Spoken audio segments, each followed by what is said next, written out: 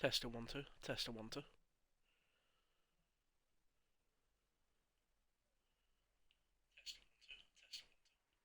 Love to see it.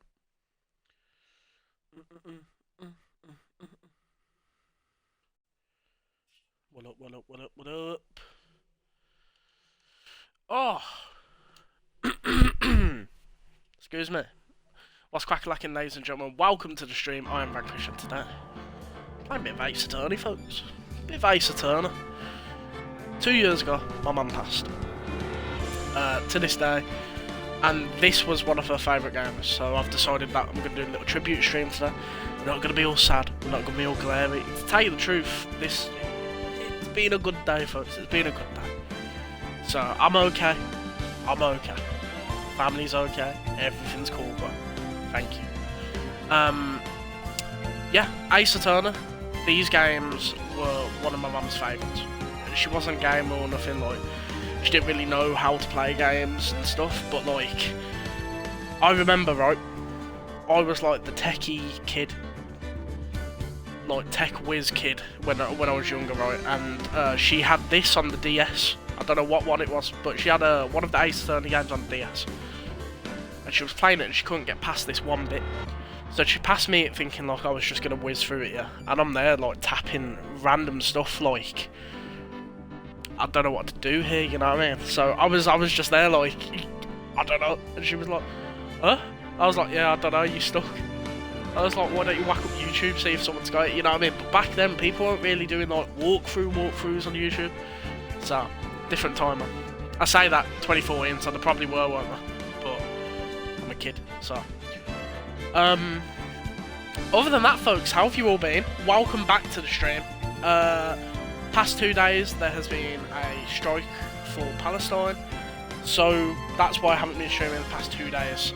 I was meant to stream when I got back Sunday, but it was way too late, folks. I couldn't do that, I couldn't update you, so very sorry about that. But we're here now, so this is it. Unless there's other traffic stops kind of thing, then oh god, it's kind of bad going Gaza strike traffic stopping. It's not. It's a beautiful. It's a cause, right? It's a cause. I was gonna say a beautiful cause. It's beautiful because of the amount of people that. I'm trying to justify myself. Listen, all I'm gonna say is it's a cause, right? And we should all do our part here and there. Help your neighbours. This, that, the third. You know what I mean? If you see someone who needs help, help them. They need to speak. Let them speak, bro. Let them speak. But yeah, that's why I've been gone. But now, unless there's anything else that pops up, then. Continuation. I will be streaming since I've had 2 days off. I'm literally going to be streaming every single day until Monday now. So I'm not having a weekend off because I've just counted 2 days prior as my weekend off. So it's going to be today stream, tomorrow stream, Friday stream, Saturday, Sunday. Break on Monday, back Tuesday is the way I'm trying to do it. If I feel a bit low in mood and stuff, then we'll move it to Wednesday and we'll go again, kind of thing. But I'm trying to get back so Monday is the other one. Other than that, folks, I have been wassering your ear off for a little bit, so we're just going to get into it. I hope you're all having a great time. I hope the holidays are treating you good, bro. Get your shopping in, get all the stuff in, trying to avoid the Christmas rush kind of thing. And just be nice to each other. It's not hard. Let's be nice. Like, snowflake this, that, the third, bro. No, it's just being nice to someone. Like, it's not hard to have manners, bro. Your mum not bring you up, bro. Eesh. No, I mean, not my problem, yours. So, we're gonna get into it. Ace Attorney, I've never played these games before. Let's have a bit of fun. Ace Attorney, just for, so they go in order, right? Yeah. Yeah. See that. See that. 2001. No, that's just... Okay, dumbass. Yep. Episode 1, the first turnabout. Guys, what I am going to say is trigger warnings straight off the bat, because I don't know what this entails, but it is a courtroom case game, and yeah, I have a feeling like stuff is going to come up at some point. I'm not sure where, But just in case, you know what I mean? Just a trigger warning. Because, you know, last thing I want is for you like feeling uncomfortable. So turn back now if you don't want to get into a courtroom game. It's gonna be a lot of reading probably. I'm thinking of getting coffee talked as well. Oh.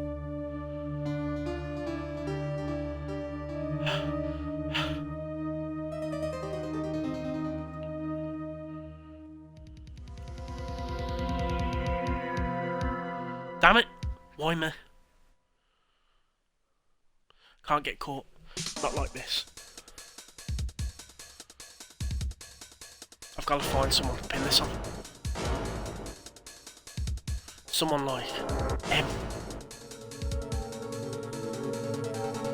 I'll make it look like he did it.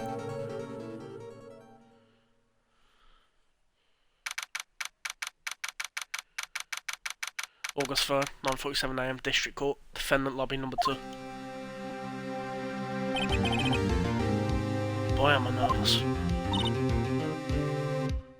Right. Damn! Maybe, some of this. Ugh. Oh. Hiya, Chief. Ooh. Glad I made it on time. Well, I have to say, Phoenix, I'm impressed. Not everyone takes on a murder trial right off the bat like this. It says a lot about you, and your client as well. Thanks. Actually, it's because I owe him a favour. A favour? You mean you knew the defendant before this case? Yep. Actually, I kind of owe my current job to him. It's one of the reasons I became an attorney. Well, that's news to me. I want to help him out, any way I can. I just really want to help him. I owe him that much. It's over. My life, everything, it's all over. Is that your client screaming over there? Yeah, it's... Death! Despair! Oh! I'm gonna do it! I'm gonna die! It sounds like he wants to die. Yeah. My man's name's Butts. Nick! Hey there, Larry. Dude, I'm so guilty. Tell them I'm guilty. Give me the death sentence. I ain't afraid to die. What? What's wrong, Larry? Oh, it's all over. I'm finished. Finished! I can't live in a world without her. I can't.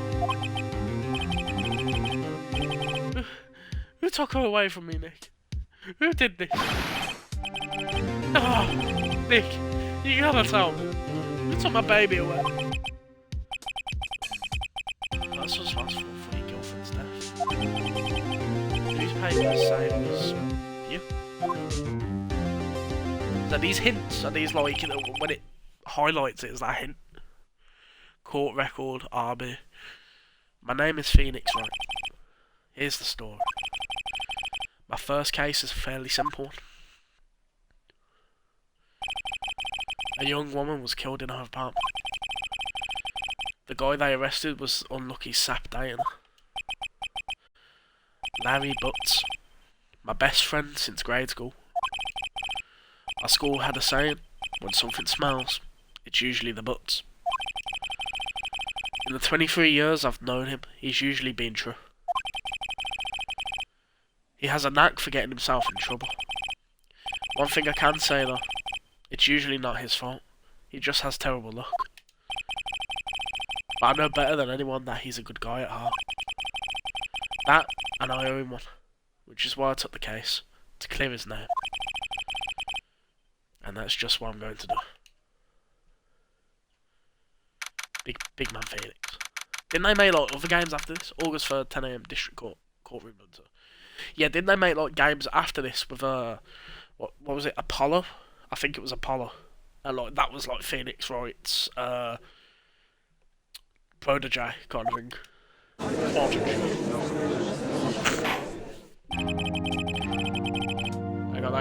Hang on, Chief.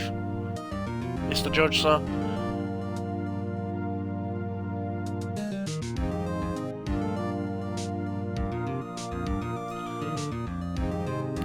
I just need to drink this because it is 6:30.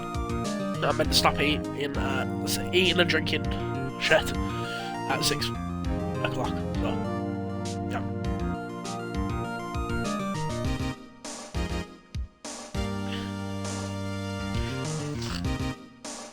Excuse me. Sorry, right now, water, that's what I'm on. So, here we are. What did I should have done that one, but okay. Yep.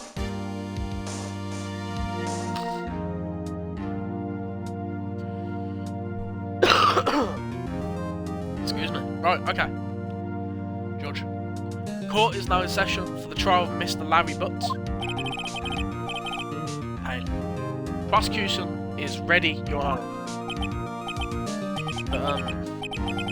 Defense is ready, Your Honor. Mr. Wright, this is your first trial, is it not? Yes, Your Honor.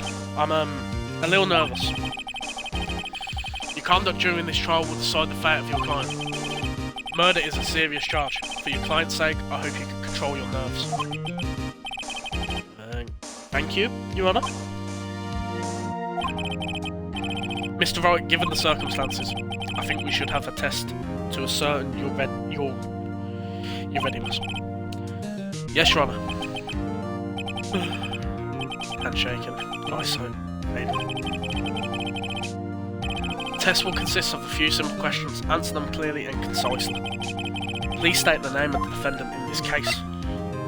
Oh, so you gotta remember shit? Okay. Larry Butts. The defendant. Well, that's Larry Butts, Your Honor. Correct. Just keep your wits about you and you'll do fine. Next question. This is a murder trial. Tell me what's the victim's name. Ooh, I know this one. Glad I read the case report. Hang on.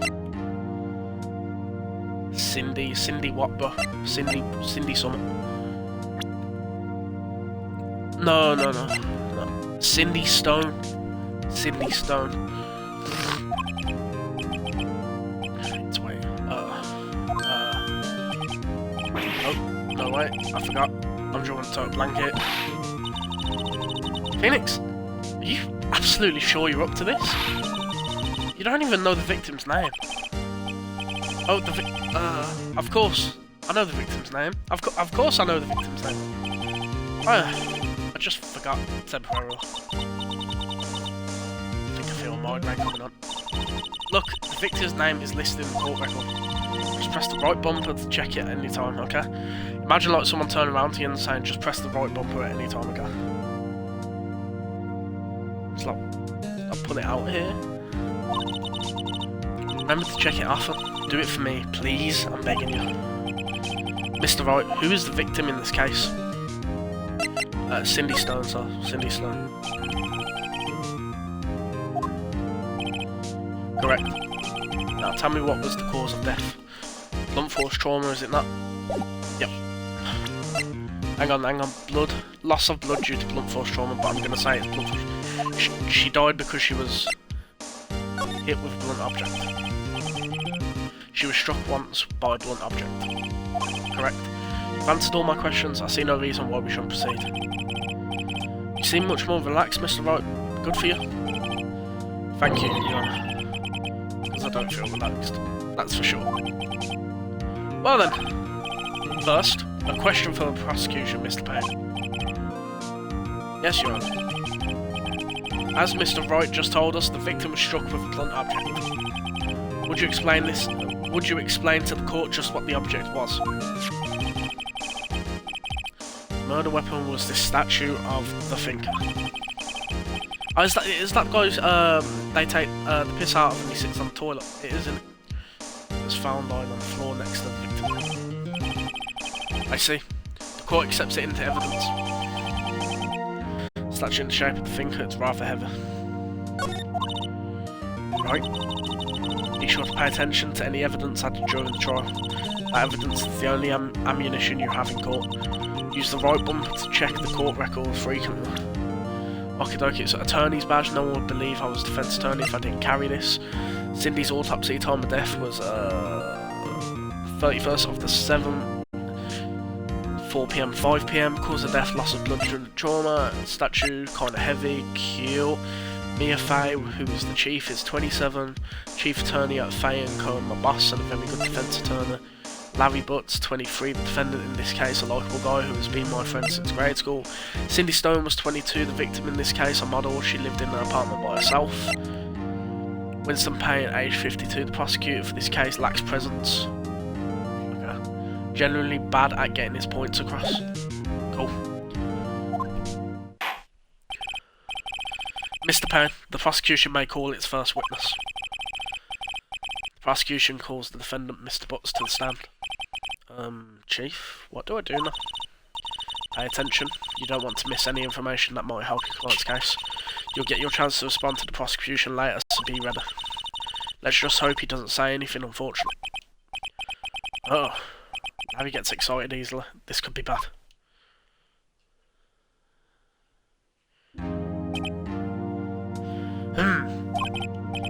Mr. Butts, is it not true that the victim had recently dumped you? Hey, watch it, buddy. We were great together.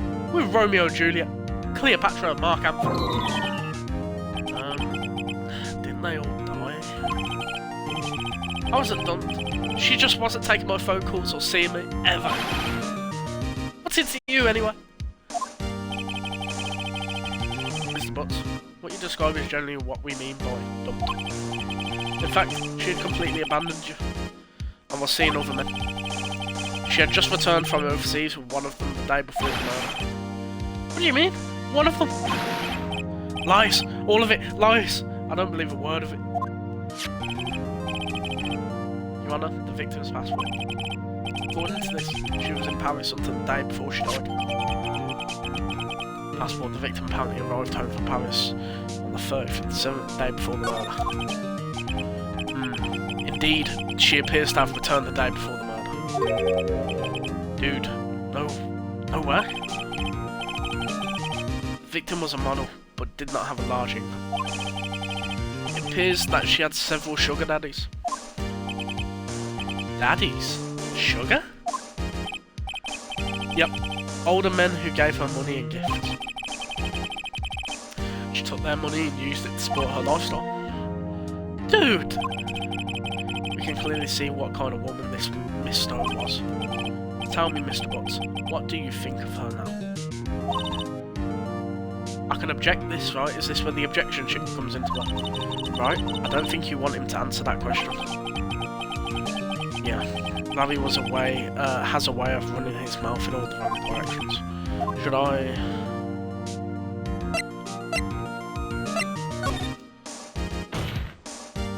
Objection. My client had no idea the victim was seen as a man. That question is irrelevant to this case. Oof. Dude! Nick! What do you mean? Irrelevant? That cheating cheater? I'm gonna die. I'm just gonna drop dead. Yep. And when I meet her in the afterlife, I'm going to get to the bottom of this. Let's continue with the trial, shall we? I believe the accused motive is clear to everyone. Yes, quite. Oh boy, this is not looking good. Next question. You went to the victim's apartment on the day of the murder, did you not? Well, did you? Or did you not? Well, maybe I did, and maybe I didn't. He went. What do I do?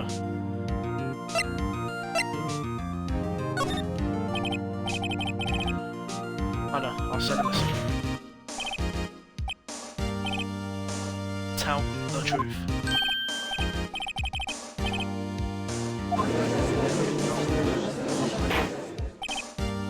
Order!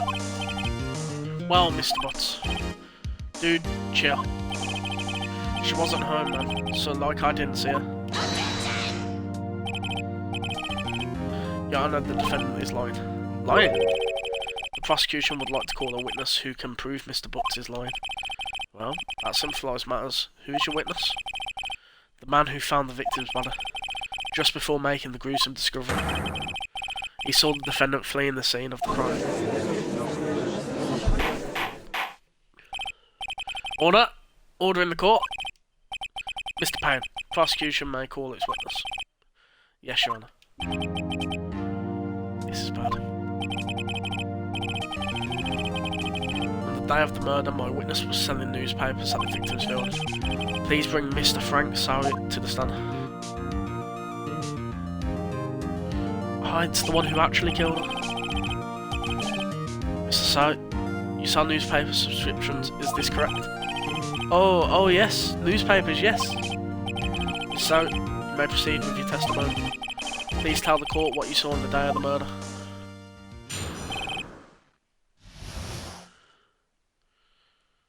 Witness's account. I was going door to door, selling subscriptions when I saw a man fleeing the apartment.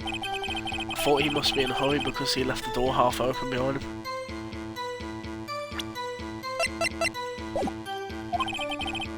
Thinking it strange, I looked inside the apartment. Then I saw her lying there, a woman, not moving, dead. I quailed in fright and found myself unable to go inside. I thought to call the police immediately. However, the phone in her apartment wasn't working. I went to a nearby park and found a public phone. I remember the time exactly, it was 1 PM. The man who was without a doubt the defendant sitting right over there.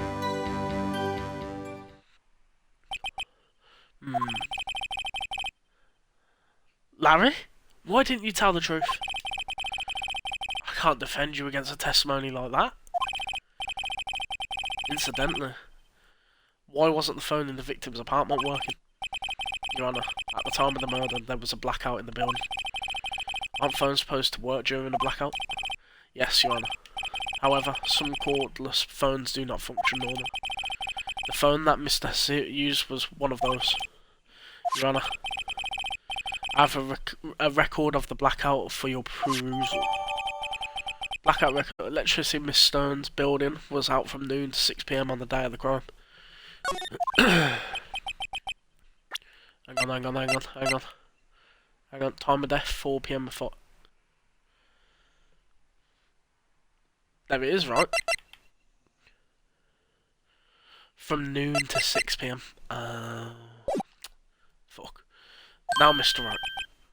Yes, yes, Your Honour? You may begin your cross-examination. Cross-examine, Your Honour. Alright, right. This is it. The real deal. What exactly am I supposed to do? Why, you exposed the lies in the testimony the witness just gave. Lies. What? He was lying? Your client is innocent, right? Then that witness must have lied in his testimony. Or is your client really guilty? Doesn't he say he calls the police at 1 PM, even though she was murdered between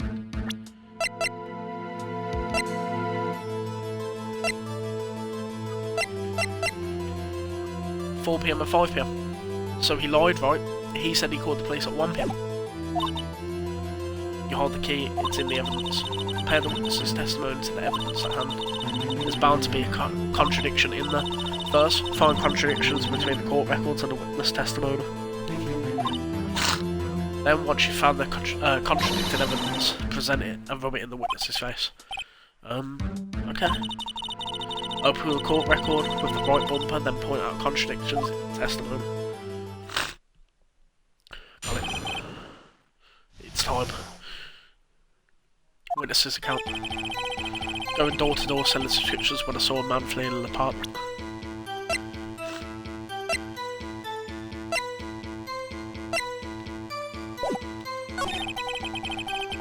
I thought he must be in a hurry because he left the door half open behind him. Thinking it strange, I looked inside the apartment. Then Then I saw her lying there, a woman not moving, dead.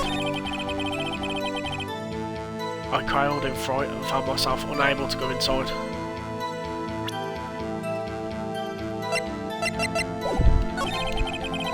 I thought to call the police immediately. However, the phone in her apartment wasn't working. I went to a nearby park and found a public phone. I remember the time exactly, it was 1 PM.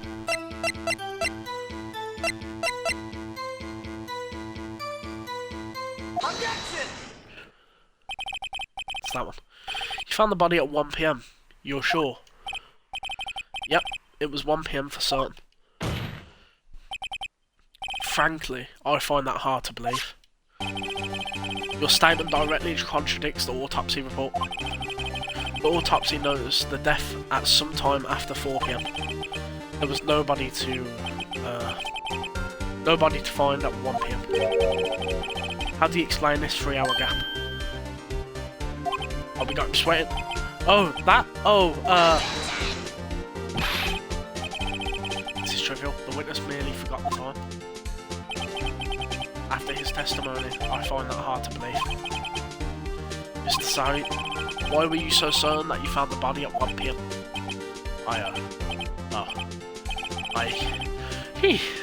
That's a really good question.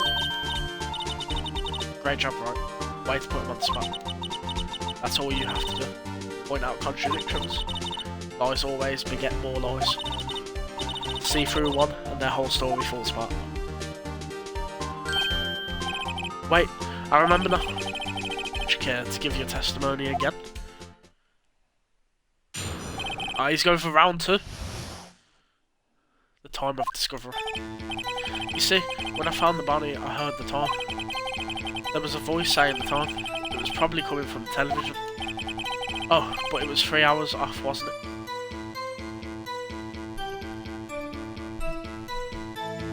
Blackout. I guess the victim must have been watching a video of the tape program. That's why I thought it was 1 PM. Terribly sorry about the misunderstanding. I can't object it. Okay, cool. Well, we know the objection. See, you heard a voice saying the time on the tape program. Mr. Wright, you may cross-examine the witness. Right? You know what to do. I've got this one.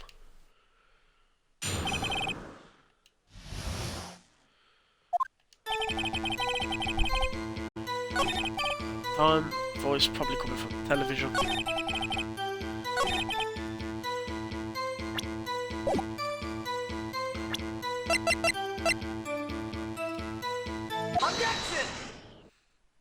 We got this. Hold it right there. The prosecution has said there was a blackout at the time of the discovery, and this record proves it. He's sweating again. You couldn't have heard the television or a video. The defence has a point. Do you have an explanation for this, Mr. Soot? No, I find it quite puzzling myself. Quite. Wait, I remember now. Miss Soot. Court would prefer to hear an accurate testimony from the very beginning. And constant corrections are harbour your credibility. That and you seem rather destroyed. My apologies, Your Honour. It must have been the shock of finding the body. Very well, Miss Soot. Let's hear your testimony once more, please. Here in the time. Actually, I didn't hear the time, I saw it. There was a table clock in the apartment, wasn't there? Yeah, the murder weapon. The killer used it to hit the victim. That must have been what I saw. No. You saw a clock? Guess that would explain it. The defence may cross-examine the witness. Gladly.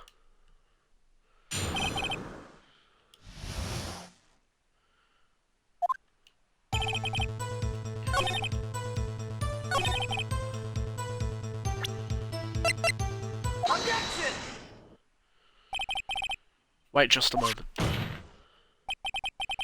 The murder weapon wasn't a clock. It was this statue. Now, how is this supposed to be a clock?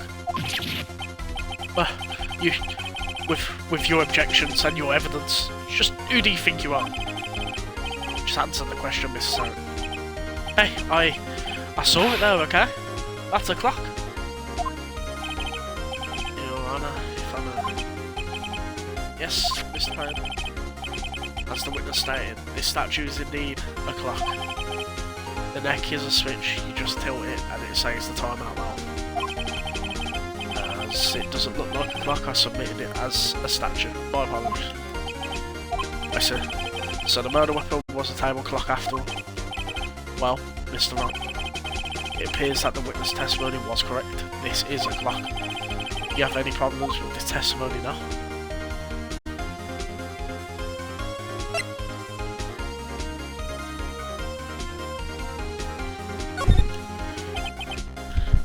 Your Honour, there is a gaping hole in the witness's testimony. The only way he could have known the weapon was a clock is to hold it in his hand. Yet the witness testified that he never entered the apartment. Clearly a contradiction. Indeed. The witness knew it was a clock because he... You're lying. You were inside the apartment on the day of the murder. Oh yeah? Prove it. Prove I went in there. I'll do better than that. I can prove you were the one who killed her. You shook her with the clock, and the shock of the blow triggered the clock's voice. That was the sound you heard. Order in the court. Intriguing. Please continue, Mr. Wright. Yes, Your Honour.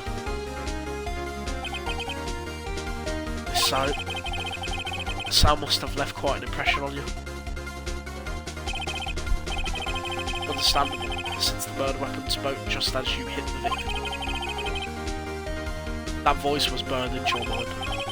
That's why you were so certain about the time. What's the meaning of this? This is all baseless conjecture. Baseless? Just look at the witness's face.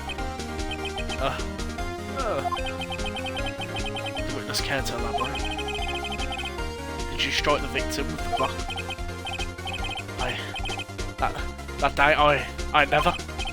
Look, the clock I heard. No, I mean I saw.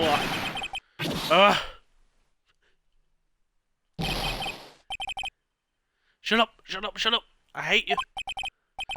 It was him. I tell you, I saw him. He killed her, and he should burn. Give him death.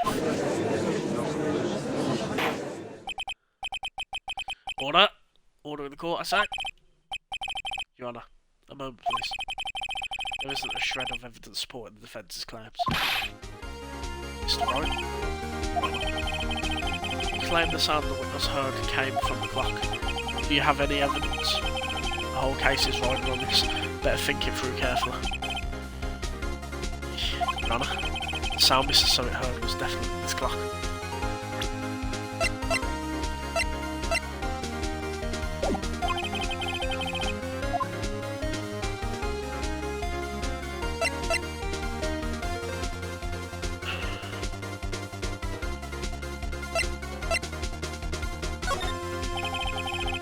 Sound the clock now. Hear it in this court.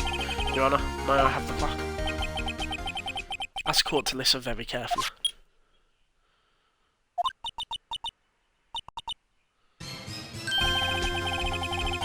Certainly is a strange way to announce the time. Well, he is the thinker, after all. So, we've heard the clock. What are your conclusions, Mr. Wright? Mr. Payne, can you tell me what time it is now? 11:25. As you can see, this clock is exactly 3 hours slow. Precisely the discrepancy between what Mr. Savitt heard and the actual time of death. So, Mr. Savitt, try to talk your way out of this one. You forgot one thing. What's he talking about now? While it may seem like that clock is running 3 hours slow, it proves nothing. How do you know it was running 3 hours slow on the day of the murder? If you can't prove that, you don't have a case. That's right. How am I going to prove that? I mean, I was so close. Mr. Wright, it seems you lack the critical evidence to support your claim. Yep, Your Honour. This means I cannot let you indict the witness, unfortunately. This ends the cross-examination of Mr. Frank Soap. Come all the way down here to testify and look what happens. You treat me like a criminal. A criminal! You lawyers are all slime. I must have it. Sorry, Larry. I failed you. There's nothing I can do about it now. Not so fast, Mr. Soap. Yeah? I mean, Chief? Listen up, don't throw this one away. Not like this. Think. But Chief, it's over. I can't prove the clock was slow the day of the murder. Nobody can prove that. No. Yes. But that doesn't mean you can't still win. Try thinking out of the box. Don't waste time doubting the facts. Assume the clock was 3 hours slow and think through it. Ask yourself, why was the clock 3 hours slow?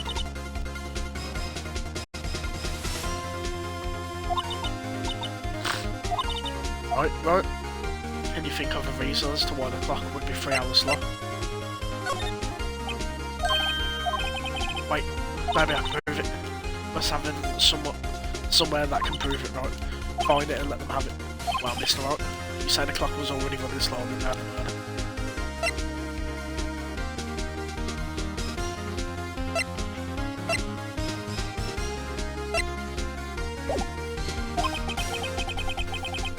Found evidence to support this claim. There is a piece of evidence in the court record that can prove my claim. Ah! Tough words. Let's see the pull this one off. Let's see the evidence that proves why the clock was running slow.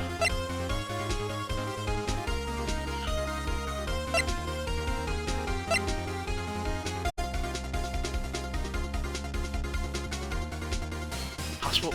Take that!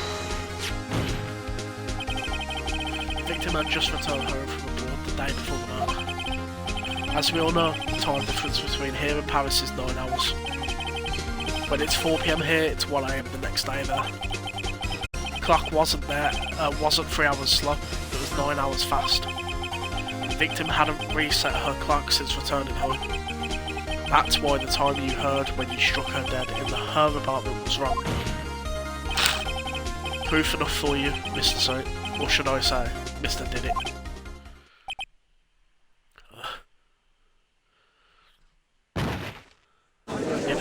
We defeated the boss. Order. Order, I say. Well, this case has certainly turned out differently than we all expected. Mr. Payne, your witness.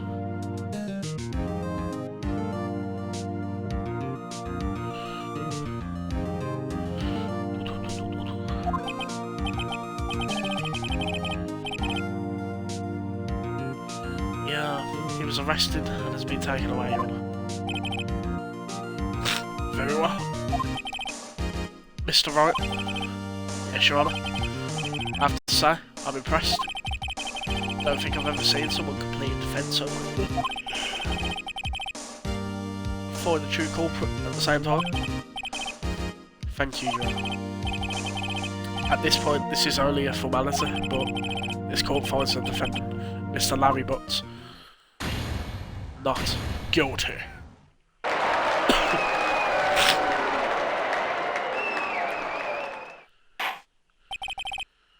And with that, this court is adjourned.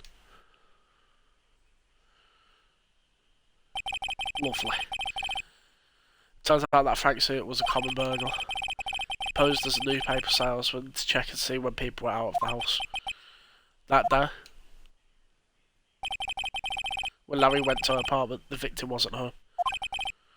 After he left, Mr. Soap let himself in to do his dirty work. While he was searching her place, the victim returned. Flustered, Mr. Soap grabbed the nearest blunt object he could find.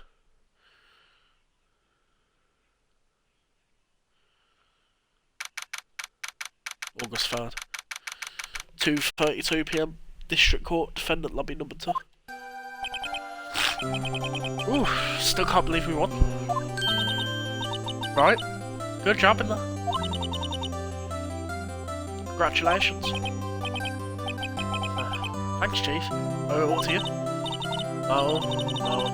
You fought your own battles and it's been a while since I've seen a trial end on such a satisfying note. Never seen the Chief looking this happy. If she's this glad, imagine how Larry must feel. My life is over. Larry? You're supposed to be happy. What's wrong now? Oh, Nick. Don't worry about me. I'll be dead and gone soon. Good. Wait. No, I mean, bad. Larry, you're innocent. The case is closed. But my Cindy Windy's gone, man. Gone forever. Larry, she was... Never mind. Congratulations, Harry. Harry? Yes, you. I can practically see the headlines now. Harry Butt's innocent. Thanks. Really owe you one. I won't forget this ever. Let's celebrate. Dinner? Movie? Or treat? Oh no, I couldn't. Hey, I was the one who got you off the hook. Oh, hey. Here, take this.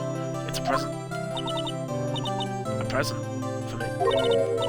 Wait, wasn't this the evidence that...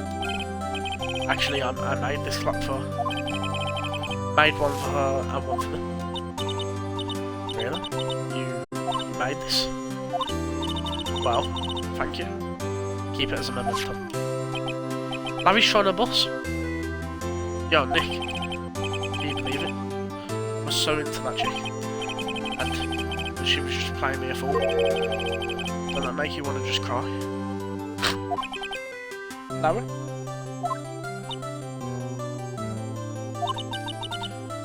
Are you so sure? Excuse me? I think she thought quite a lot of you in her own way. Nah, you don't gotta sympathise with me. It's okay. Oh, I'm not just sympathising with me. Isn't that right, right? Don't you have something to show your friend? Something that proves how she felt about it? Huh? Oh, yeah, right. What the heck is she talking about?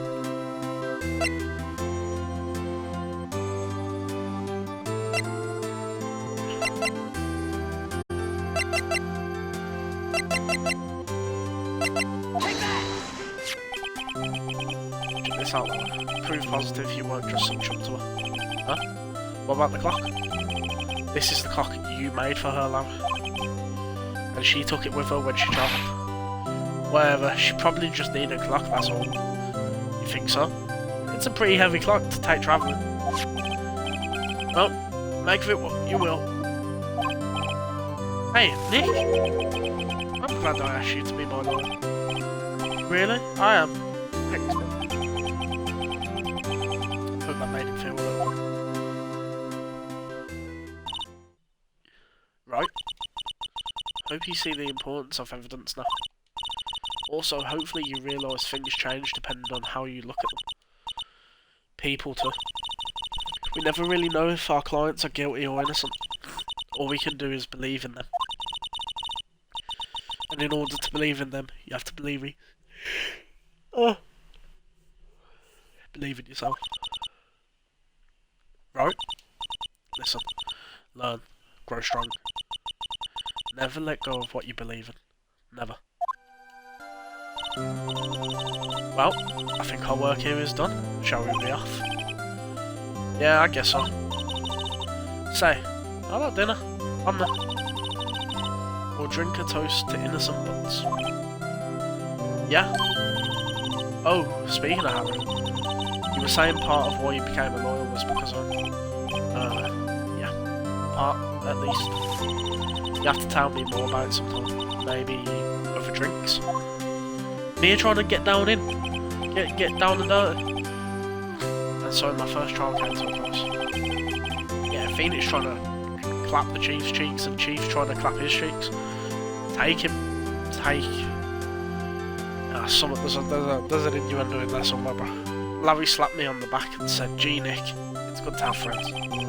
But I'm pretty sure he's not going to pay us unless you count the clock again. I didn't know it then. But that clock was soon going to be at the centre of another incident. Oh shit, is Big Laz gonna know now? My promise to tell the chief about me and Lara would be one promise that I wouldn't be able to keep.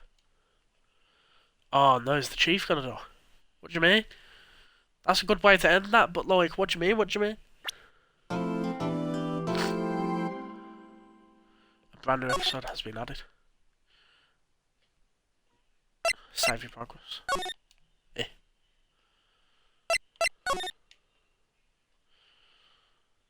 Turnabout sisters.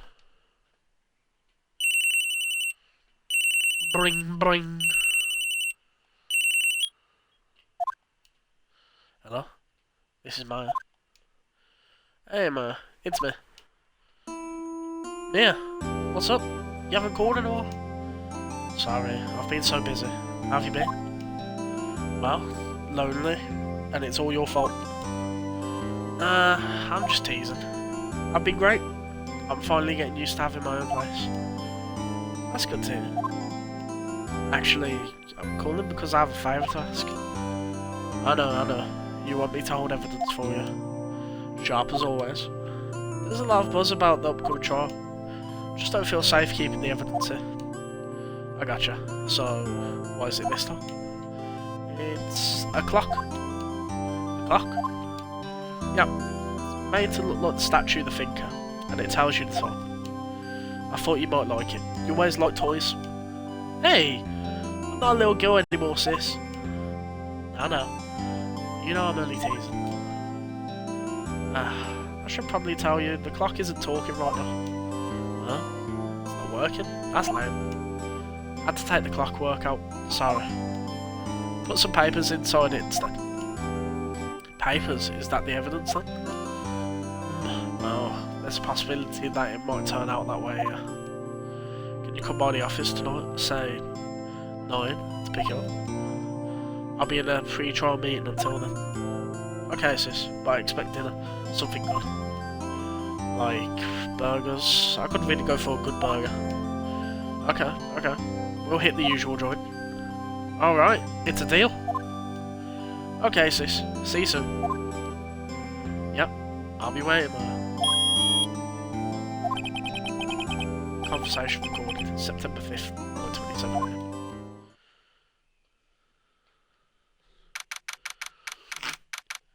September 5th, 8:57 PM. Faye and Co. Law Officers. Now, Miss Faye, I'll take what's mine. The papers? I'm sorry, but I can't give you what I don't have. Miss Faye, you are a poor liar. Why, I see it right over there. That must be the thinker that swallowed those papers. How could you not?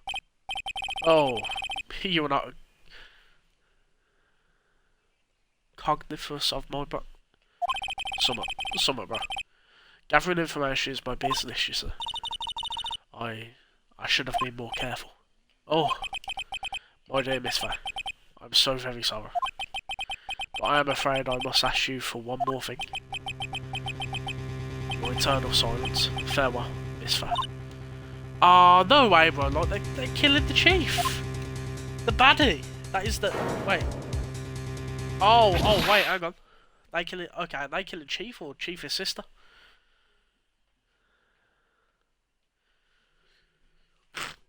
Red, white, blue.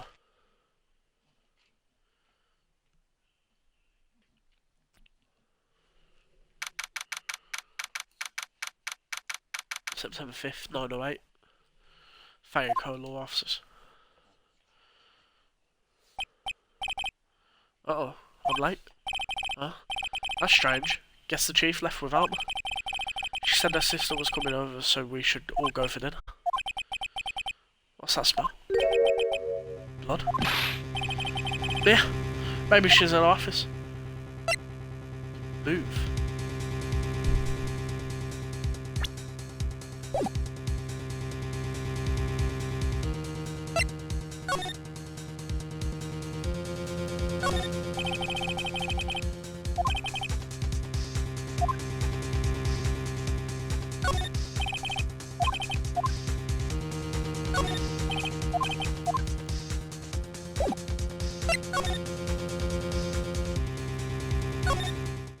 Oh, okay. That smell. Blood. Sis? Someone's there. Oh, no, they did kill me. Nah. You killed the banner. Chief? Chief? Chief?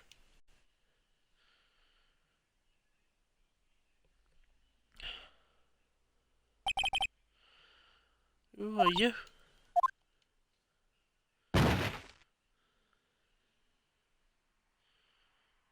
Oh. Strange girl dropped out cold. I left the line on the office sofa. Went back to the chief where she lay under the window.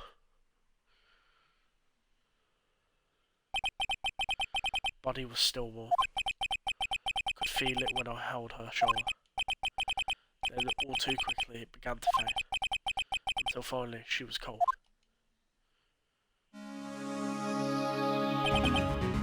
Chief?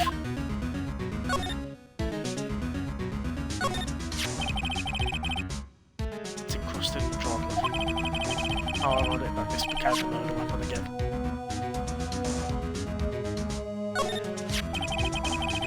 Some shards of glass are scattered on the floor. They seem to be remains of glass light stand.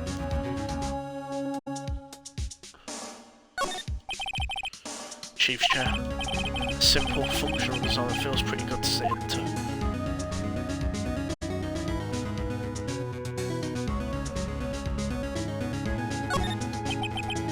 Chief, it's hard seeing her like this. If there are any clues here, she was struck on the head with a blunt object. She probably died instantly. Think a line next time looks like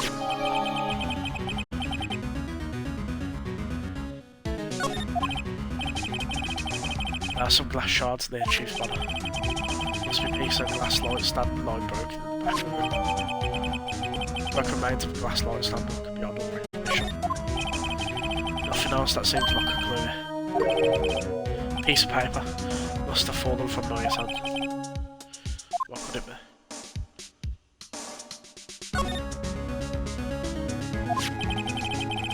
A word is written in blood on this scrap of paper. Maya? Did Mia write this? This piece of paper is a receipt from a department store, dated yesterday.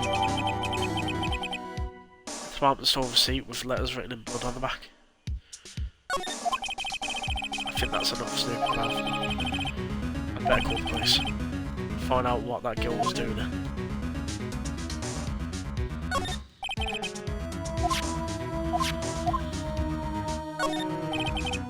There's a large building right across from the office.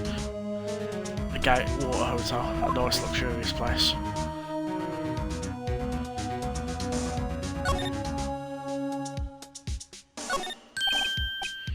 Right, I better call the police. That's fun. A few of the screws on the receiver are missing. It's like someone was halfway through taking it. Police, come quick. What was that? Someone screaming from outside a window. She's staring right at them. She's holding the phone in her hand.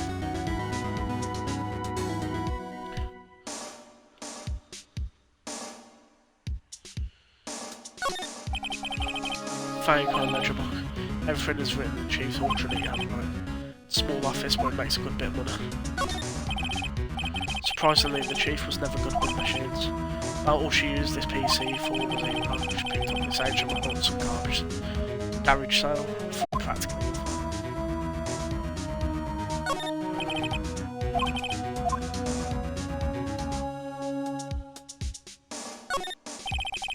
Perfectly normal office desk.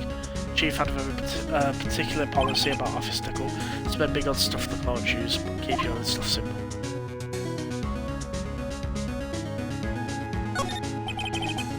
The Chief's important documents are packed in here.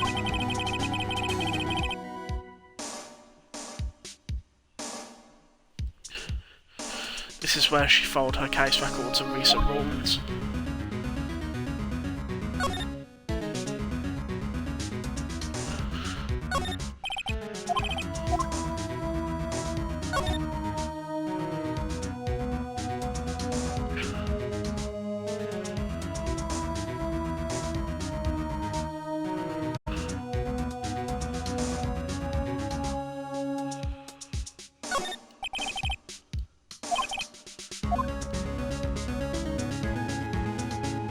am I looking for now?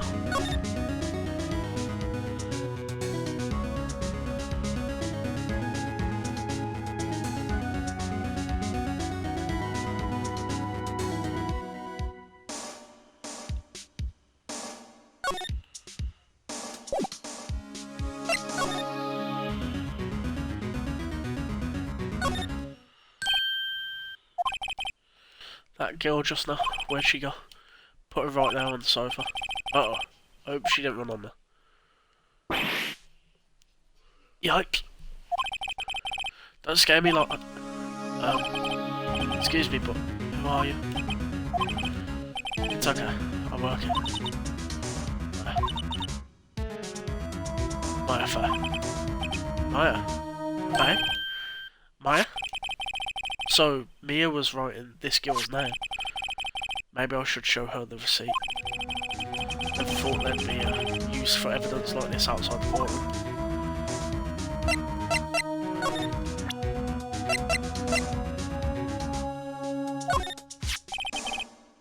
Before Mia died, she wrote a message with her. She wrote it on the back of this receipt. That's my name. Why? Why would she write my name? Please, just calm down. Why would Sis write my name? Uh oh. Now I've done it.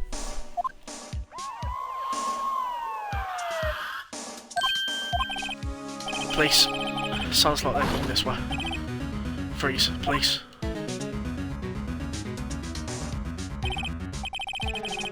Gumshoe. Alright, I'm Detective Dick. Gumshoe. See? Gumshoe. What an odd name. We've seen the report from the building across the way. See? Got a person saying they saw a murder. Must have been that woman I saw. Anyway, don't want to have you move much, okay? Right, just great.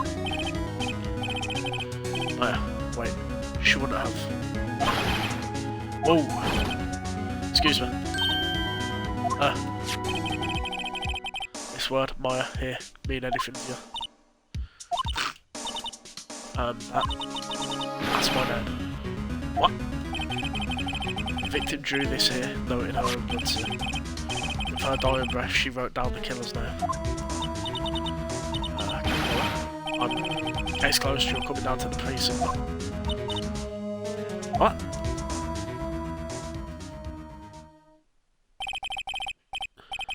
Mia's young sister Maya was arrested on the spot. I was taken in for questioning and didn't get out until next morning. My eyes were heavy, but I couldn't sleep. I sat around waiting for visiting hours to begin at the detention centre. I had to talk to Maya as soon as possible.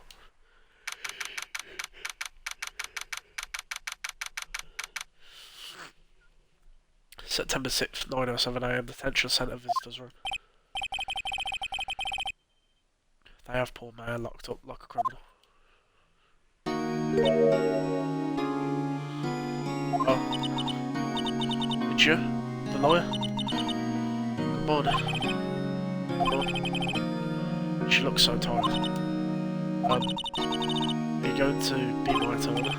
Well, that's what I wanted to talk to you about.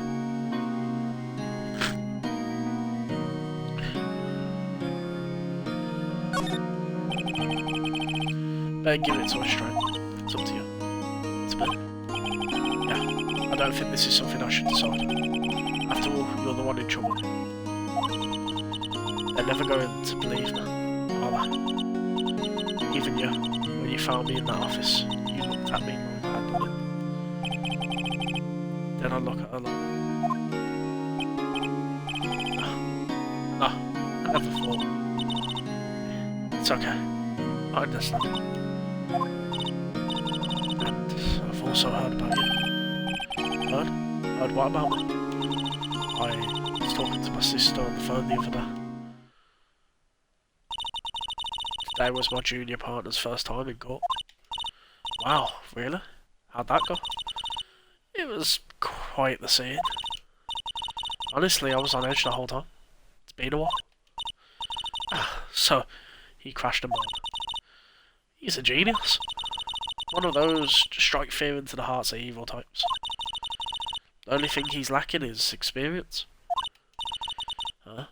Sounds like it was fun. Well, I know who to go to if I ever get into trouble now. I don't know, Maya. I think you might want to wait. Give him 3 more years.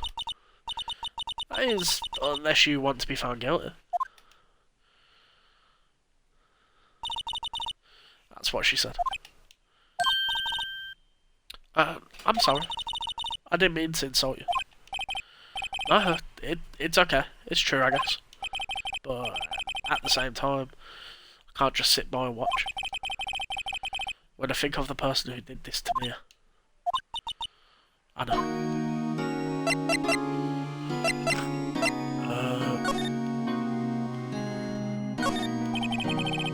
Smile for the camera.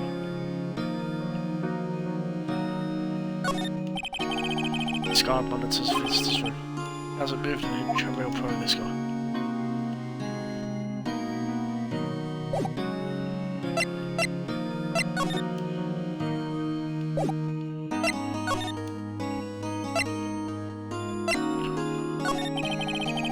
There's something I've been wanting to ask you. Yeah? What's with the outfit? Oh, this? This is what all acolytes wear. It's my uniform. It's a acolyte, like people in religious training. What is it you do? Oh, it's nothing strange really. I'm a spirit medium in training. Spirit medium? Pretty sure that qualifies as strange. Just tell me about the day of the murder. That morning I got a call from my sister. She wanted me to hold on to a piece of evidence for the trial. Evidence? Yeah, that clock shaped like the finger. One Larry made. How could that have been evidence in the case? Right. She said something about that. I remember. Do you want to hear it? In her own voice?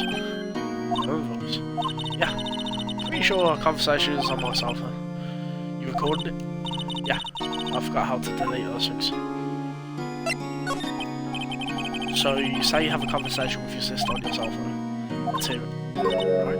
Oh, I just remembered that detective on the cell phone. Sorry. Oh, right, of course. Next time I see Detective Gum, she'll ask him for it.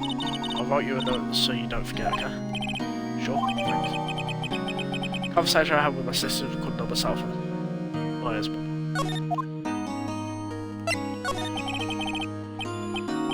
So you're an acolyte, medium in training. That's right. The Fae family, especially the women, have always been very sensitive to spirit world. Wait a second, you said the Fae family? So, Mia was into this stuff too? Of course. She left the mountain to follow her career, she said. Her powers were first class too. I had no idea. Wait, what? So, you're a real honest-to-goodness spirit medium with ESP and all that? Yeah, in training. Well, can't you contact me as spirit then? We can just ask her who killed her. I'm sorry. I'm still in training. I couldn't do something on that level. Thought that wouldn't be too either. Something like that. I was wondering, could I ask you a favour? This is the address of a famous lawyer. My sister gave me this a long time ago. She said if I was ever in trouble I should call him. And, well, I'm in trouble. You think you could go ask him to represent me?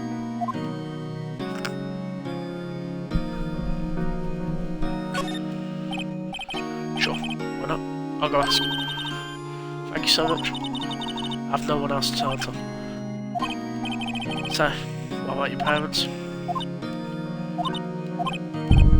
I see. Don't worry, leave it to me. Thank you. Promise me. What? Tomorrow? What if this guy refuses? He told me that if I don't follow the state will pick him to what happened? They're giving me until 4 this afternoon. If it's an hour's all going to stop, I'll go home. Right, I'll be back.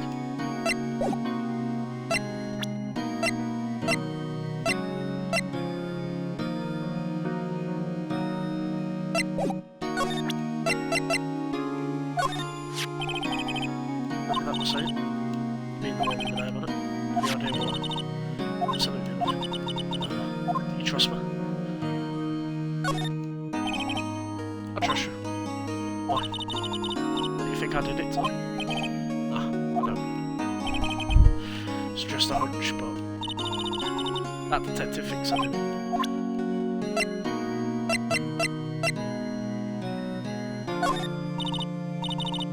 Sorry, I've never seen that.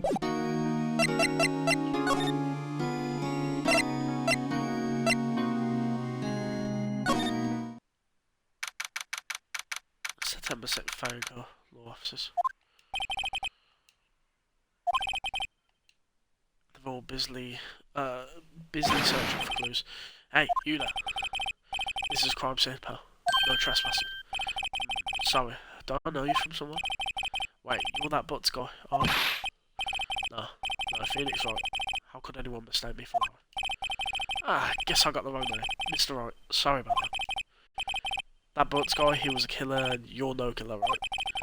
He was proven innocent. Right. And you were...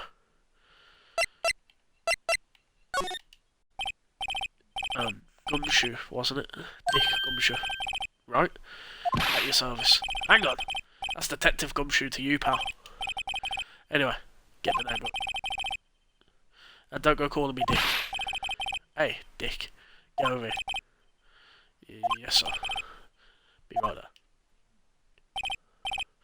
there. You're a lawyer, right, pal? If you got business here, you better do it quick. Oof, thinks I'm mayor's lawyer.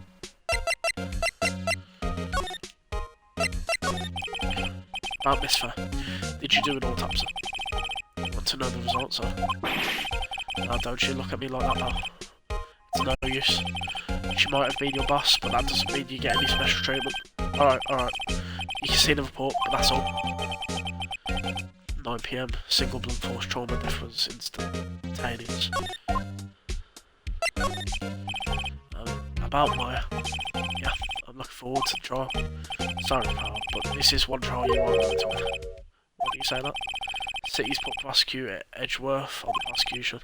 Edgeworth. I'm sure you know what that means, you being a lawyer and all. Prosecutor Edgeworth? That's right, pal. Mr. Miles Edgeworth himself. Wait, you do know him, don't you?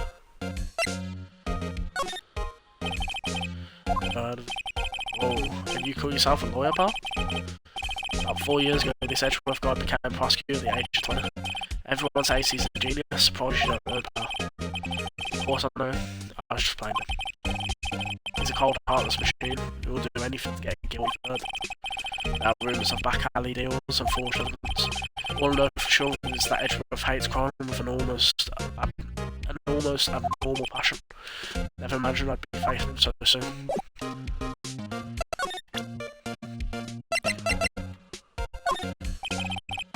I was wondering, did you see my FA's cell phone?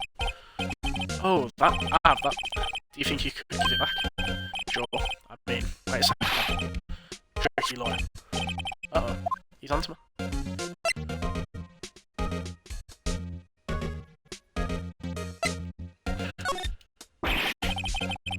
If I tell him what I want it, there's no way he'll give it to me. Something like that. Oh no, it's just, detective. Oh, I know nothing, pal. My cell phone has a lot of numbers on it. My boyfriend's cell phone holds all the little girl's sweetest and spiciest secrets. You're trying to confuse me? Sorry, pal. I already checked all the numbers in memory. Impressive.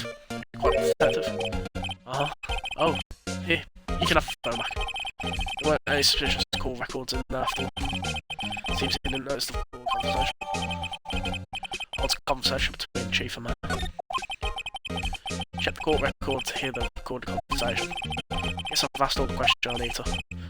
You all done, pal? Yeah, thank you. I'll be done out now. Oh wait, one more thing I wanted to mention to you. I don't suppose you're planning on talking to that witness. Anyway, better not. No influence in the witness with your loyalty ways, pal. Come to think of it, I completely forgot about the witness. Yeah, Miss April, man. I'm sorry about this. I can't tell you anything about her. Huh?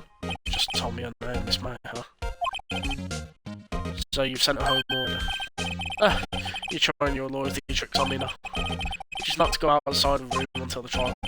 So she's still in the hotel constantly. Guess I should know better than to try to get a detective to leave information. Got that right now. Time to pay a visit to Miss Man.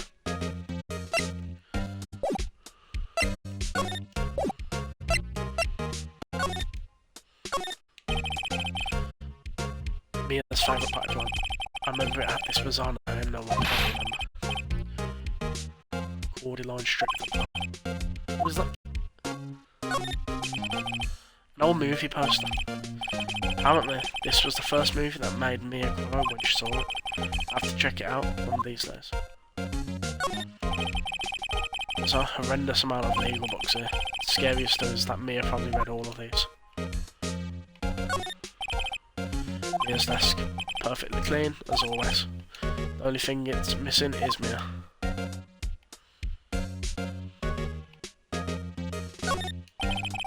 The sky is blue and summer. There's that hotel right across the way.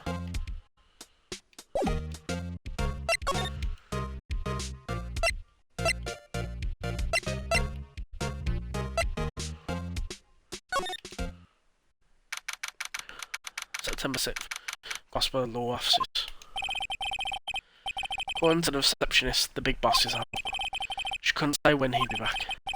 Must be hard to keep track of everything when you're a famous lawyer. Not to mention run an office like this. Guess I'll just have to come back later. Painter has been bugging me ever since I stepped in here. The oil paint is so thick it's practically giving me a stuffed nose. I'm sure the price is nothing to sneeze at either, for that matter. An expensive party plant. No idea what kind of plant it is, but it's probably the most expensive one available. A table for clients.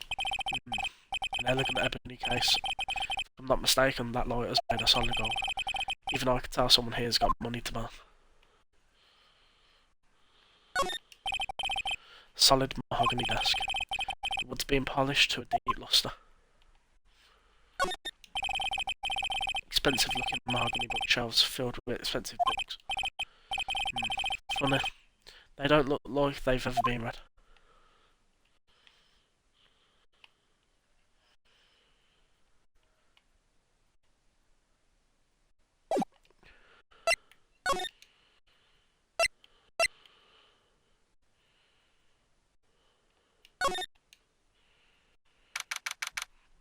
September 6th. Gatewater Hotel, room 303.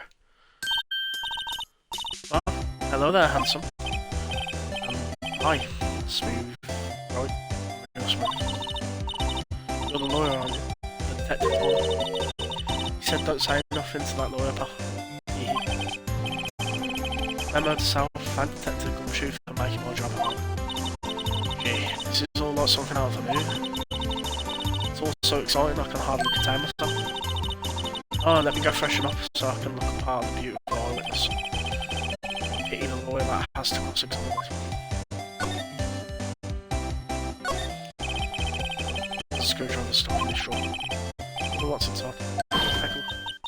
Hey! What are you doing? No touching. Oh, bad boy. You really shouldn't pry around in other people's rooms now. You wouldn't want to make me upset, would you? Upset? I thought she was going to explode for a second. Wonder what could be inside the drawer.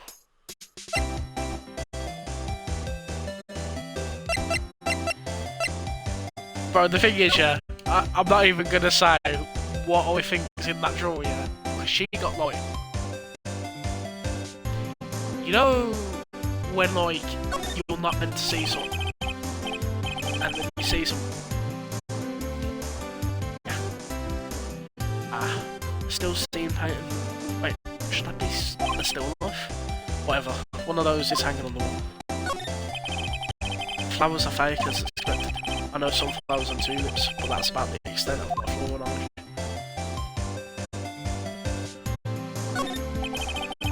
Late summer sunlight streams through the window. There's the Fayanko Law Offices room, of course. See the inside of the room pretty clearly from here. It would be a little difficult to recognise a face from the distance though. Bottle and 2 glasses on the table. Somebody must stable. Is she gonna be the geezer's girlfriend or something? The guy who killed Fiji? It's just said here that it's kind of hard to see across the way, right? So,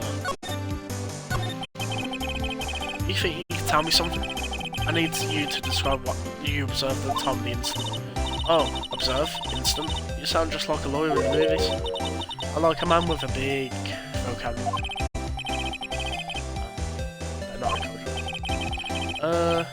You know that thing that happened over there? Bad thing? What did you see when it happened? I suppose you could tell me about it. Pretty please? Let me say.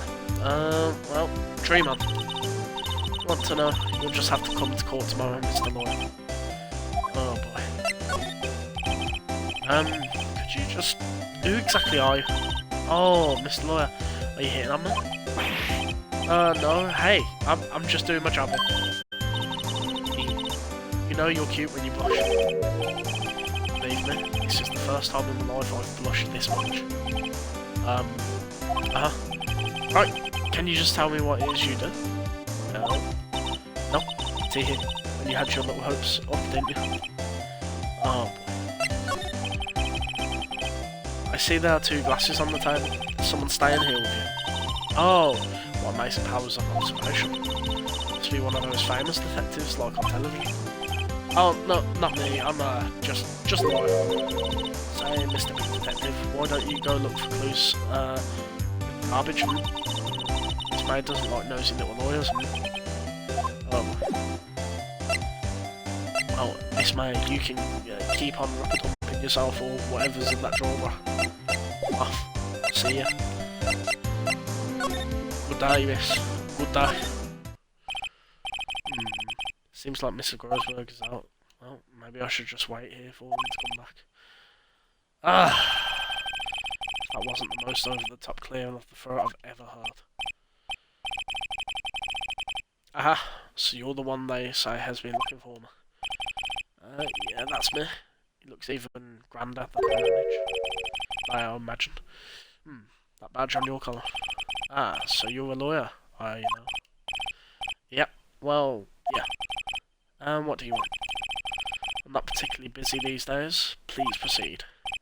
Not busy? How come no one could get in touch with you? Something like that?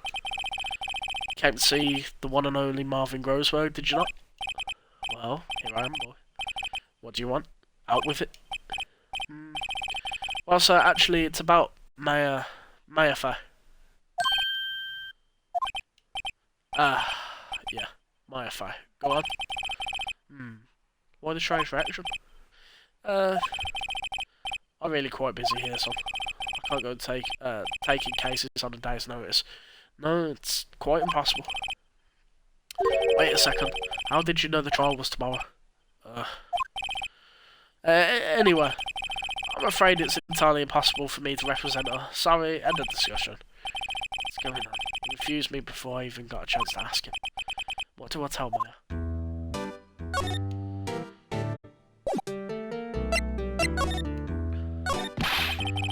How can you just refuse like that? Please tell me why you won't take the case. Well, you see, it's just... I'm busy, sir. The client is Mia Faye's sister. Mia trusted you. She knew her sister would be in good hands. Yeah, of course, I know that. However, I'm sorry, but I must refuse. Sorry. Goodbye. Fine. I don't have time to argue with you anyway. I'll go look elsewhere. I think not. Did you say something? I think not. I said. What? What do you mean? I'm terribly sorry, but I'm afraid that no lawyer worth their salt will take on this particular case. Terribly sorry, Mumble. Why? I cannot say. I beg your pardon, but could you leave now? I've nothing more to discuss with you. What's going on here? How did you know Mia Faye? She worked here a long time ago. Quite the apprentice, that one. Learned my techniques in the blink of an eye. She left one day, quite suddenly.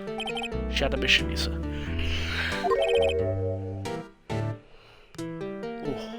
determination. You could see it in her eyes. She followed it with a burning passion. Never looked back at that one. That's quite a pain. You noticed? It's my pride and joy. Impressive, isn't it? Well, isn't it? The colour of the sky, the hue of the sea, the weave of the straw hat. It's worth at least 3 million. I've no intention of buying it, of course. No, I won't sell it. I won't sell it. It's not for sale. I'm not buying. Jeez.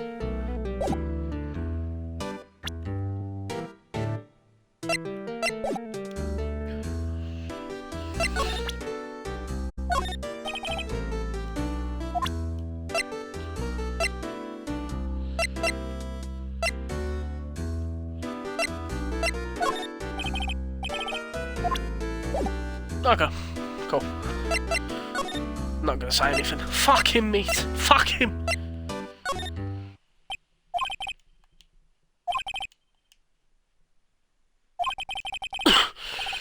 Talk to me. Guess I'll head out.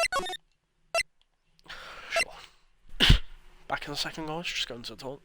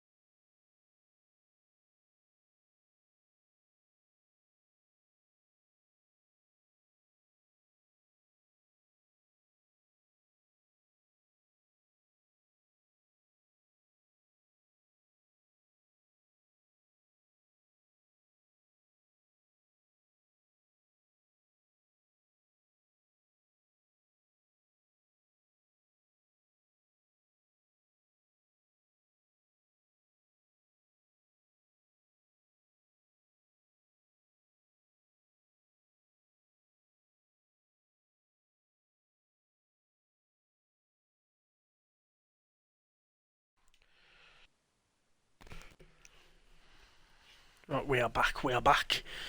How's it going? How's everyone doing?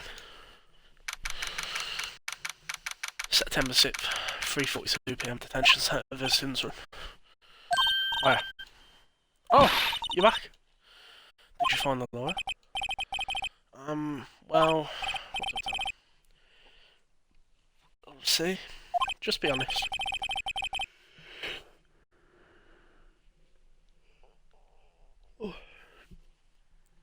I really don't think you should use that guy.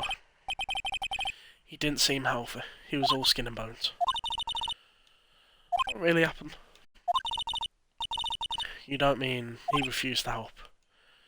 I see. I've been abandoned then.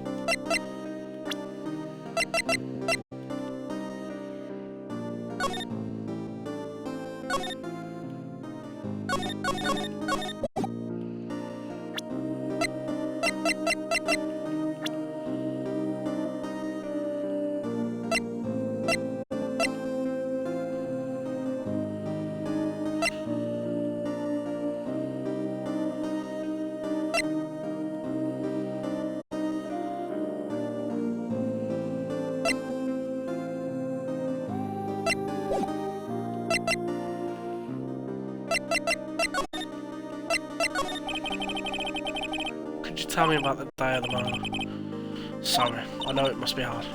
No, it's okay. All I've been doing the last few hours is talking about it. I've kind of gotten used to it. Let's see, that morning I got a call from my sister. She wanted me to hold on to a piece of evidence for an upcoming trial. That's the think clock that Lammy made. It practically qualifies as a serial murderer by now. So then, when did you arrive at the office? Right around 9 PM. Lights were off, I could smell blood. Then I found her, my sister. Thanks, Ma. That's all I need to hear from her. About your family? I only had my sister. My father died when I was very young. I don't know where my mother is. Don't know. So she could still be alive. Your mother? The women in my family have been mediums for generations. They say a lot of spiritual power runs in our blood. 15 years ago, our family was involved in an incident. There was a man, and he ruined our mother's life. Ruined. After that, she disappeared. Several years after that, my sister announced she would become a lawyer, and she left the mountain. So, you live by yourself? Yeah, I've gotten used to it. Oh, also, I had to become independent, or I would lose my powers. I feel bad for her. All by herself up on that mountain. So, who is this man? Who, ruined your mother? About 15 years ago, there was an unusual murder case. It made quite a stir, everyone was talking about it. The police were running out of leads, and they were getting desperate. Wait, they didn't use a spirit medium, did they? The police convinced my mother to try to contact the victim. Well, so, what happened? The case was solved. You thought? The man my mother helped the police capture was innocent. Police consultation with the medium had all been carried out in a secret, of course. But a man found out about it and leaked it to the press. Told all the papers that my mother was a fraud, and the media jumped on big time. She, my mother, became the laughingstock of the nation. I said, White? Excuse me? White? That was his name. My sister told me. White. Just a little longer now before the state-appointed lawyer comes, I guess. 4 PM. Time's up. What should I do? Do I just leave her and go home?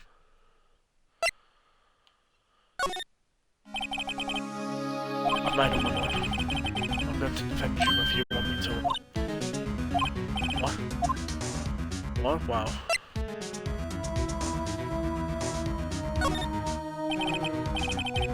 not the coin. Someone else's. Athena. I have a hunch. Given the evidence, it would be easy to assume that Maya was the killer. But there's something about this whole thing that smells fishy. That witness's strange behaviour was that all an act. And the way that lawyer refused to help out Maya. More than all that, she has no one left to help her. Nothing is more sad or more lonely than that. I know I've been there a long, long time ago. Why did I become a lawyer in the first place? Because someone has to look out for the people who have no one on their side. I won't abandon you. You can count on me. It's so kind of you.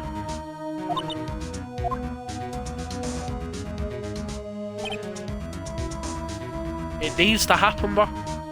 Like, Phoenix is not sitting there being like, no.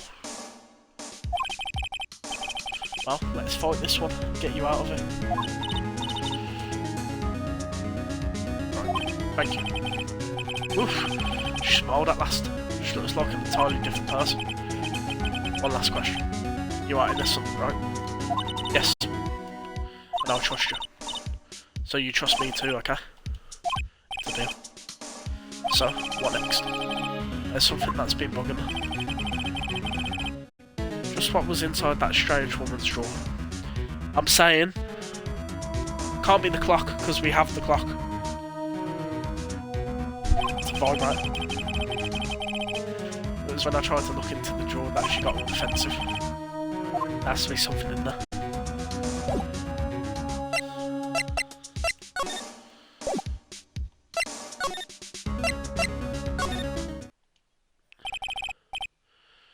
Good afternoon, sir. Excuse me, you are? Ah, I beg your pardon, sir. I'm the bellboy of the establishment at your service, sir. Oh, right. I've just come up to deliver room service, sir. Do you know where Miss May might be? Ah, I believe our guest Miss May is currently using the, facilities. If you no need of anything, I'll be taking my leave. Please stay as long as you like. Enjoy. Yeah. Wait, no, hey! Why does it seem like every time I come here, I end up embarrassing myself? Wait, now's my chance to snoop around a bit. Ah, I almost forgot. Oh! You came back quick. I asked you to inform Miss May that there was a message for her. Please tell her that Mr. White of Blue Corp phoned. Oh right, sure. Mr. White of Blue Corp. Where have I heard that name? White. That was his name. My sister told me. White was the name of the guy who ruined Mia and Maya's. Fucking hell. That's a lot to get out of your mouth, it. Mia and Maya's mother. Mia and Maya. Mia and Maya. Mia and Maya's mother. Could it be a coincidence? Oh. Get in that drawer. The screwdriver sticking out about half of it. That's my chance to see what's inside. What do we have here? Wiretap. What would a woman like her be doing with a thing like this? There's definitely something suspicious about this Miss May. Why would she have something like this in her hotel room? There's a story behind all this, I know it. The wire, right? Okay, I've put it together right now. Right, the wiretap is so that Mr. White could hear her call the police, because Mr. White has either something on her or their partners, and he's trying to make sure that she doesn't double cross him and she's doing her job properly. Bang! I'll be using this evidence in tomorrow's trial, that's for sure. For Maya's sake, I'll get to this woman's part. Oh, it was intended, bro. I was like, whoa! I'll get to this woman's part. Wait, I mean, you know what I mean. Oh, Balboy, still there? Uh oh, time to scrap.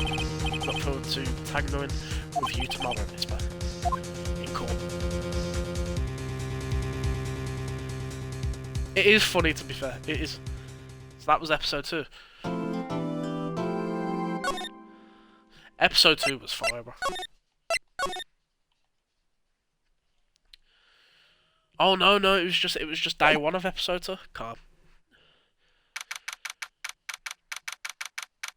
Mr. White really like held on to a grudge and went and killed one of her daughters. You're naughty. Yeah, you're so naughty. Court is now in session for the trial of Miss Maya Faye. Prosecution is ready, Your Honour. Look at this dude, bro. This dude living in the Tudor times or something, bro. The defence is ready, Your Honour. Miles Edgeworth. Better not show any signs of weakness today, or he'll be on the ins. Mr. Edgeworth, please give the court your opening statement. Thank you, Your Honour. Defendant, Miss Maya Faye, was at the scene of the crime. Prosecution had evidence that she committed this murder, and we have a witness who saw her do it. Prosecution sees no reason to doubt the facts of this case, Your Honour. That's it. Thank you, Mr. Edgeworth. Let's begin then.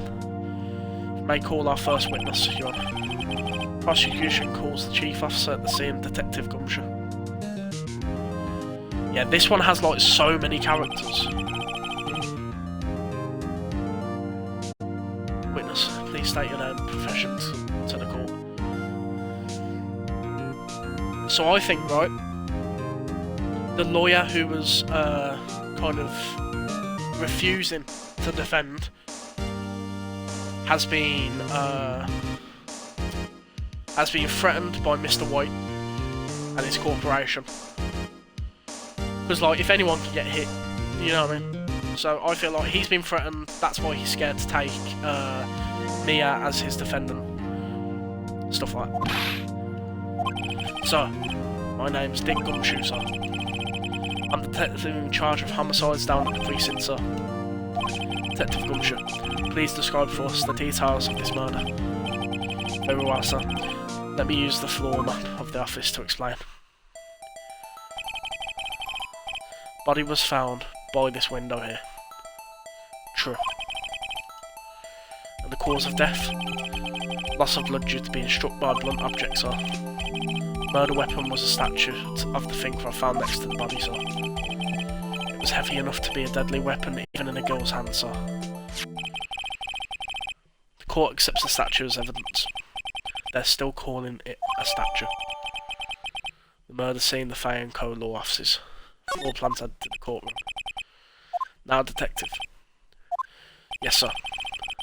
You immediately arrested Miss Maya Faye, who was found at the scene, correct? Can you tell me why? Yes, sir. I had hard evidence she did it, sir. Detective Gumshoe, please testify to the court about this hard evidence. Maya Faye's arrest.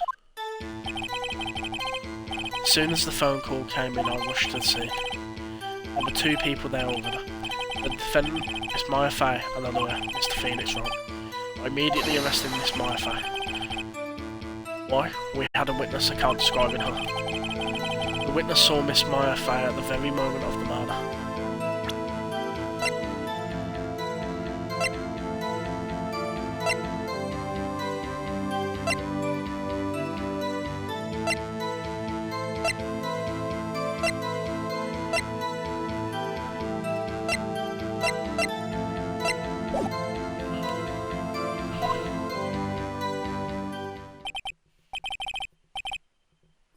The very moment, you sir.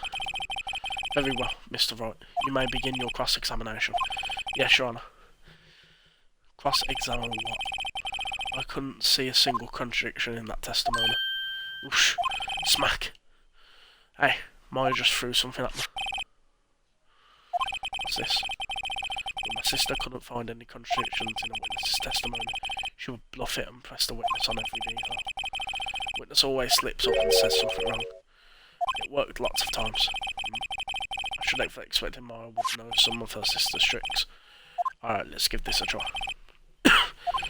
Something the matter? No, Your Honour. I'd like to begin my cross-examination.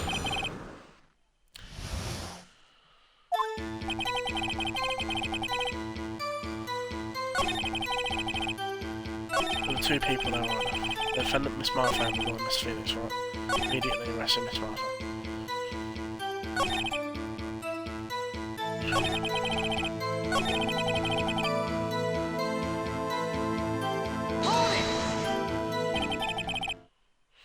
Hold on just 1 second. Yeah.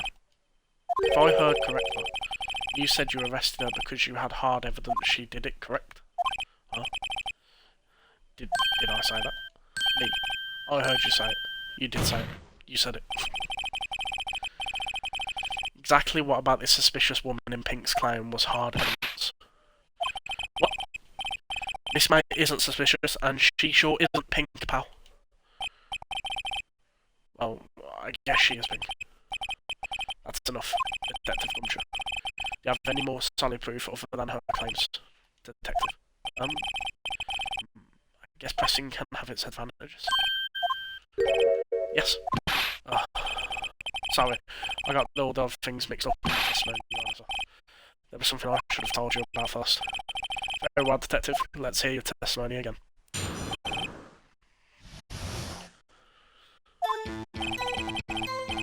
After securing the suspect, I examined the scene with my own eyes. I found a memo written on a piece of paper next to the victim's murder. On it, the word Maya was written clearly in blood. Lab test results showed that the blood was the victim's. Also, there was blood found on the victim's finger. Before she died, the victim wrote the killer's name.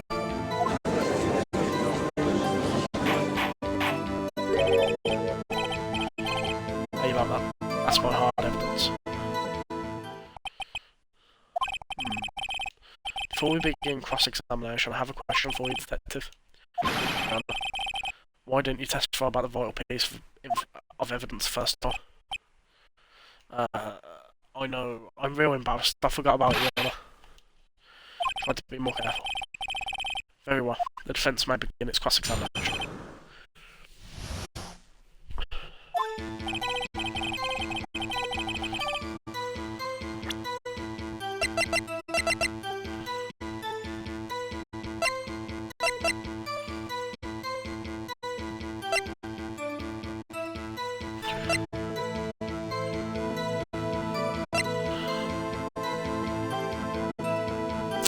That won't be for now, will it?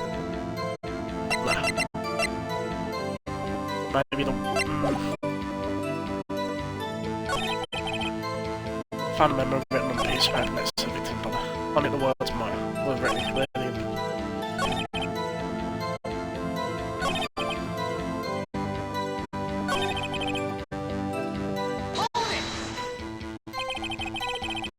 On which hand was the bloody finger, Detective? Right hand. She was right-handed. Ah, nice try. I guess it wasn't too hard to see what I was getting at there.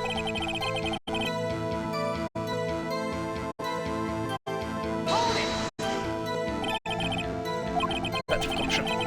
Do you get a lot of cases where the victim actually writes the killer's name? Sure, happens all the time in books and movies.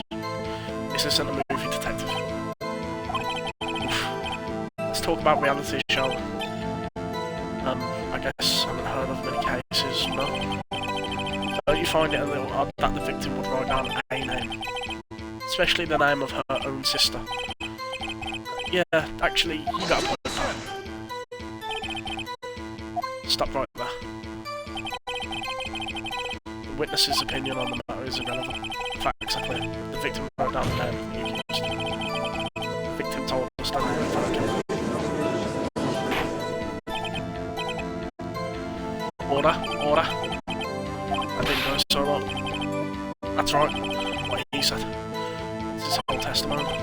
Okay. Has to be a contradiction in there somewhere. Let's find it.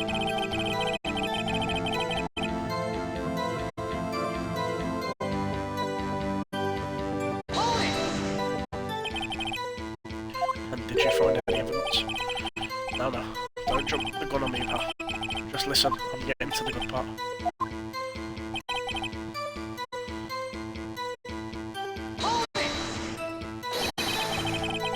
Just because she found it next to the body doesn't mean that it's right.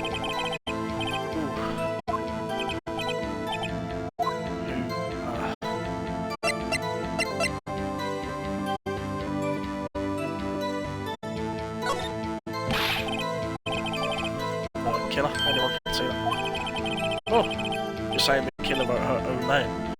Buddy, please. She was framed. Hold on. If that's the case, where's your evidence? I guess that was a bit of a tall order for you. There's bad evidence show up in their mouths, Mr. Rock. I do have evidence, mate. I do. I'm just ready to pull it. Our detective, tell us what was written on the menu.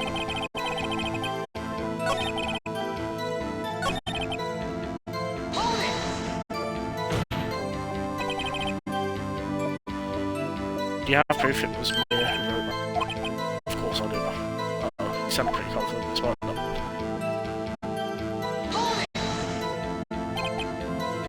What kind of tests were these again? Well, I hear they take the little bits in the blood that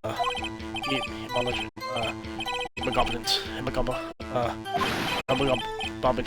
I refuse to test for on this matter. I'm no expert on blood tests. Yes, that was quite clear. I continue with testimony. Expert. Detective Gumshoe. I look forward to your next evaluation, as you should. As should you. Oh. That's a mess. Right, where was I?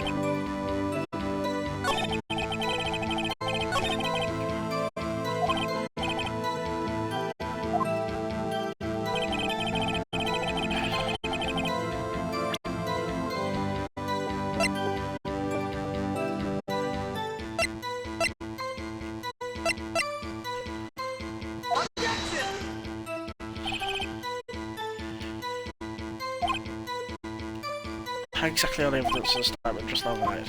Well, oh, that's right, can you fit the facts over? Oh shit, I think that one. Oh!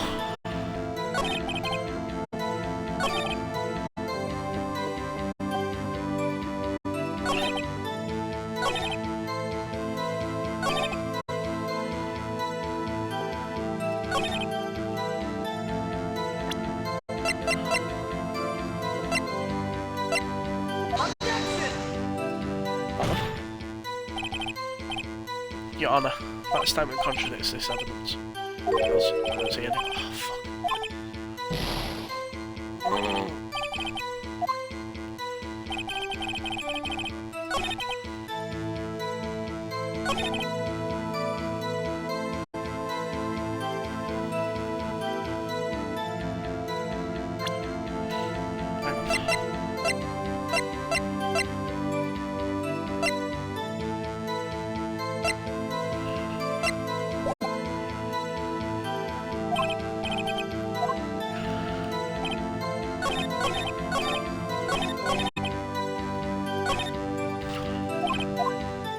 Oh, fuck.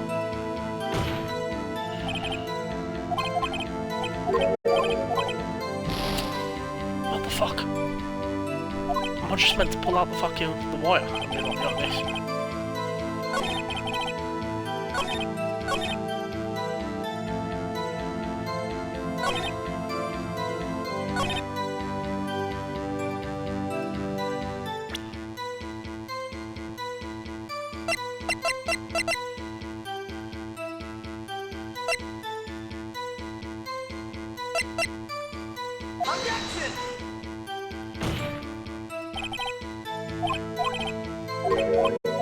Oh, for fuck's sake.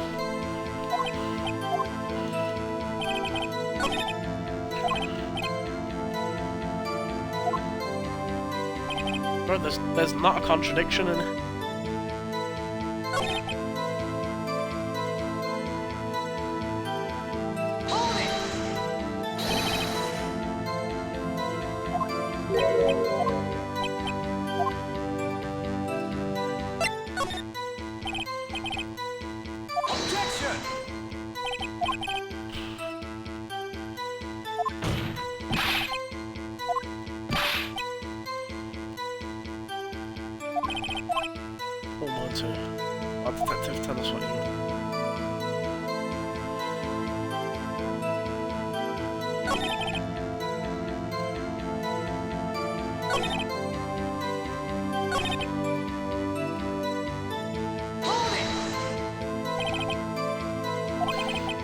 tune. You get a lot, okay?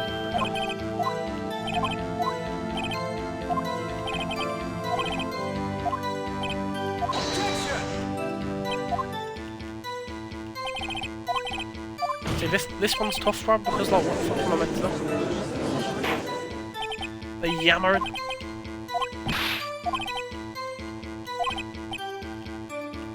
There's nothing, bro.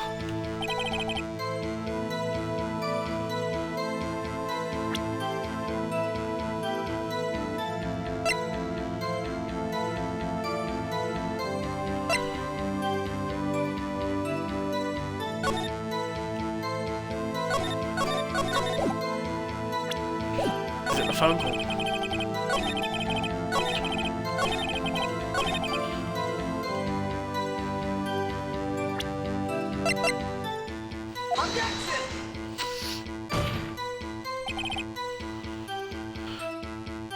Witness's statement is clearly faulty, Your Honour. I'm sorry, but I can see nothing faulty. Unfortunately, I will have to penalise you, Mr. Rob. I must be on the wrong track. That's enough. This court sees no reason to further prolong the trial. The defence has failed to give the court sufficient reason about the prosecution's crime. This court finds the defendant Miss Myafar. Shit.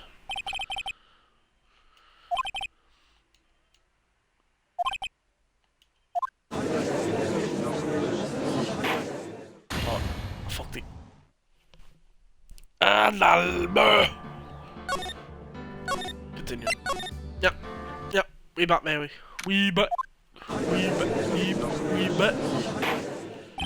Oh, we got lives now, though.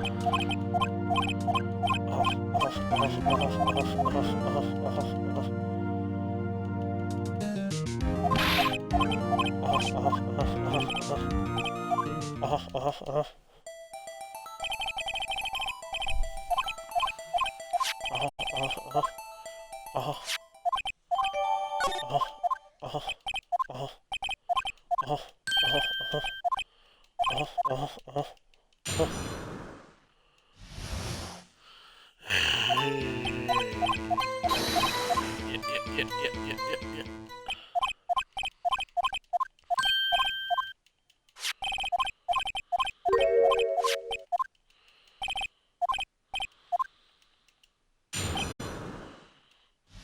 I think I'll press him on here again.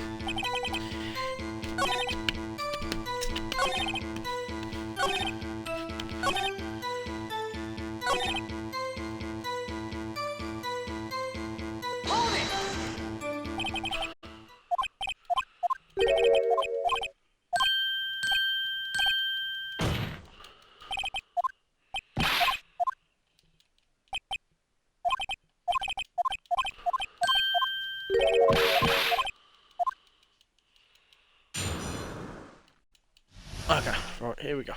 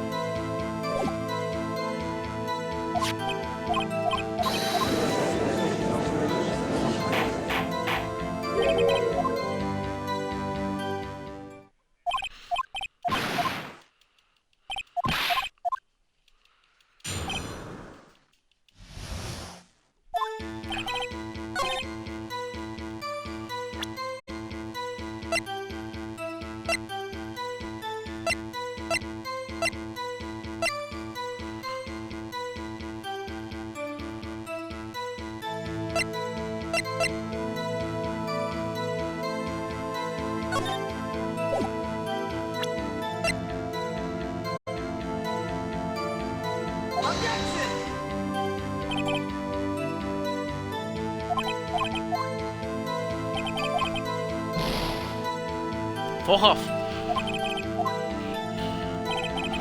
Okay. Found a memory. Expand on it. On it, the word. It's very clearly. Lab test results showed blood was the victim's. Also, there was blood found on the victim's finger. Before she died, the victim wrote the killer's name.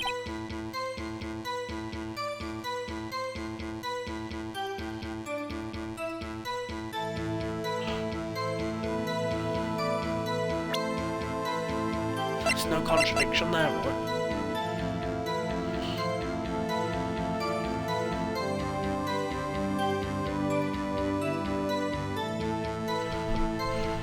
My thing is like, you could just be like, watch this little thing on the fucking...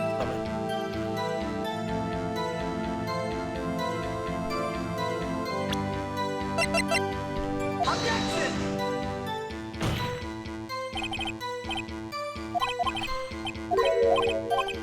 Fucking hell.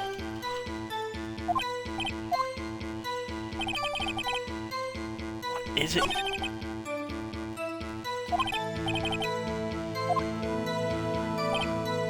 Wait, can I whack up? No. Okay.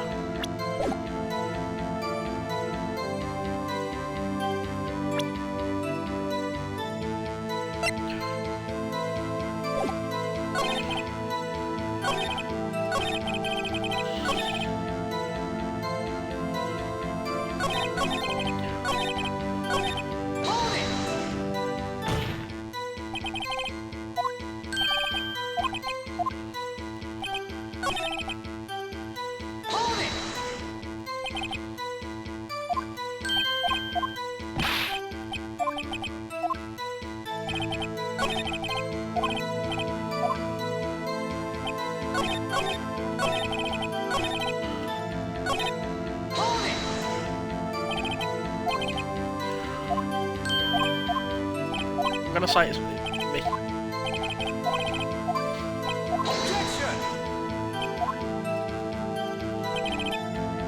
Where's the one where I can say it's me?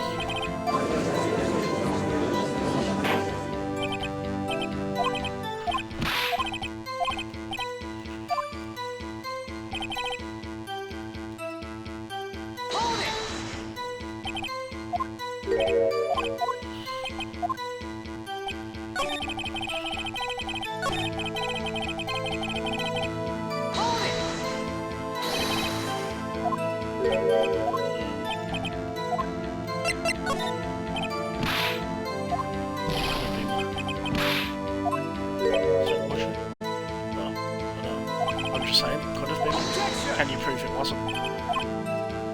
Hold on, so you admit to this? You admit that you wrote the note? This is what we missed from. This is court of law, and I expect you to refrain from making formal statements. Amateur. Well, detective, tell us what was written. Bro, I thought that was it. I thought I had it.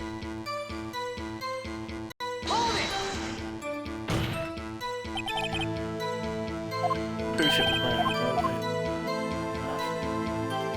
Where is it? What?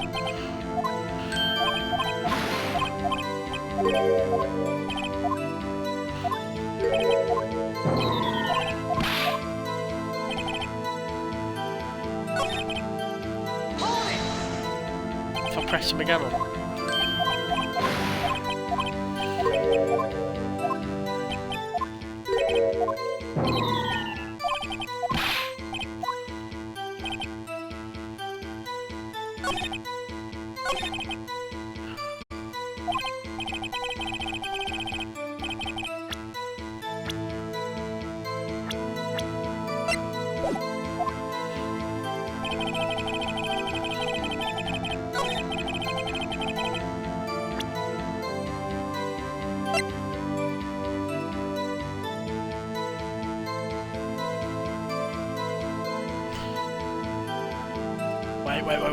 Wait, I think I got it.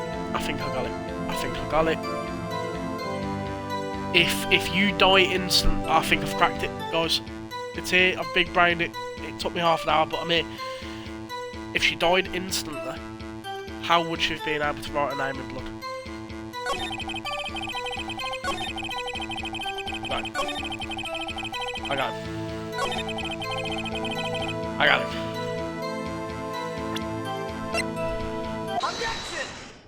Boom! Come on, that's gotta be... Detective Gumshoe, there's one thing I want you to clarify for me here. You say that the victim Mia Fay wrote this note, that she was accusing the defendant Maya Fay. That's really what you're saying. What? This isn't one of those lawyer tricks now, is it? Of course she wrote it. Who else could have written?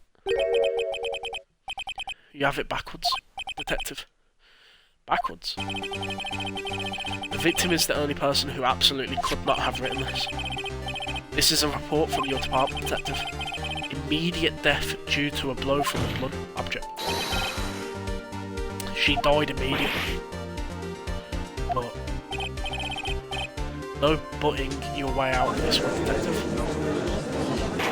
And then the glass would have been used to slit her finger open to then write the name in blood. Golly.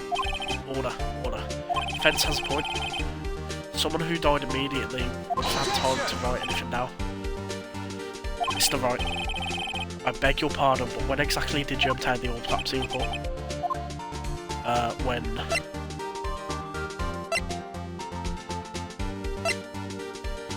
day after the murder. It was the day after the murder. Prosecution's point being... that autopsy report is outdated, Your Honour. What? A second autopsy was performed yesterday, at my request.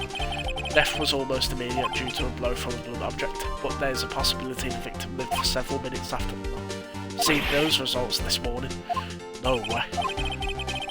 Your Honour, it's quite easy to imagine that the victim did have time to write that. That is all, I say. Damn you, Edgeworth. I should have known you'd have something up your sleeve. Why, Mr. Wright? You look shocked. Something you want to say?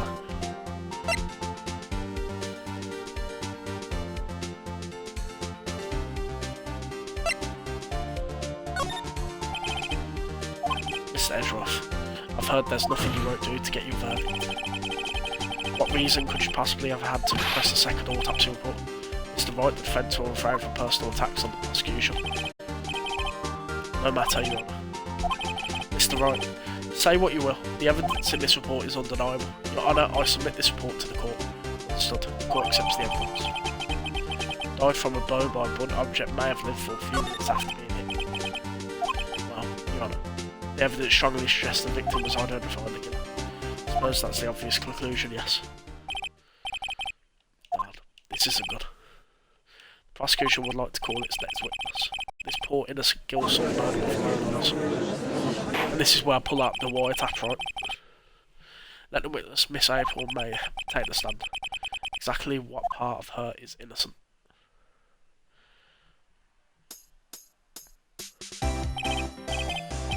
Witness, your name, please. April May, at your service.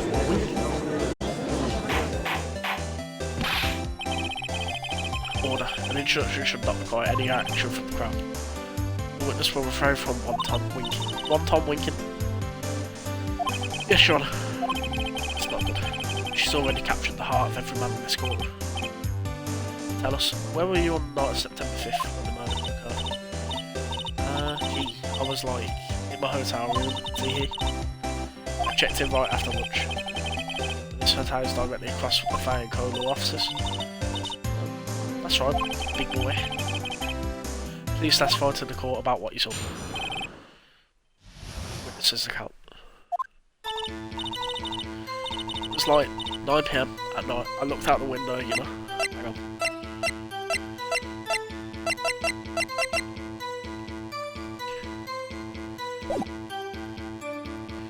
Looked out the window, you know. And then I saw a woman with long hair being attacked. The one attacking her was the mousy girl sitting in the defendant's chair. Then the woman like dodged to one side and ran away.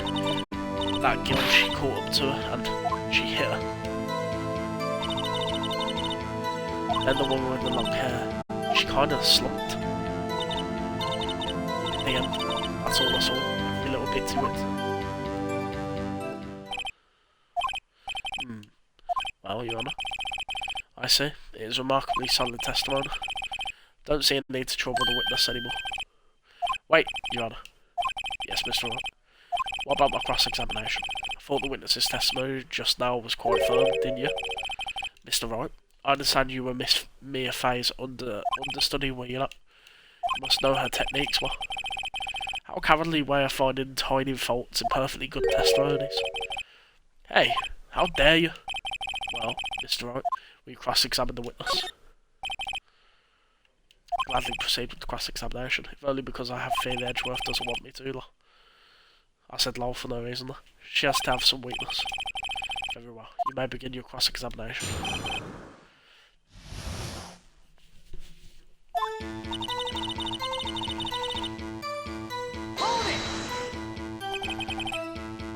Why did you do that? Huh? Why? Like, why what? Why did you look out the window? Were you expecting to see something? Oh, well, gee, well, that's it. She can't get out of this question that easily. I sort of, you know, had a feeling. Well, I have a feeling she's trying to avoid the question. Maybe I should press a little harder on this one. See how far I can run with this. Surely, you must have had a reason to look out your window at the time.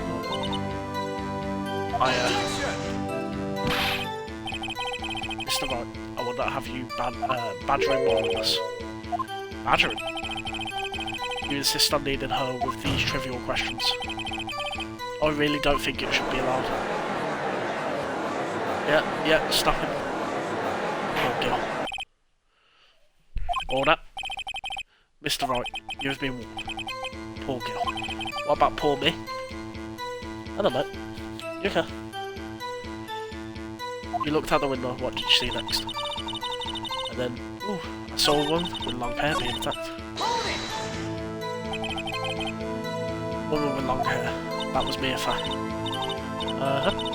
Slender, sort of, well, some people might say pretty if that's your thing. Your thing. And the person attacking her.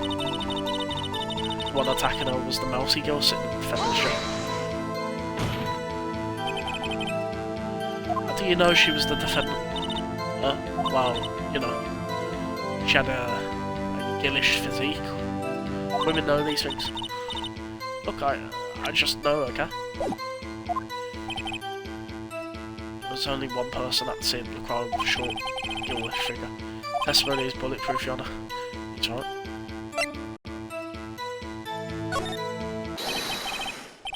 Hold on a minute. That testimony stinks. What? Miss May, I'm willing to bet that.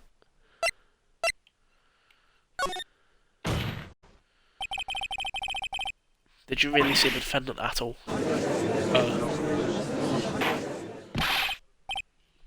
Mr. Wright, what's the meaning of this?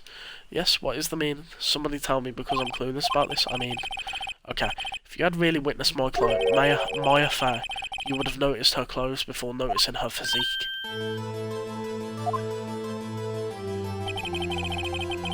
No one wears clothes like this on a daily basis except her. And I'm no expert on fashion, but her hairdo looks far from normal to me. However, the witness's testimony mentions neither of these things. Testimony is bogus. But still, we don't know if she was dressed that way the night of the murder. She was, Your Honour. I saw her. And so did Detective Gumshoe. What do you say to that, Miss Ma? What are you trying to say? You mean lawyer? I saw what I saw. I just didn't think all the trifling little details were necessary, darling. Miss May, the court would like to remind you to please omit nothing in your testimony. I'm sorry, Your Honour. I'll be a good girl. Promise. Testimony again if you want. Damn, I almost had her.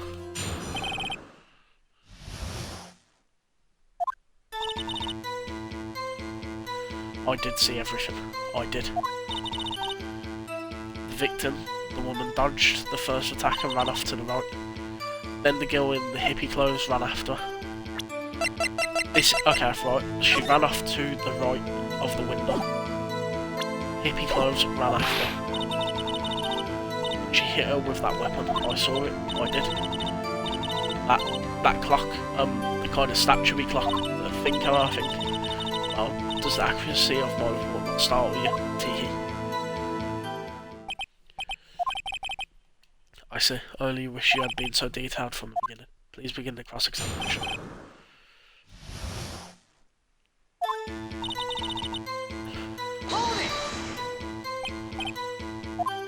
So you saw me then too. Of course, I remember that spiky hair anyway. The witness will refrain from personal attacks on the defence attorney. Was I a bad girl? I'm sorry. Very well, continue.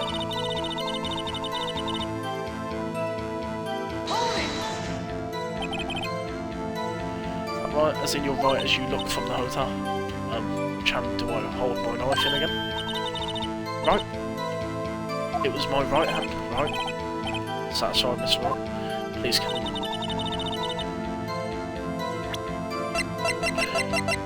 It's trying to show me where she could possibly see it from the window, right? So she ran right, there's a sofa. Yeah. Your hippie clothes ran after. Convenient for you to remember her hippie clothes. That's what you mean? I mean, that's what she was wearing. Oh, and her hair was all done up like a bun. So, what happened then? And she hit her with that weapon I saw. Where did this weapon come from? She picked it up from the desk.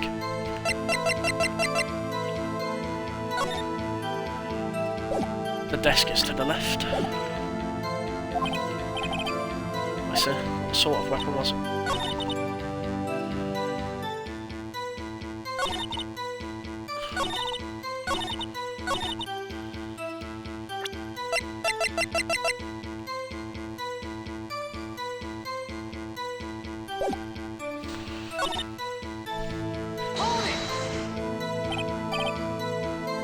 A clock.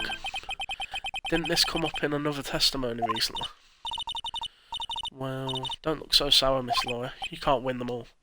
No, but I have a feeling I'm on something now.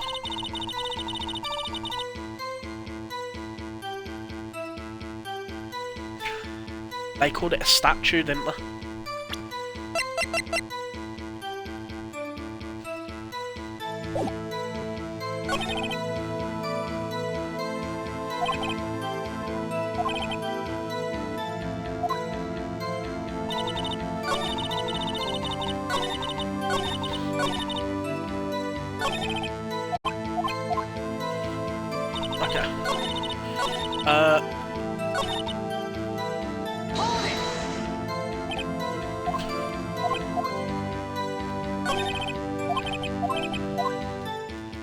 Yeah, so what I'm going to do is I'm going to present the floor plan.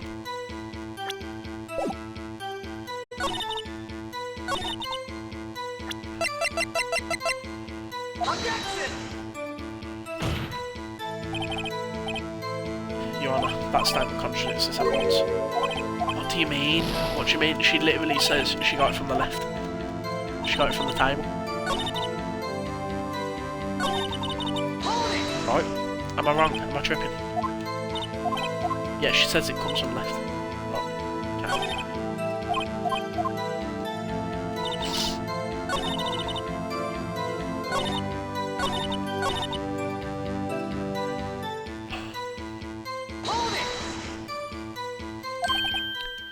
Clock. Didn't this come up in another testimony recently?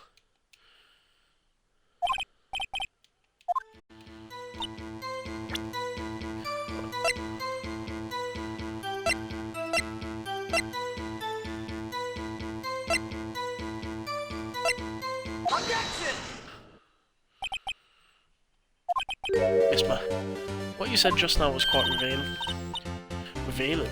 Ooh, you'd like that, wouldn't you? Naughty Mr. Lawyer. You just said that this statue of the thinker was a clock. But there's no way of knowing that just by looking at it. Oh. Another person in much the same position as you recently called this a clock, too. And he was found guilty.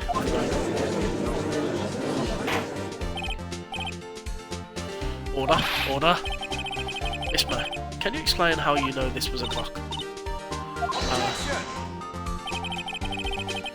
The witness saw the murder with her own eyes. That's all that's important here. The defence is trying to confuse the issue with trivial concerns. Yes, of course. You will withdraw your question, Mr. Rowe.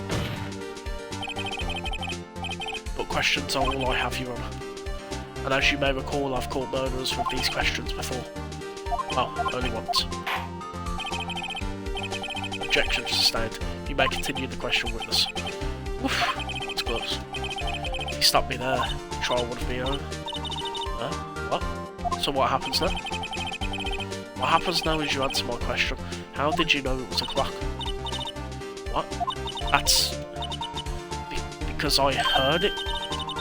Yes, I heard it say the time. So you've been to the law offices of Fairco? No, hey, I didn't say that. Why would I go there? I heard it from my hotel room.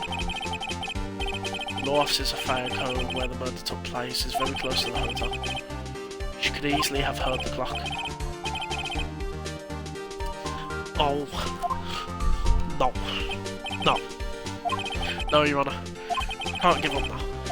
I'm not satisfied because...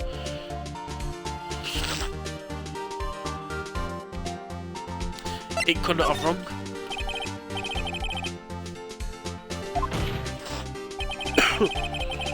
The phone call. It's empty, it's broken, the batteries are dead. It's empty. Missing its clock. How could you possibly just take a look right now? Oh. See anything interesting, Your Honour? It is as the defence says. This clock is missing its clockwork. It's quite Mr. Wright, would you care to explain to the court the meaning of this? It is as you can see. The clock was empty. It couldn't have rung. Therefore, this witness is a big fat liar. Fat? Well, Miss Ma.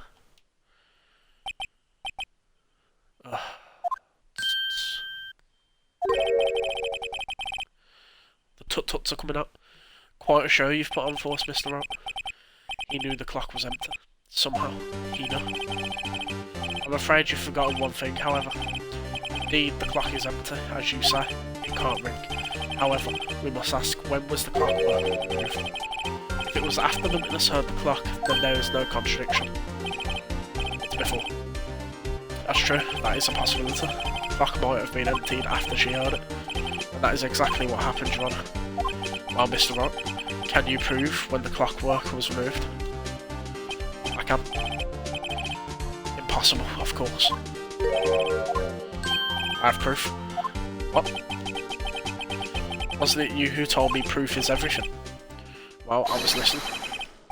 And now I'll show you the proof you like so much. Evidence that proves when the clockwork was removed is... these ones. Take a look at this. That's a very cute cell phone. Oh, you have a girly phone. Wait, this isn't my phone. Listen. This is the defendant's cell phone, and it contains a recording. A recording of a conversation she had with the victim on the day of the murder. Order.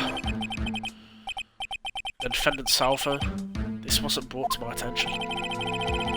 Perhaps Detective Gumshoe overlooked it. The good detective better remember he's up for evaluation soon. Well, I say, I'm starting to feel bad for the big fella. Let's hear the conversation. So you just want me to hold on to the thing for you then? If you can. I should probably tell you the clock isn't talking right now. Huh? It's not working. That's lame. I had to take the clockwork out. Sorry. September 5th, 9:27 AM. Your Honour, I think this makes it clear the clockwork was already gone by the time this was recorded. Which was well before the witness even arrived at her hotel. Well, Miss May, would you care to explain this to the court? Just how did you know that weapon was a clock? Well, Well, isn't it obvious? I saw that clock before. What store was that again? I go to so many. Oh, I forgot. So the witness had seen it before. That would make sense. Does the defence have any objections, Mr. Wright? Yeah. The witness claimed she had seen it before, but this directly contradicts a piece of evidence already submitted to the court. Well then, let's see it.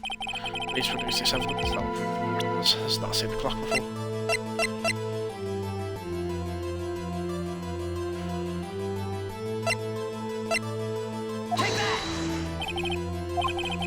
Simple. This clock was never in any store ever. What? A friend of mine made that clock. Only 2 exist in the world. And the one that isn't here is in police custody. Impossible. Everything is sold in stores. Miss May, I think it's high time you went shopping for a better excuse. Oh, excuses. Not on sale today. Oh. She's losing the rack. She's trying to hit me. What's it to you? Porcupine head. That stupid clock doesn't matter. Okay. She did it. And she should die for it. Die!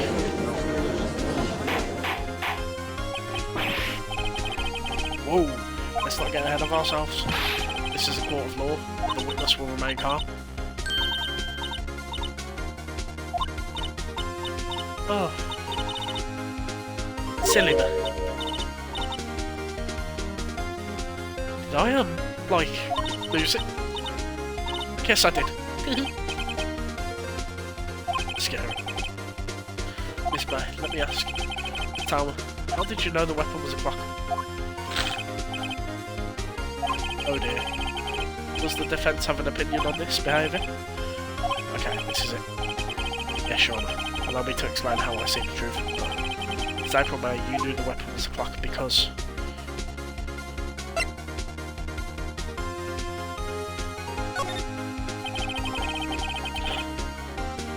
The witness had never held the clock in her hand. However, she had heard that it was a clock. She heard.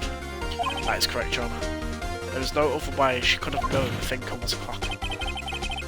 And I can show you the proof. Oh, this is interesting. It's the wire. Let's see it.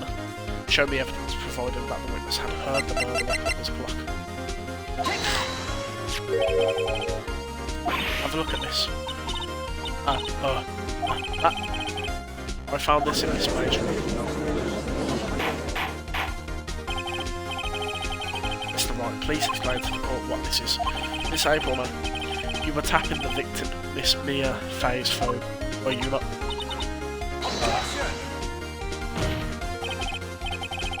Your Honour, this is irrelevant. I'm not entirely sure that it is. Objection overall. It troubles me that our witness was in possession of a wiretap. This is outrageous. Does the defence truly claim that the witness was tapping our phone? Absolutely. Even if that was the case, which it's not, you still have to prove one thing. Did the victim ever say that the weapon was a clock on the phone? Can you prove that? I think not. Oh yeah? I think I can. It's simple. What? Here's my proof. Proof that the victim said on the phone that the weapon was a clock is...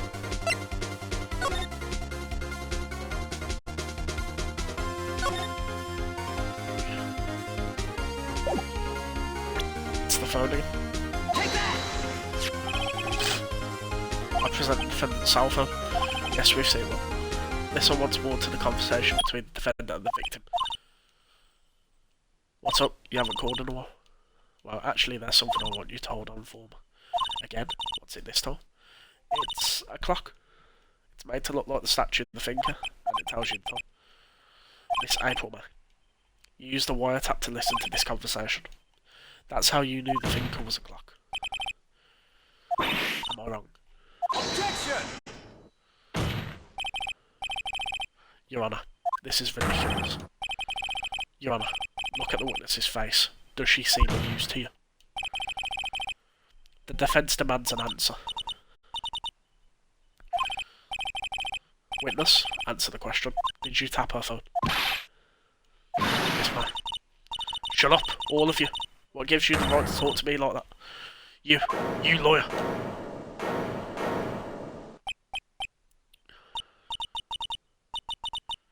It's no fair. All of you ganging up on me like that. Oh, so I'm the bad girl. Is that it? Is that it? Oh no, she starts fake crying, bro. Need to get her out of the court. I did it. The court seen the real Miss April May now. Now to deal with the final blow.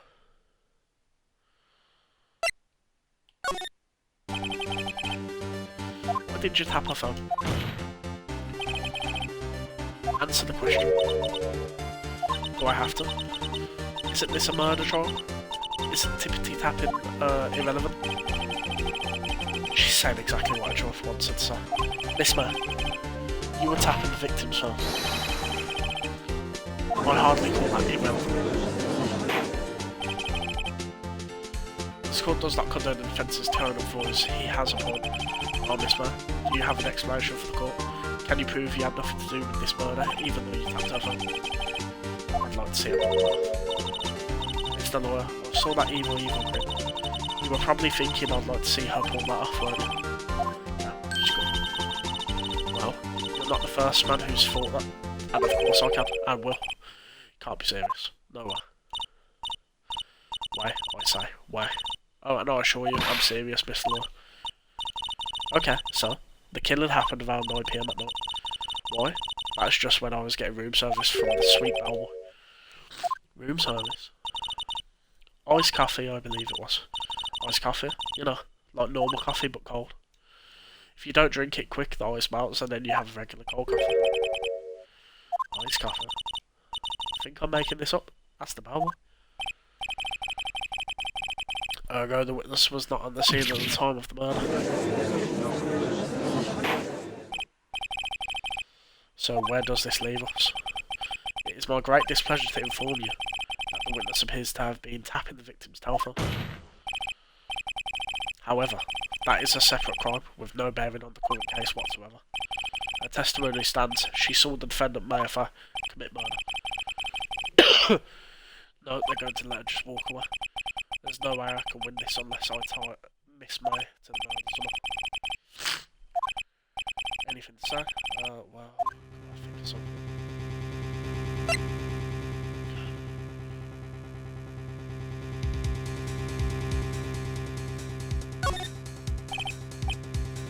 Right. On with the cross-examination. Everywhere has made the wiretap, yes. But there's no relevance to the case at hand now. There's no way you can prove any connection. It's the coffee, the iced coffee. She didn't order iced coffee, she ordered wine.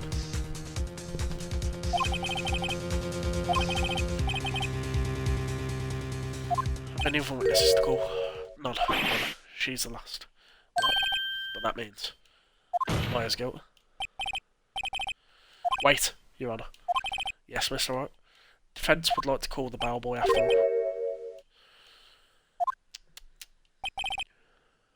As I thought. May I remind you, dear Mr. Wright, should you question the bellboy and Miss April May's alibi prove to be solid, then by default your client, Miss Maya Fay, will be pronounced guilty. Are you prepared to accept my condition? Edgeworth, he's got me backed into the corner, but I don't see any other way to take this. I accept. Very well. Court calls the hotel bellboy to the stand.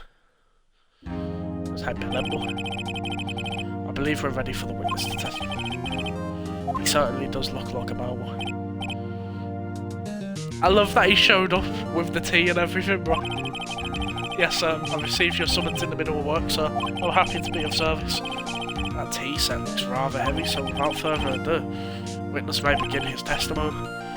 Very good, sir.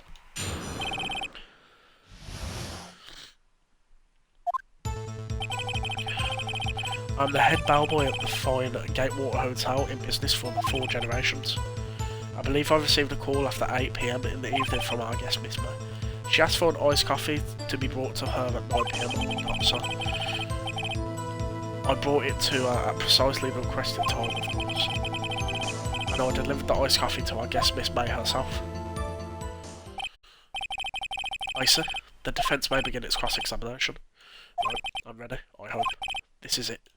If I can't prove Miss May was involved with the murder now, mine will be finished.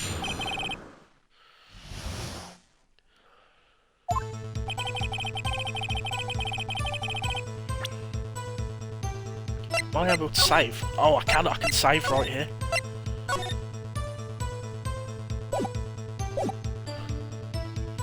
I'm the head bellboy at the fire gate. What? Okay, I'm gonna press him on that. What exactly is it you do at the hotel? Anything required to be, sir. I check in guests, check out guests, clean rooms, make beds. I even deliver room service, sir. I check Miss May in person. Are you always so Mr. Wright, you are afraid from asking frivolous questions.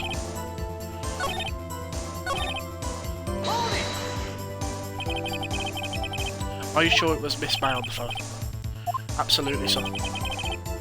How can you be so silent? I checked Miss May in personally, sir. Not only did I see her in all her stunning radiance, but I also heard her voice. And then I saw them, and point being, I remembered her quite well.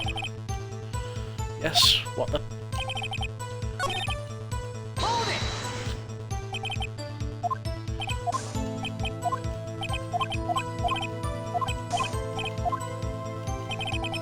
Oh, them as in her tits. Okay. She asked for an iced coffee to be brought to her at 9 PM on the dot, sir. 9 PM on the dot, you, sir. Yes, I confirmed that detail several times, sir. She was watching a programme on TV and wished to drink after she finished, sir. 9 PM, the time of the murder.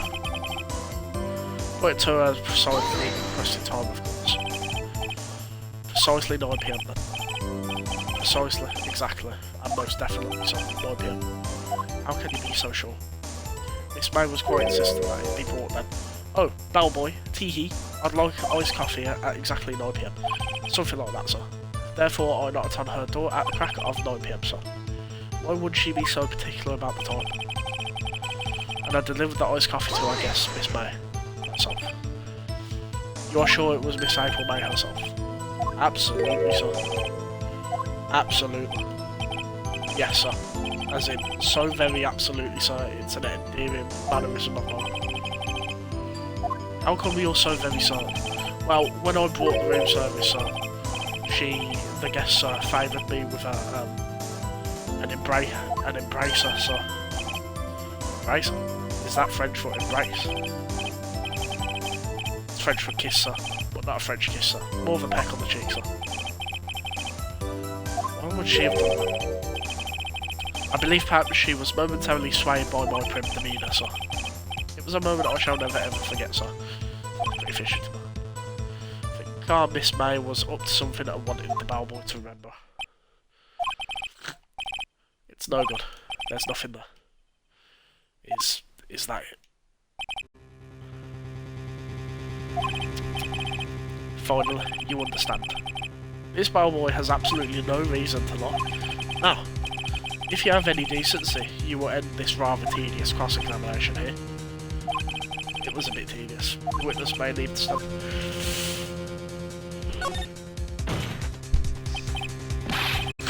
Wait. Please wait. Yes, does the defence have something to add? One last question. Let me ask one question. Your Honour, I must object. This charade of justice has gone on long enough. Now, Mr. Edgeworth. Alright, Miss Lord. I'll give you one more question, that's all. Okay. This is really it now. It's my last chance. What do I ask him about?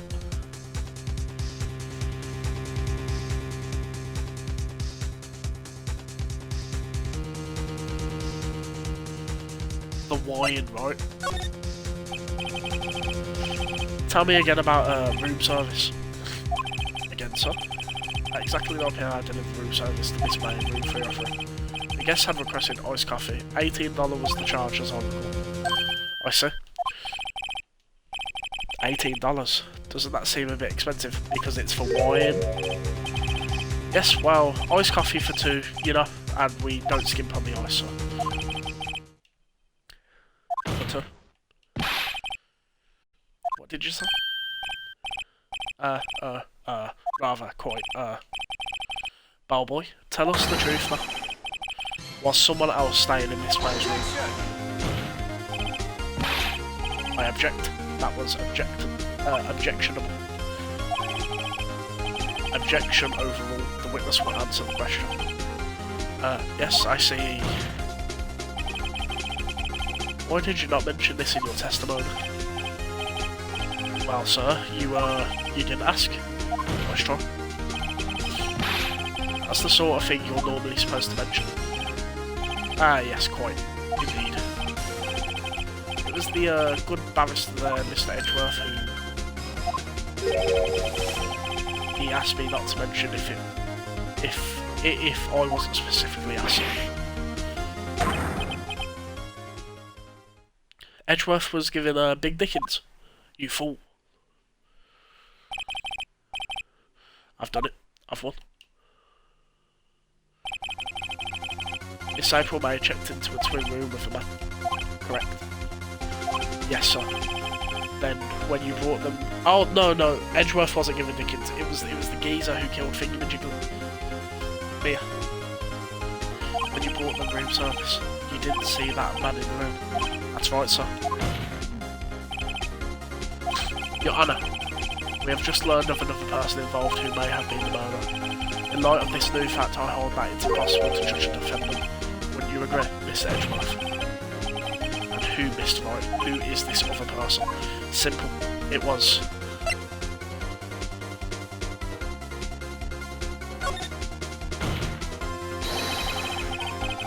the man who checked in with his man. Your Honour, as has been previously revealed, Miss April May was tapping the victim's phone, yet Miss May herself has an alibi at the time of the murder. However, that does not clear the man that was with her. The bellboy saw no one else in the room at the time of the murder. What a convenient little setup, but it's too late. Too late? I suppose you'd like it if it was too late, wouldn't you? After all, it was you who hid the presence of the other man from the court. Upstart, amateur. These accusations are ludicrous. Enough. The court acknowledges the defence's argument. I expect the prosecution and defence to look into this matter fuller. Am I understood? Yes. Yes, Your Honour. That is all for today for the trial of my affair. Court is adjourned.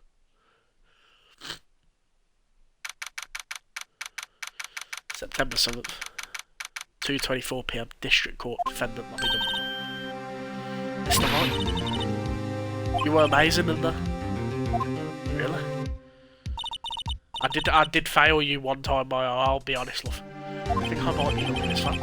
Oh, I was just doing my job, you know. Then again, that other attorney was pretty cool too. A face of his, with his eyes wide and trembling lips. It sent shivers up my spine. If you say so. So what happens from there? Do I get to go home now? Oh, well... no, I don't think so. Not yet. Oh, I see. Well, I got a great lead in today's trial. Lead? That man with Miss May. He's the key. I get it. What happened to Miss May after that? Anyway, I heard they arrested her. I guess she's learned her child support work everywhere. She's probably at the detention centre now. I may have to go down there later. Anyway, this case is far from closed. Yes, sir. I'm going to find out more about this man. Do you think he was the one who... maybe so. Is this? Don't worry. I'll find him by tomorrow. I promise. I'm counting on you. As for a full record of April May's testimony, thought it might come in handy during the trial. But now that I have it, I'm not so sure. Most of her testimony was all lies. In fact, there's only one part that hasn't been stricken from. The victim dodged an attack and then ran to the right when she was caught and struck. My testimony. I don't know how much good this will do to me at all. Anyway, it's time to hit the pavement and do some investigating. Maya doesn't belong in that detention centre, and it's up to me to set her free.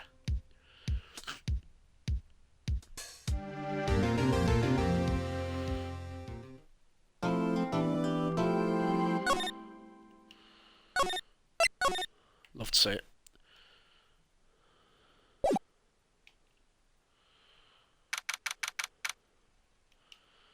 September 7th, 3:11 PM, Detention Centre, Visitors Room. Oh, hello. I didn't expect anyone to visit me in such a dank place as this. It's really quite moody. Not you stinking lawyer, I hope you die. Have you come to laugh? Yes, laugh at the fallen Miss May. No, not really. There's something I wanted to ask. Unfortunately, there is nothing I want to be asked. Haven't you done enough questioning, you spiky head? Here we go again. Please, you're scaring the security off. So, what is it you wish to ask me then? For stars, how did you get to be so totally whacked?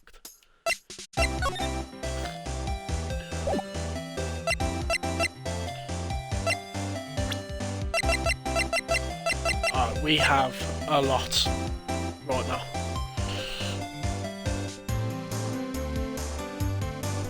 Oh!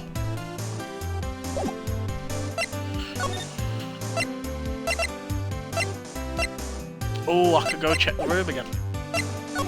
Okay. About the man who stayed with you in your hotel room. Can you tell me about it? Where is it? Come on. No way. Jose. Maybe if I had something to get her to talk.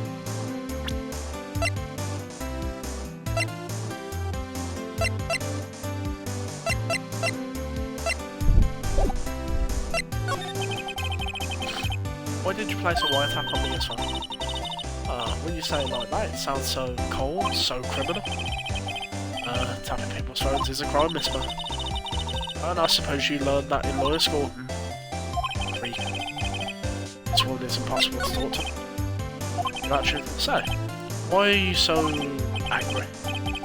I mean, you don't look like a bad person. Oh, that does it. Bottom feeding, scum sucking lawyer. Bottom? Can't tell. Does she have a thing against lawyers or just against me?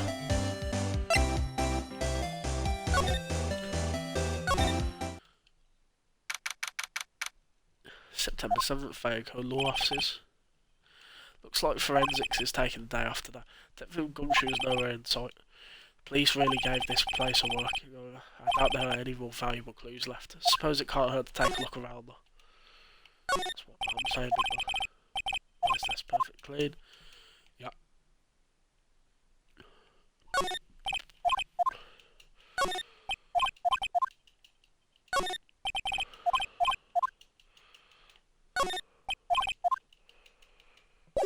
Nah, it's nothing.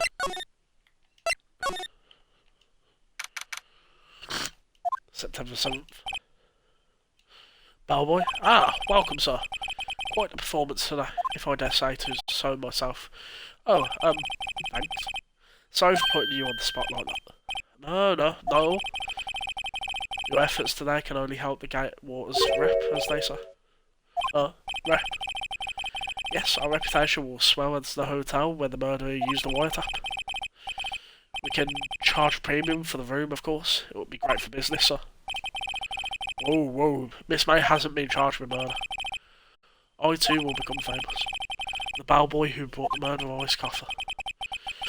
When I feel like we're both stuck in the same bedroom. So, you are our honoured guest. Please let me know if there's anything I can bring you. Oh, there's still a screwdriver stuck in the drawer. Please leave that as it is, sir. That's the drawer of terror, hiding place of the murderer's wiretap. Set to become one of the most popular attractions here. It's got serious. I don't believe it. Vase, as expected. I'm not good with flower names, except maybe tulips or sunflowers. Still seeing paint. Wait, that be still alive? Whatever. A bottle and 2 glasses rest on the table. Why is he cleaning these up by now? I beg your pardon, sir, but if you could please refrain from touching those. It's part of the decor. I call it the last drink before murder. Be famous. The talk of the hotel industry. Nice weather again today. I can see the fire going in the offices, of course. Yes. Plan to install a telescope in that window, of course. Just $5 will earn you 3 minutes of a view to a kill. looking is, sir. By that looking is, I would say he was more than serious. Simple bed. It's been recently made. Nothing eye-catching here.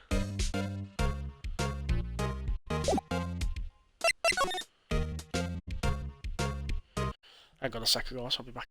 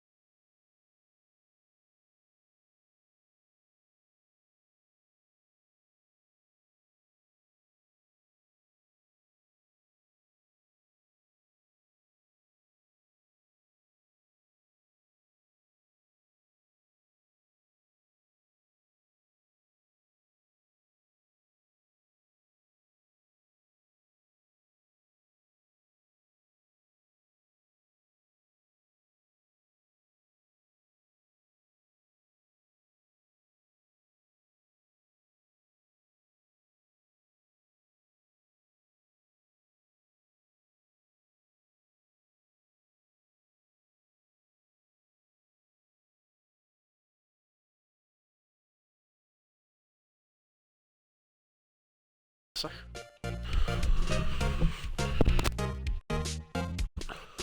We're back. We are back, folks. Just like the candle. Shit.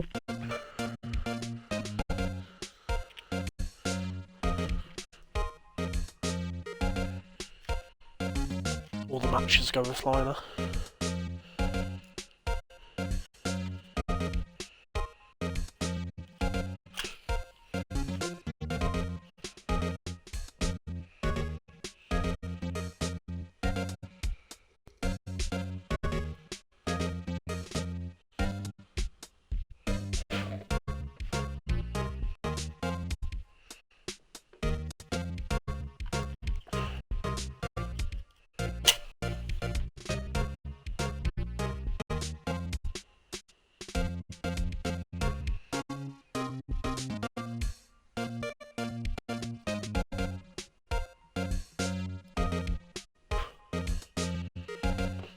Sorry.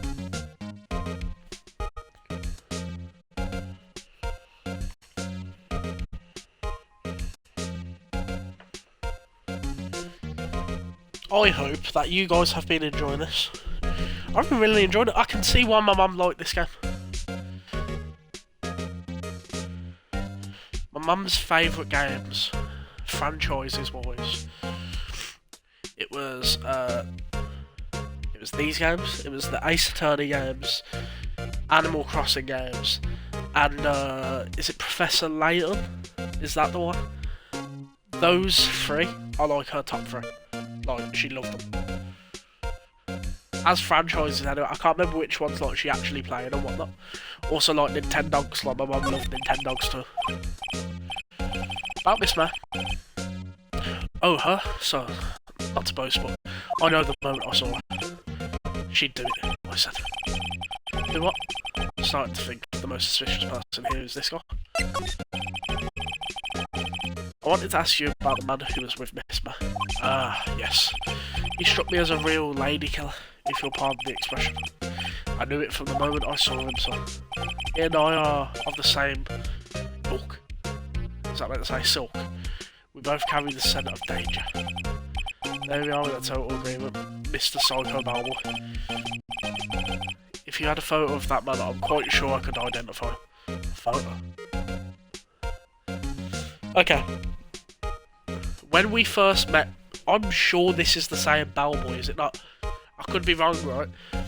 There was a bellboy we met at the hotel, and he turns around and says, Mr. White.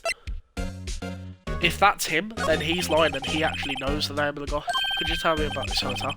Absolutely. And on that subject, I have an excellent idea, sir. Currently, this hotel is known as the Gatewater. I propose that we had a subtitle. The Gatewater Hotel, Murder Manor. Well, what do you think? Oh, sounds great. Whatever floats your teaser. I love that it's a hotel and they're playing into like the owner being a bit weird. They're damn. He's a famous one. He's like, he made the murder house. Murder castle, sorry. I'm blanking on his name. One of like America's first serial killer. I think he is America's first serial killer. H.H. Holmes, is that his name? Hang on.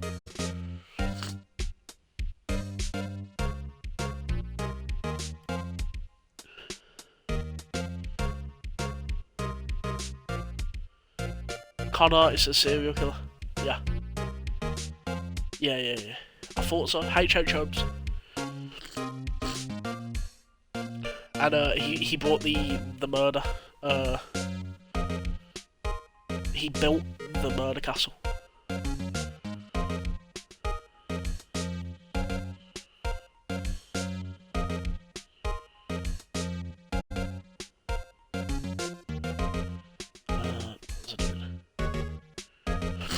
Yeah, so like, I like the way they're leaning into that.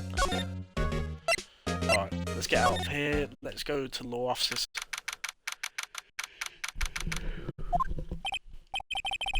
Huh? Looks like Grossberg is out today, again. Maybe he's avoiding me for some reason.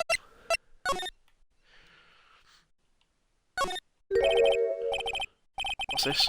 Old photos. There are 2 lines here. Something's been written in pencil on the backs. DL6 Incident Exhibit A. DL6 Incident Exhibit B. Let's take a look at this. I'm sure I've seen this person somewhere. Perhaps I'll borrow this photo. I'm sure no one will miss just one little photo. And it might be a valuable clue. I'll take it for now.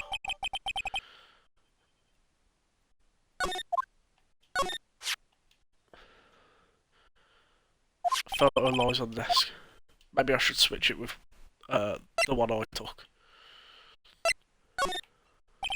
Yeah, swap and then take that photo, because that's going to be of Mr. White, and take that to the bellboy. Don't need to, yeah.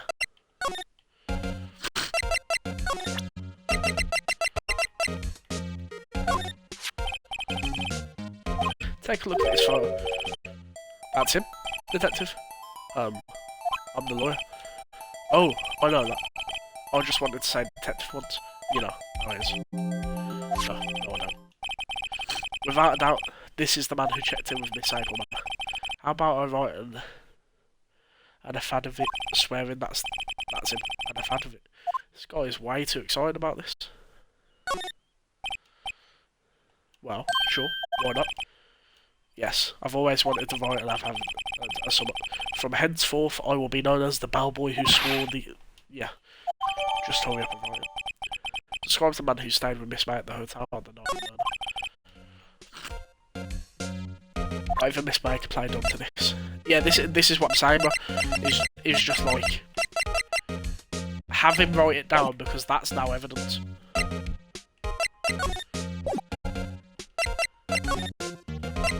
we move. Do a little bit more snooping. You know what I mean? No more photos on the desk. Someone's been back. Wood's been polished. Pictures gone. Wait a second. Wasn't there a giant painting hanging on that wall? Yeah. Yeah, it was. A painting of... a fisherman. Wasn't it? It wasn't a very memorable painting anyhow.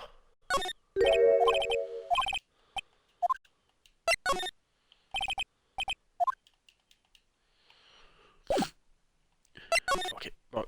Move. Let's go to... Detention Centre. You again. Can't you take a hint and stay gone? Hey, the only reason I'm back here is because you won't talk to me. Oh, so it's my fault now. You don't just have spiky hair, you also have a spiky heart. That does it. When this case is done, I'm shaving my head.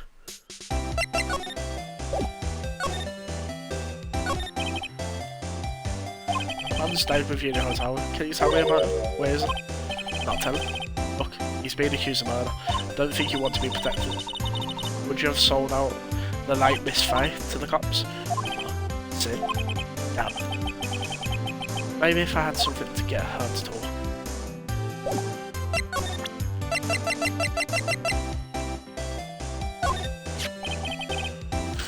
Have a look at this. Look, I've said several times, I'm not telling you. Where did you... Aha! A reaction. This is him, isn't it? What? Who? When? Why? It is him. This is the man who stayed in your hotel room the night of the murder. No, that's not right.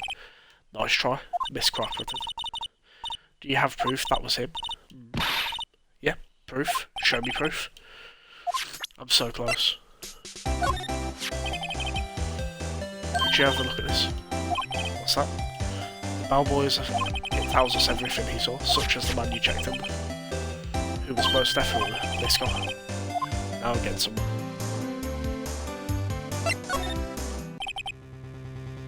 This is it. All or nothing. Time to do a little bluff. No use playing dumb. If indeed that's an act. If you don't talk, I'm taking this in for a witness. Even though he should have been witness to murder, your little friend was missing. I'm sure the press would have a field day with his reputation. Fine, I'll talk. You win, lawyer. Yes. It's great to be alive. Why are you pumping your fists in the air? Now, tell me about the man you were with. That man, he's my boss. Red, white, president of the information gathered. Conglomerate, blue core. Red, white. Information gathered. Well, I suppose you could call it a detective agency. So this is the man that was with you the night of the murder.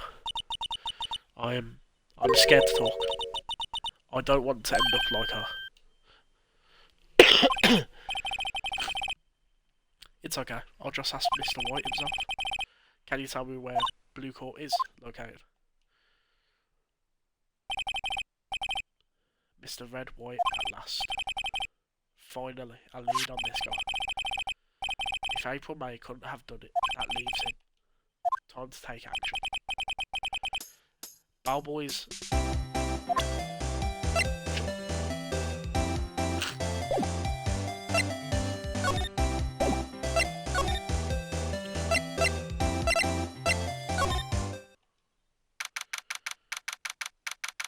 He has the painting now. Blue Court ink. What's with the surreal decor? Welcome. Please furnish me the title of your personage. What the? Does he have knuckle dusters on, or are they just different rings? Different rings, right? Your name? What's your name? I was just inquiringly asking the title that you go by. Right. Phoenix Wright. Inquiringly. Mr. Wright, is it? Right, I see. Splendor for us. Perhaps I have intimidated you with my giantesque vocabulary. What is this guy's problem? I'm Red White, CEO of Blue Court. You know, corporate expansion official. My business dealings bring me into contact with the elite of the elite. So I'm afraid I'm not used to coverings with the worldly challenged. What a fruitcake. Huh? Let me guess. You're an attorney fresh out of law school, are you not? That's the only explanation for why you would come to me like this. What do you mean by that? No matter. So, what business does a mighty lawyer have with a man such as myself? Yipes, this guy's arrogance meter is off the scale.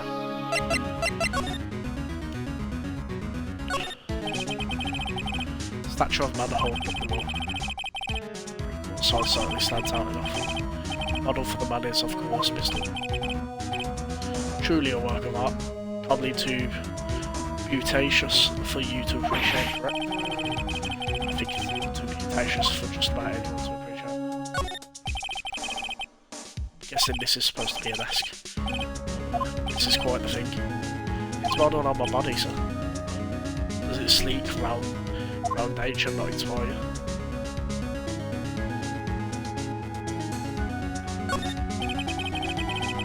This is the top floor of a 20-story building. The view is quite presidential. An impressive lineup of trophies. Judge's Special Runner-Up, Best Participation, Judge's Cooperation Award, Special Control Prize. The words Judges and Special kind of stand out.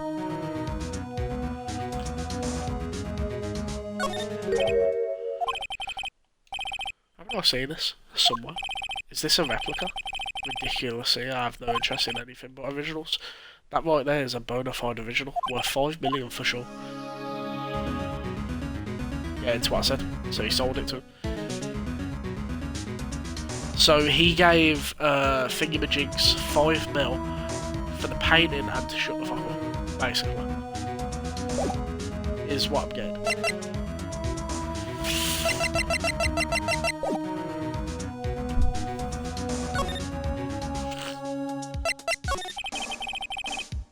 What kind of company is Blue Court anyway? Ah, excellent question. We buy and sell various kinds of information. We are a company of the future, you might say. We are the future. Sell information. In just 10 years, I've built this business up into the grand office you see now. Ah, in case you were wondering, Blue Court was named after the I, Red White of Blue Court, as founder and CEO, named it so. And why, you ask? Because I like the colour blue, of course. Fantastic, is it not? Miss May is an employee of Blue Court, is she not? Correct. She was my secretary. What a shock it was to hear what she had done. What she has done, you mean? Indeed, she's paid to answer phones. Tapping them is not in her job description. She does gather information for us as part of her duties.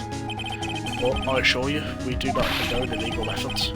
It is ineffable that she would do this. It sounds like he's trying to turn Miss May into a scapegoat. On the night of the murder, were you in April May's hotel room? You can say. I seldom pay attention to mundane details such as time and place. My motto is, don't worry, be happy. But Marla. Still, Mr. White. The hotel bellboy has stated on the record that he does remember regularly. No matter, the bellboy can say what he pleases. I still won't talk to you. If you want me to speak, put me on the witness stand. Although I doubt you'd be capable of doing that. You raise a good question, actually. Why didn't the prosecution call him as a witness? He should have seen the same thing as April May. Police, the courts. To me, they are mere toys. Playthings for my amusement. There's something else. Yeah? What might that be? That big painting on the wall over there.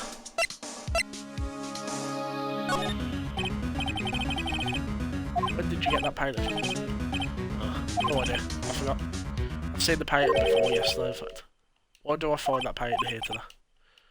Mr. Wrong, was it? Right. It appears you do not fully grasp your position here. I ask again, who are you? A lawyer? No, my feeble friend. Me, lawyer. Worth nothing. Zilch, zippo, nada. Just like that sorry excuse for an attorney. Roddy Burger. What? He hit the shit out of me.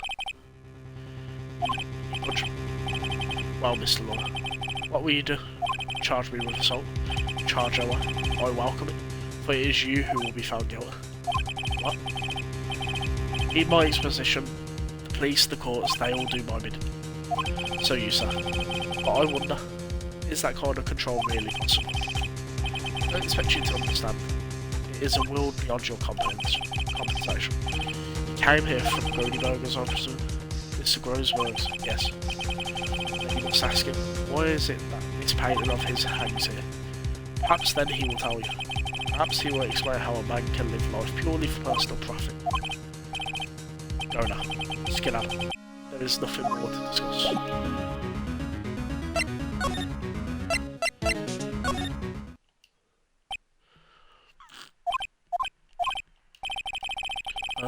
I don't think he's letting me stand. Maybe I should clear my throat. Jumping Jessiphas. Oh, you. What's wrong? You look so pensive. Like an old man at the end of his days. I'm not senile yet. I was just thinking about this whole mess. Something's really bothering him. That much is clear. Nah, the photo's not back. So you came to see the trial? Yeah, I did. Something was bothering me all last night, so couldn't get a wink of sleep. Really? What was that? Well, you see, it's just me assisting that poor girl. My boy, I owe you my thanks, Drew. I don't know what I would have done if things had gone poorly for that girl. I asked before, but why did you refuse a request for defence? I think I have the right to know. Right, Mr. Brown? No, I'm sorry. It's just I didn't have time to think about it. He does seem troubled about something. I'm starting to have a feeling I know what it is. So I played Boo Court a visit. Oh, I see. Mr. Grossberg. I have to admit something has been bothering me. Oh, what is it? Well, out with it, my boy. You see, it's just...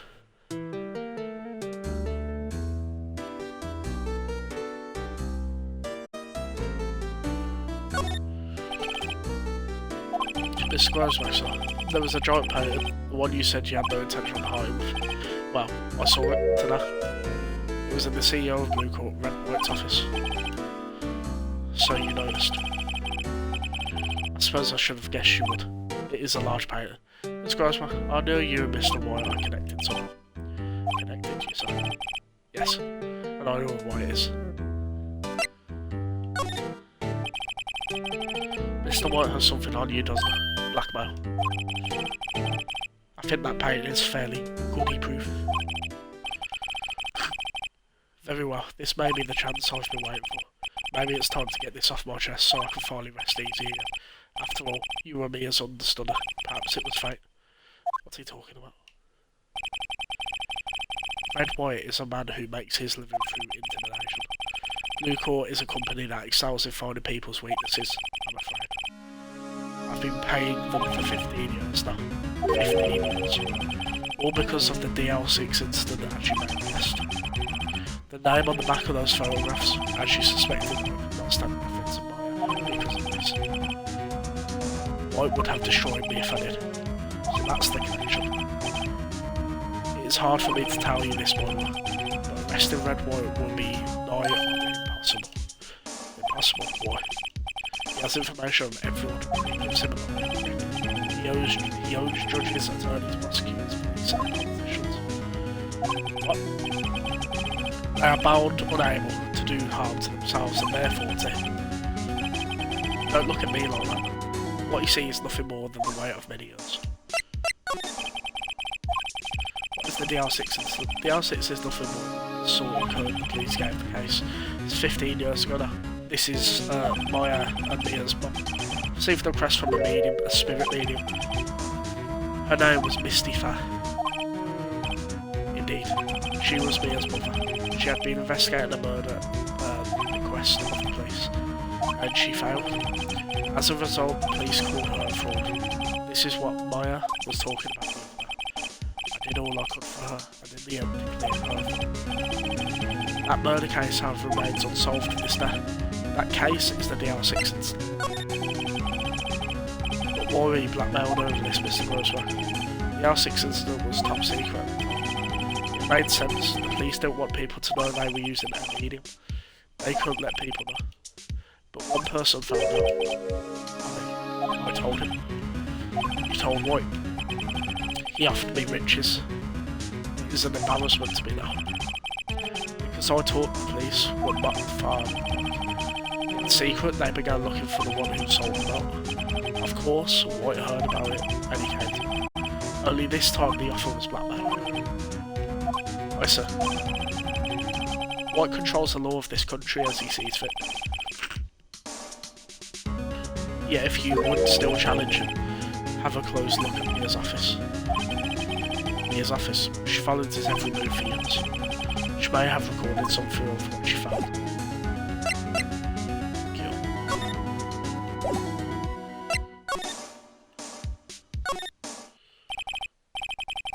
It's funny. Looking at this room, it seems so normal. Hard to imagine a murder took place here. Mr. Grossberg said that there would be clues. Maybe I should have a look.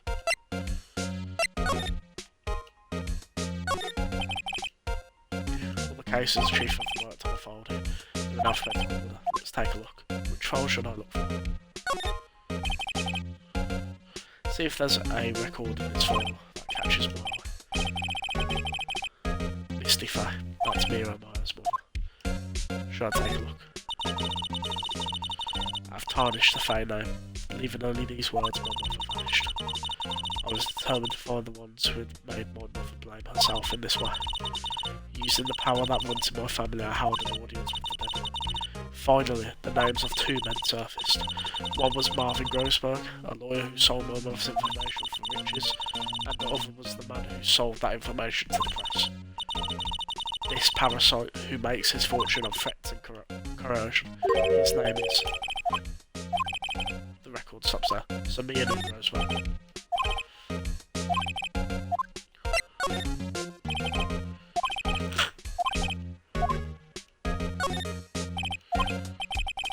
Well, no harm in flipping through a bit, I guess. Biggest parts here then is S, suicide. Ugh. She has a collection of suicide reports. There's politicians, policemen. There's writing on most of these in pencil. Right.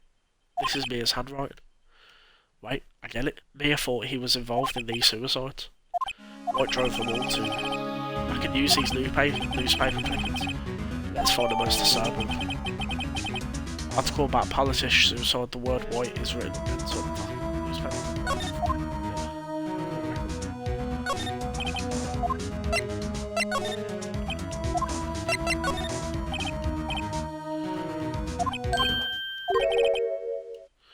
entire W section is missing. Is it taken?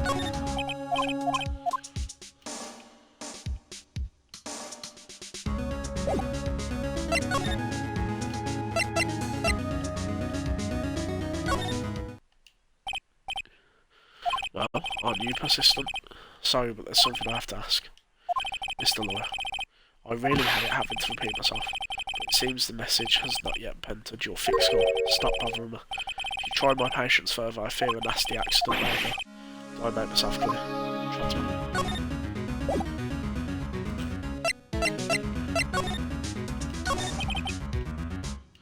We're past needing to talk about April now. I've got to put this guy on the spot quickly. What's the matter? You seem distressed. This guy's the pro pulling the wool over people's eyes, so I've got to put him on the spot quick. Stop that. Your hot gaze is giving me goosebumps.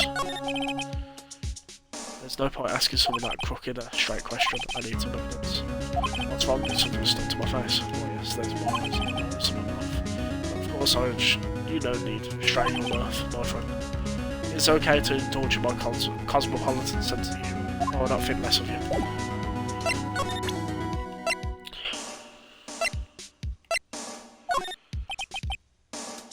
This is the only clue that may have. I better make this one count. Mr. White, see this? It's an article describing the suicide of a politician. He was embezzling secret government funds. Then, one day, word got leaked to the press. Every next day, he took his own life. It's concerned me how. I found this article in Mia's office. Miss Mia. She had a file filled with articles like this. Every one of them was labelled with a single word. Mr. White, I know what you did to this politician. Blackmailing. Not just him, either. You were threatening and coercing hundreds of us. You were involved in all of the suicide cases that Mia investigated. His company is built on blackmail. I'm right, aren't I? What a bizarre accusation. Mr. Rank, what is it that you should be doing now? Investigating them? No. I think not. You should be searching for the one who killed Miss Mia. Secretary's office. Hello? Mr. Rank will be leaving now. Yes, sir. I'll send someone right away. Wait a second, Mr. Rank. You're absolutely right. I should be looking for the killer now. And actually, I've done better. I found him. He's sitting right in front of me. Just what are you insinuating? Mia was onto you. She was keeping tabs. For this reason, you had April May tapping her phone. Then Mia was murdered, and all the documents about you mysteriously disappeared. So, the culprit would be... Even a child could work it out, Mr. White. You did it. Secretary's office. We won't be needing an escort for Mr. Rank. Instead, please connect me to the public prosecutor's office. Of course, sir. One moment, please. Right, that you? What are you doing calling me at a time like this? Hello, Chief Prosecutor. I've changed my mind. I want to testify tomorrow. What's this about? The Mia Fay case, I witnessed the murder, you sir. And thus, as a very important witness, I would like to testify. What? Why not? I thought you said you didn't want to go to court. What a truth, I told you I changed my mind, didn't I? Oh, and one other thing. Send the police over here right away. The man is standing right in front of me. He looks dazed, but could be violent. What? What then? You even listening? The executioner, the hatchet man, the liquidator, the killer. What? Mr. White, this isn't another one of those. Chief Prosecutor, I do not believe you are in a position to freely offer your opinions to me, correct? I intend you to send the police now. Did I not tell you, Mr. Rank? You are a mere lawyer, as was Miss Mia. How dare you? I'll point the finger at you, and you will be tried as Miss Mia's killer. The case is as good as settled. No law of any worth will defend you. I have friends in the local lawyers association, you sir. You'll be given a lawyer so stupendously inept that they make even you look competent. I feel for you. Detective Gumshoe reporting, sir. Ah, butts. Hairy butts. Right, actually. Felix, right? And my friend's name is Lara. Oh, right. Sorry, pal. Butts was the murderer, right? Detective Gumshoe. I present to you the man who killed Mr. Gifford. What? Take this despicable human being into custody. Farewell, Mr. Wrong. Oh, he's a prick, you know. September 8th, 3:37 PM. Detention Centre Visitors Room. Can't believe it's only been a day since the first trial. My trial begins tomorrow. White's going to set a trap for me, and the prosecutors will be in on it, of course, Edgeworth included. An attorney was assigned to me by the state yesterday. I refused. I had no idea. Right. Mr. Wright. Oh, Maya. Right? They let you out of detention. Just now? Yep.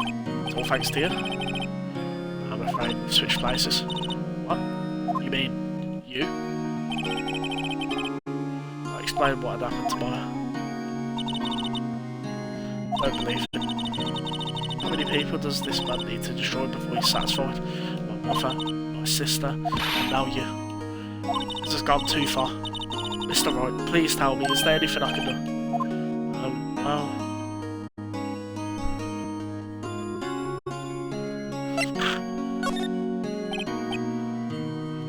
you can cheer for me, cool. Cheer for you? You mean, like a cheerleader? Yeah, I like that. Alright, leave it to me. Huh? Better go and get the uniform and some pom-poms. Wait. What? I'm kidding. It was a joke. Oh, why? No, really, I was kidding. But thanks. It's good to know you're on my side. There really isn't anything you can do for me anyway. But I can't just sit here and do nothing. I've got to give that man a piece of my mind. Just a piece. Okay. Then come to the trial tomorrow. Okay, I'll be there. I'll show them a thing or two.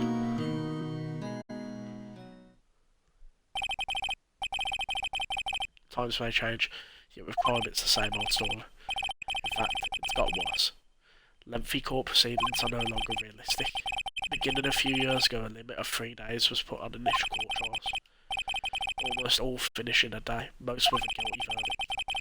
I never thought I would end up in the defendant's chair myself in this case. With the culprit appearing as the star witness. This is it. Tomorrow, it's me or him. Banger.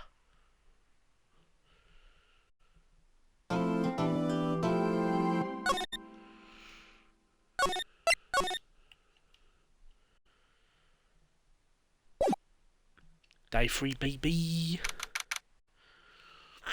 September 9th, 9:52 AM. District Court Defendant Lobby #1. Well, I guess this is it. One way or another, this case gets decided today. Ah, Phoenix, look. Prosecutor Edgeworth received a call from the Chief Prosecutor's office yesterday. I was told that whatever Mr. White says today, it will be the absolute truth. No matter how you try to attack his testimony, if I raise an objection, I have it in good faith that the judge will listen to me. What? Does White have the judge in his pocket too? So you're saying I'm going to be guilty? End of story. I'll do anything to get my verdict, Mr. White. Why? Why? How can you torment an innocent person like this? Innocent? How can we know that? The guilty will always lie to avoid being found out. There's no way to tell who is guilty and who is innocent. All that I can hope to do is get very defendant declared guilty. So I make that my policy. Edgeworth, you've changed. Phoenix, you know him? Don't expect any special treatment, Phoenix, right? Phoenix? Oh, court will be started soon. What? But wait, the defense attorney isn't even here yet. They're not. I'll be defending myself. What? Okay, let's do this. September 10 AM, District Courtroom number 1.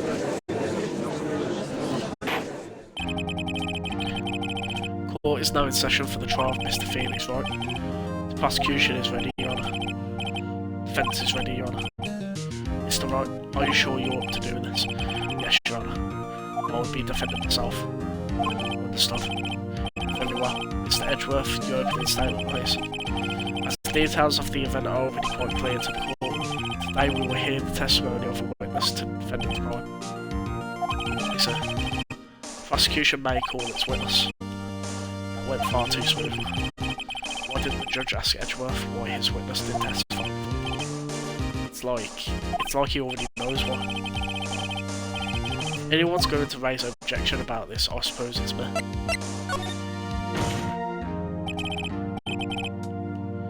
No explanations to the court.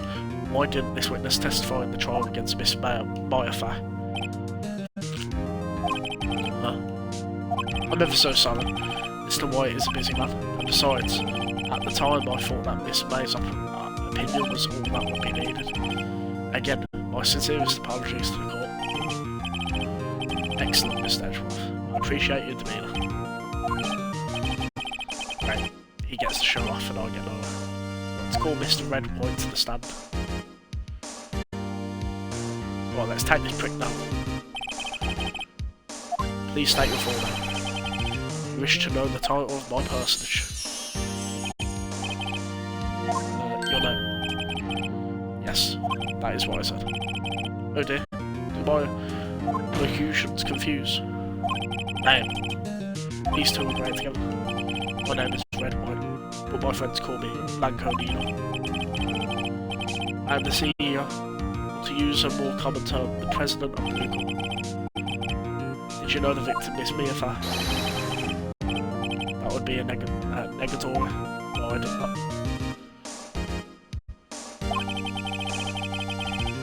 You were at the Gatewater Hotel the night of the murder. Also, I've just came to the conclusion of how bad that sounded. I do apologise. Hotel the night of the murder. That's it, bro. I'm getting cancelled now. Correct. And you witnessed the murder from there. I'll tell you what you already know. Very well, Mr. White. You may begin your testimony. If I can't rip this guy's testimony apart, I'm done for. Why do I always feel like it's the end of the world and I'm the last man standing?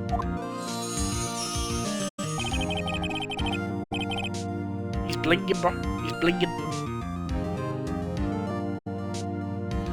He's always blinging. Hope you have made your peace with God, Mr. Lawyer.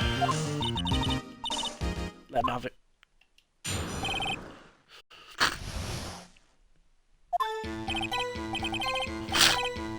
Let's see, it was about 9 PM I believe. I was quietly perusing, that's reading, to use some papers by the window. Then I heard a bedlam coming from outside. Surprised, I turned to look at the building across the way. It was then I saw him, a spiky-haired man attacking a woman with long hair. Needless to say, the man was none other than you, Mr. Lawyer. I called Miss May over at once. She too was flabbergasted, of course. The victim, she ran away, but you gave chase. Finally, there was a terrible impaction, then it was all over. If things occurred as you testified, then I'm afraid the defendant is guilty. Very well, defendant. Mr. Wright. Your cross-examination. Yes, Your Honour.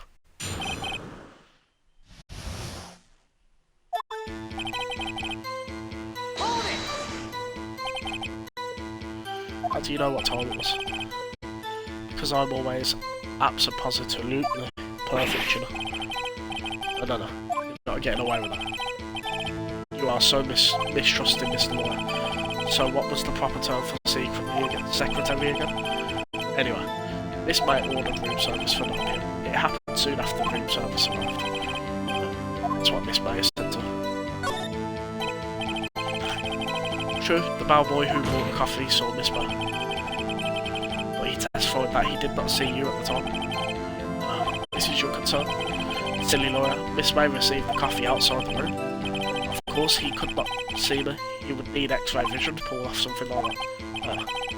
Tell us, what were you doing at the time? By the window, you mean the one directly across from Faye and Co. law offices? Correct. That is the only window, you sir. And there you were reading papers. Correct. The Gateway is a businessman's hotel, and I'm a busy man who has business to do. Then I heard a bedlam from outside. Bedlam? It must have been when you attacked, I assume. We see. Continue. Surprised, I turned to look at the door. That's the way. So you were reading your papers until you heard that sound.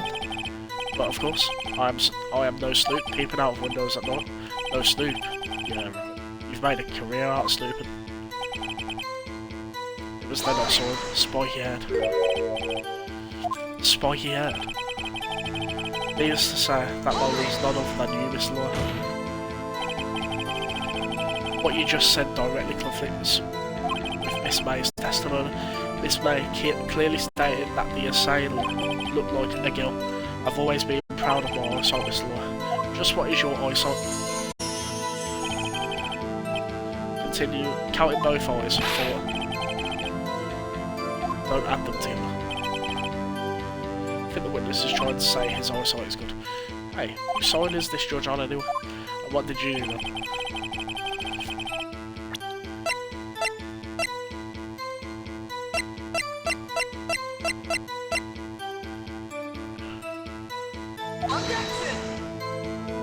Oh shit, I didn't mean to object. Oh, bollocks. You're on it. No, I fucked it. Yep. Press the wrong thing. Fuck off.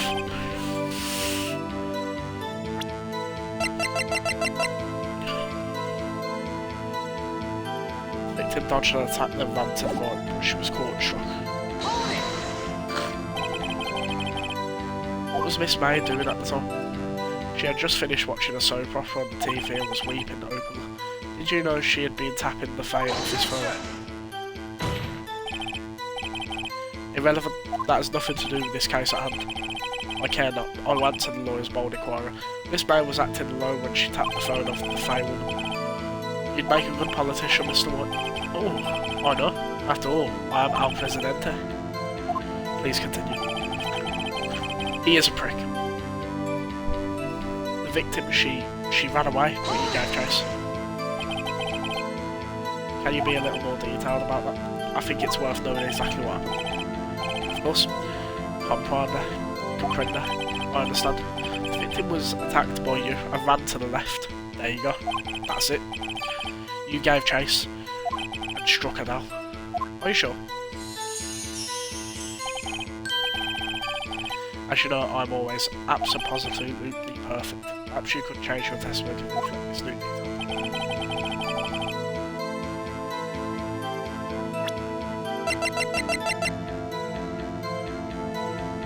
Objection!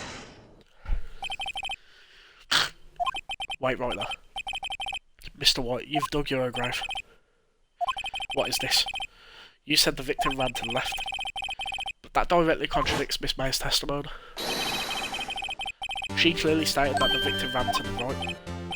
Oh, is it simple? You've misheard her? I think not. Look at the floor plans. Killer was here. The victim here. The victim ran to the left as you claimed she did. She would have been running directly away from the door. She would have been running into a dead end. Don't you find that odd? Very strange. I did see her run to the left, I did. Phoenix, look at his face. I don't think he's lying about this one. True. Maybe he really did see the victim run left. So he did witness the kill. Wait a second. Mr. Wright? Yes, Your Honour. Miss May says right, and Mr. White says left. Can you explain this contradiction to the court?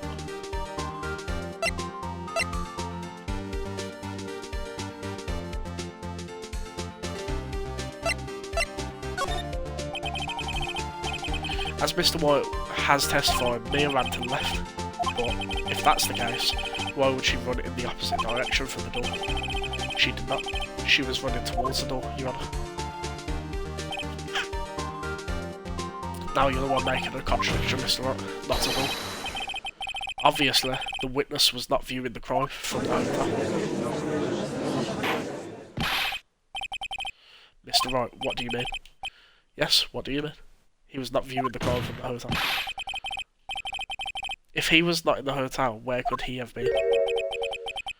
In the law offices of Fire Co, of course. More specifically, he was standing here. Time to show the court where Mr. White was standing.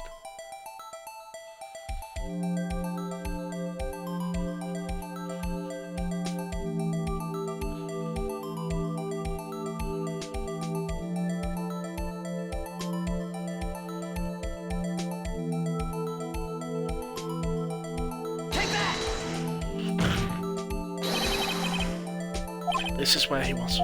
Look, when the victim ran from the door, if he was watching from his point, to him it would appear that she ran to the left. Please, this is no time for jokes in ill taste. That is where the killer was standing. Order. I will have order. Anyone disturbing the order of this courtroom will be held in contempt. Mr. Wright, what are you suggesting? Rebellion.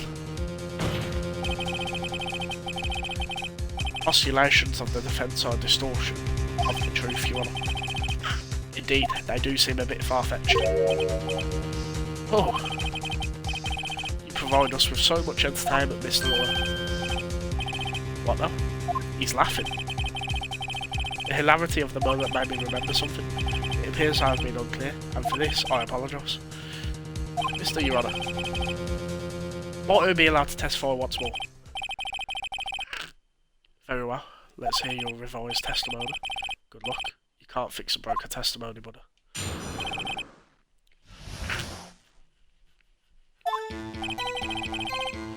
Miss May's testimony was correct, as was mine. When you assaulted the girl, she first ran to the left, and then you hit her. Savagely, that is what I saw. Next, with the last of her strength, she ran to the right. Nah, she died instantly. However, you chased her and delivered the final blow.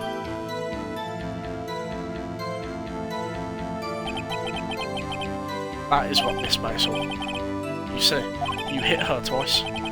Don't you remember, Mr. Lawyer?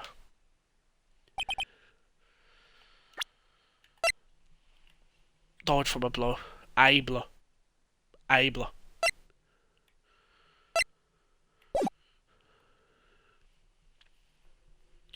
That does seem to make sense. Will you be cross-examining the witness testimony? You bet. Oh, I mean, yes, Your Honour.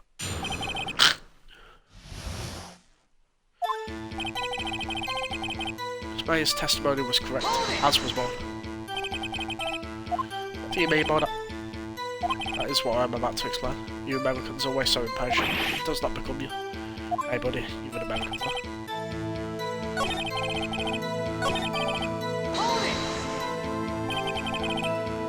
What do you mean first? First? That is what comes before what happens next. You do speak English, right? Please sit back, relax, I will try to use simple words for your benefit. First, she ran to the left, and then...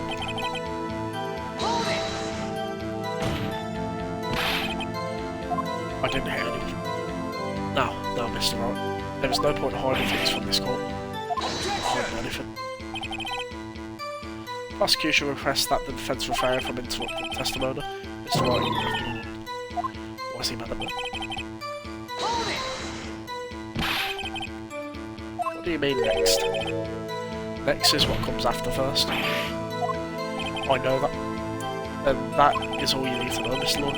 As I said, she turned and made a desperate dash to the right. You chased her and delivered the final blow. Stop saying it was me.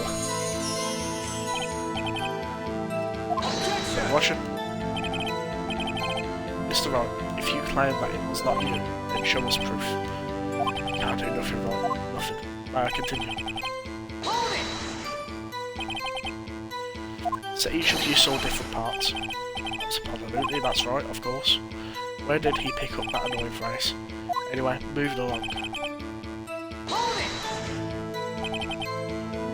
So were you watching both times? I suppose I was. And please excuse me for not testifying to this sooner. Do you think, Felix? I think we found right where we want it.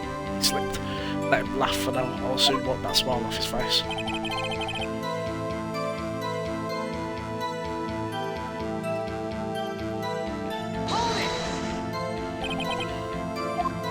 Me and Monica. Oh, hang on. Yep.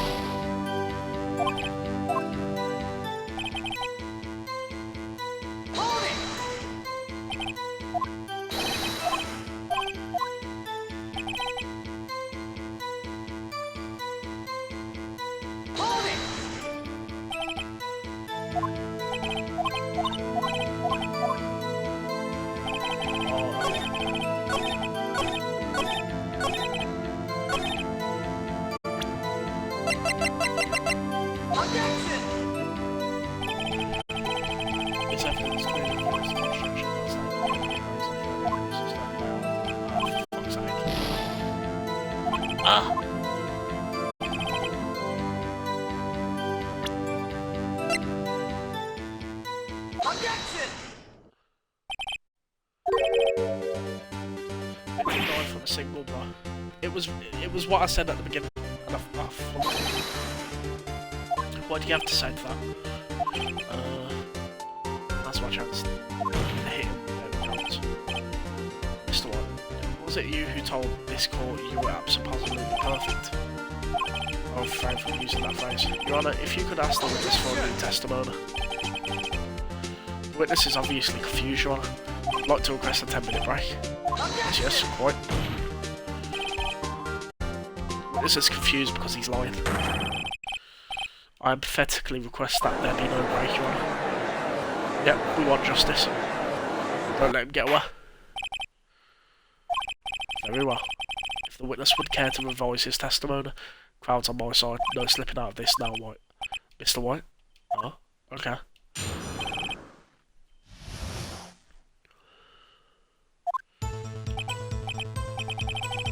Well, see, I looked at the other window when I heard that thing fall. Then, the next moment, I saw Miss Mia run to the left. The killer, you attacked her, but she dodged. And then, she turned and ran for the door. And then you did it with hers. And then you did her in with a single blow. Crap indeed. Very well, you may begin the cross-examination. Mr. Your Honour, my stomach, you see, it is hurting. Deal with it. This is almost over. He's gonna shit himself.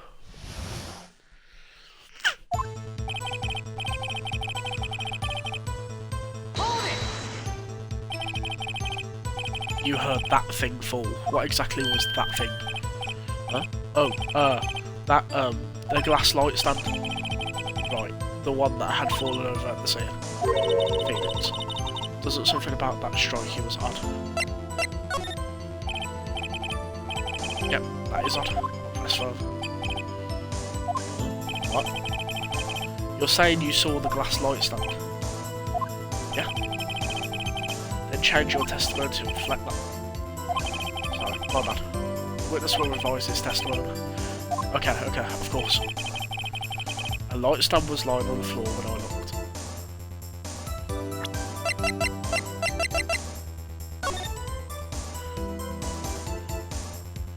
He can't see that light stand, right? He can see the glass, but he can't see the stand. Like, he doesn't know what that is. The glass stand was lying on the floor. That's the first I've heard of this. Why didn't you tell us about the stand before? Why? Me? Well, I was instructed not to. Wait, one moment. Give me a minute to go and gather my thoughts. I'm so confused. What's falling apart? Your Honour, please. I ask that you do not allow the witness to be badgered any further. Mr. White, please refrain from badgering the witness. Yes, Your Honour. Edgeworth is on the ropes. Very well. Witness may continue his account.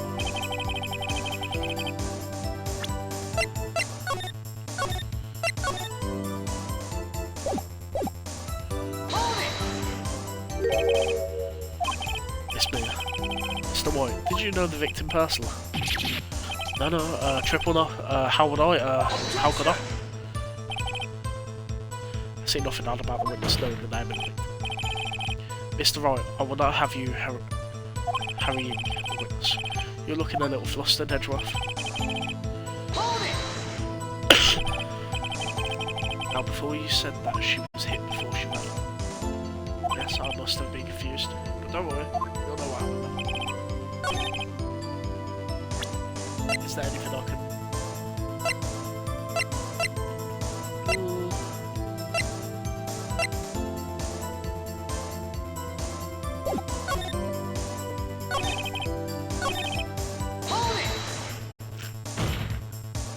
Turn around to the door.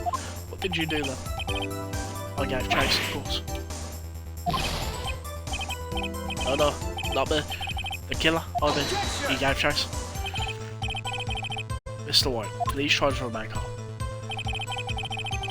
Mr. Wright, here is only trying to fluster you with baseless accusations. Oh, right, thank you, Miles.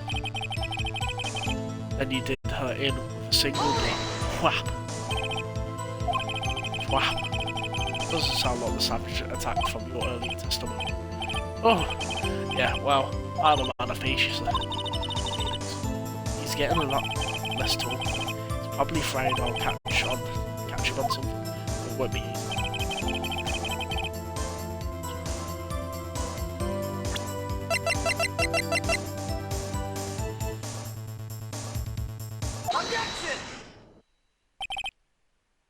Mr. White. It was impossible for you to have seen the glass stand. What? Look at this. These are the floor plans to the scene of the murder, yeah? Correct, Your Honour. Now look. If you were to look through the window at the office, this is the area you would be able to see. Here. Note that the stand is not within the visible area. Well, Mr. White, what do you have to say to that?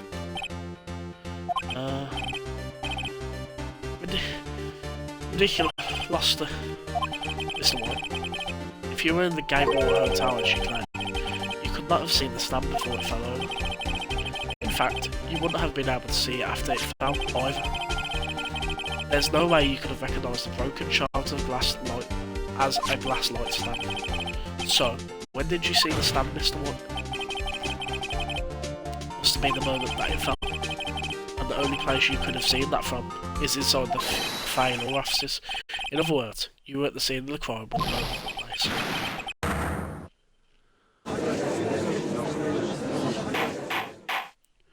Got him!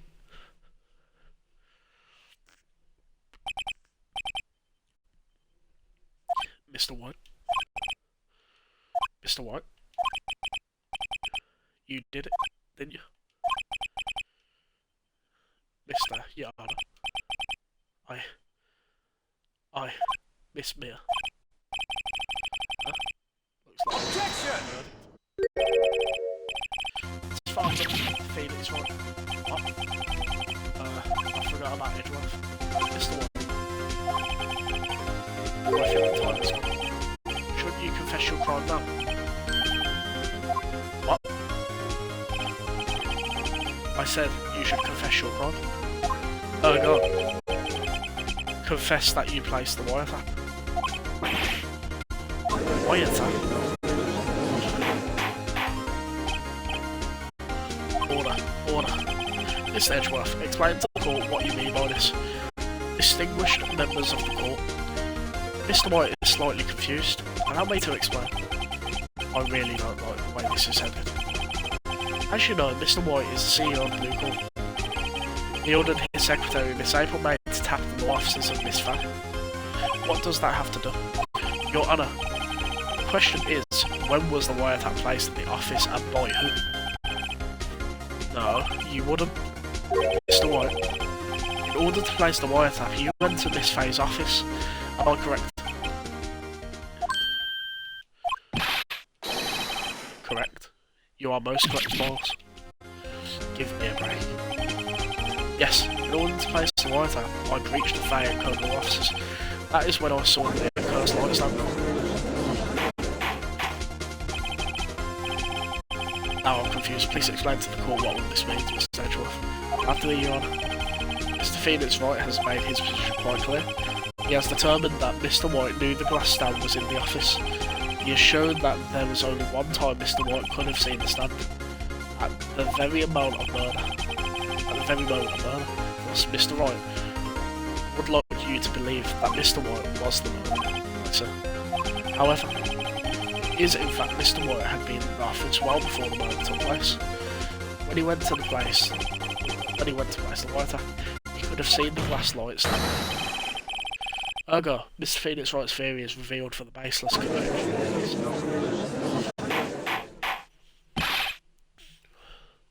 Mr. White, you will testify to the court about this wiretapping.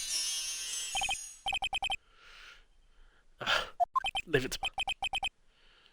I feel fine.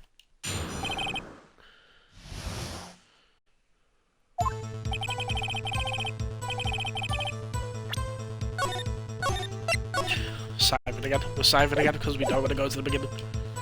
It was the beginning of September, the week before the murder. I'd entered the Fayeco law offices. Of course, I had done so to place the wiretap. That is when I saw this glass light stand. So you saw the stand before the night of the incident. And this is how you were able to identify what had fallen over by the sound. Correct, that is right. I see. Very well, Mr. Wright. You may cross-examine. What am I supposed to do now? Good luck, Phoenix.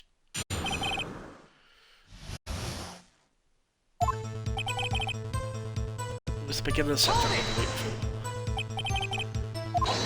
You have proof. Miss April May knew the details of Miss Faye's phone conversation. It proves that the wiretap was placed before. Right.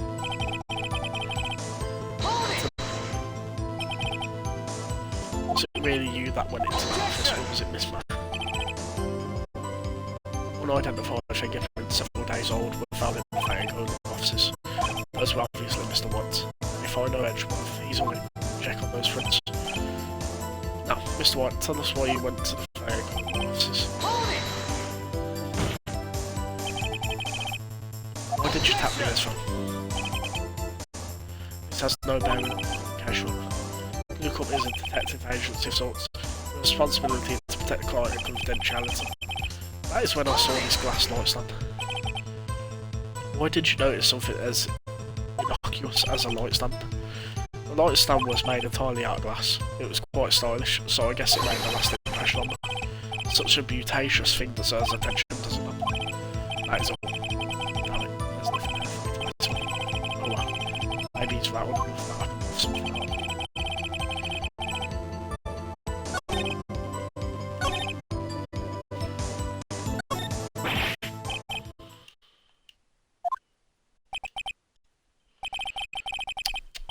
afraid that's as far as you go, Mr. Rock. Time has come for you to admit your defeat. You fought honourably. No more. I can't take this anymore. Mr. Rock, are you giving up? Yes, Your Honour. Phoenix? Phoenix, over here. I know that voice. Mia! Never give up, Phoenix. Mia?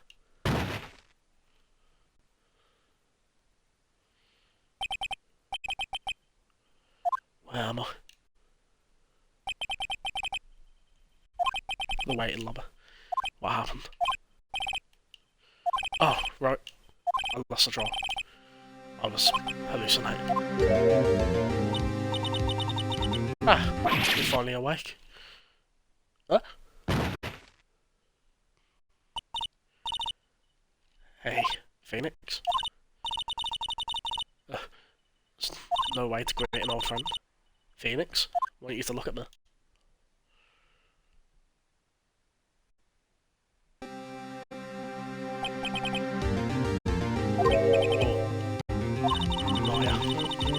You know the Fey women have strong psychic powers. When you accepted your defeat in court, it appears that was enough shock to awaken my true powers. So Maya was channeling you, Mia. That's right. I am Maya, but I'm also Mia. Now, I want you to listen to me, Phoenix. Maya never gave up. You can't harm her. That's what I came in to tell you. But we don't have much time, Phoenix. Now listen. You've already won.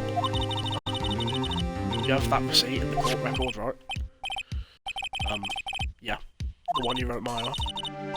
Phoenix wrote that. So what do I do with it? Look at the front of the receipt. The front.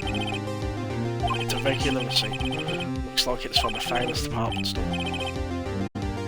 Oh, big spender. Item. Glass light stand. Date of purchase, September 4th. September 4th. That's right. I bought that stand the day before I was killed. Oh. Now, what did Mr. White say in his testimony? It was the beginning of September, the week before the murder. He said he saw the stand the week before the murder. There you go. The court is about to read Phoenix. You know you're innocent. Now you just have to prove it. Right. Receipt for glass light stand, the date of purchase, and paper.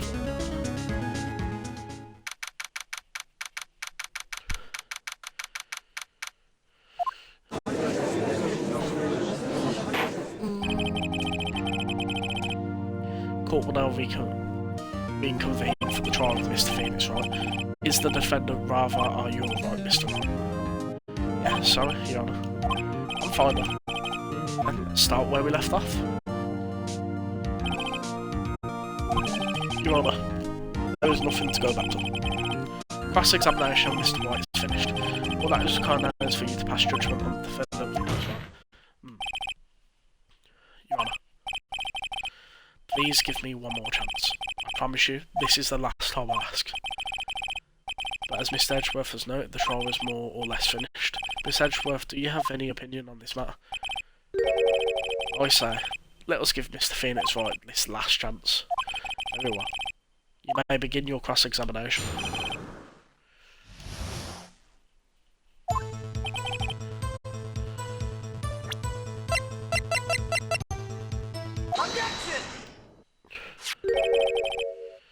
Look closely at this.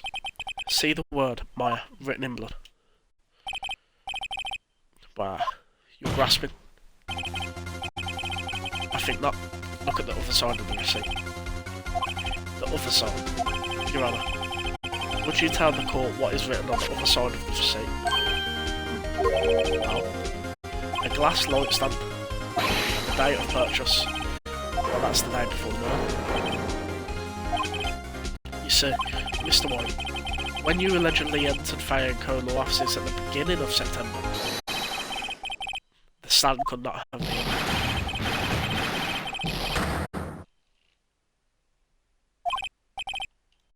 Well, Mr. White, can't get out of this one, can you? No. What's achieving? Uh-oh, he's losing it. Well, I understand there must be quite a bit of pressure on you. But I think you agree you can't judge me guilty under these circumstances. Very well. Then, that is all for the trial.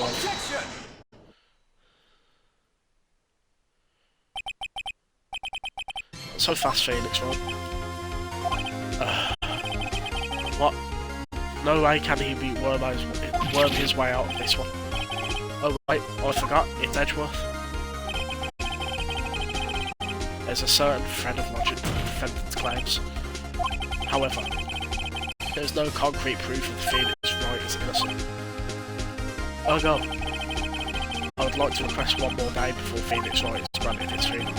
I need time to make one more inquiry into this matter. Another inquiry? This isn't going to be another one of those updated autopsy reports. This guy is just makes up evidence as he pleases. This is bad.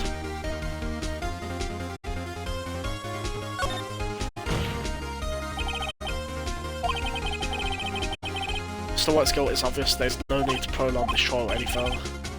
Well, Mr. Edgeworth. If anyone is going to call Mr. White to trial, it would be the prosecution.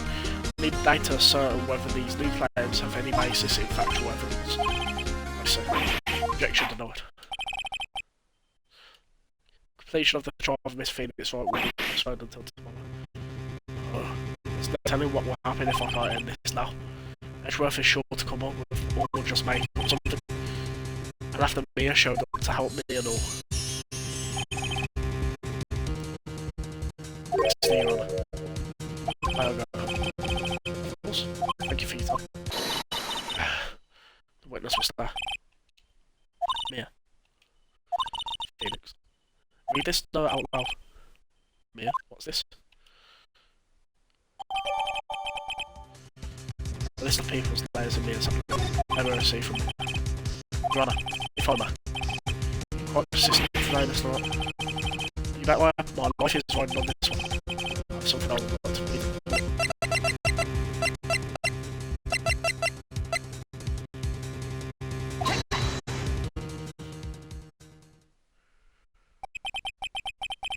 The man Mia had given me was a list of names. Many of them sounded strangely familiar. People in finance, famous celebrities. That's when... Stop! Desist! Halt! Please, stop! Make him stop!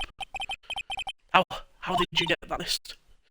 Mr. White, admit your guilt. Right here, right now. Or else this list will be released to the press.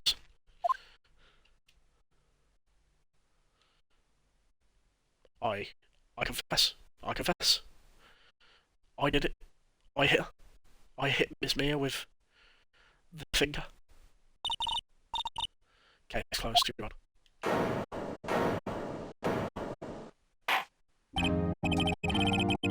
I see no reason to continue this trial. Mr. Wright?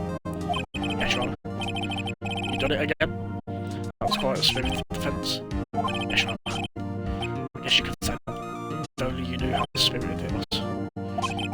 Well, the court finds the defence. Rather than defendant, Mr. Phoenix Wright. Love to see it.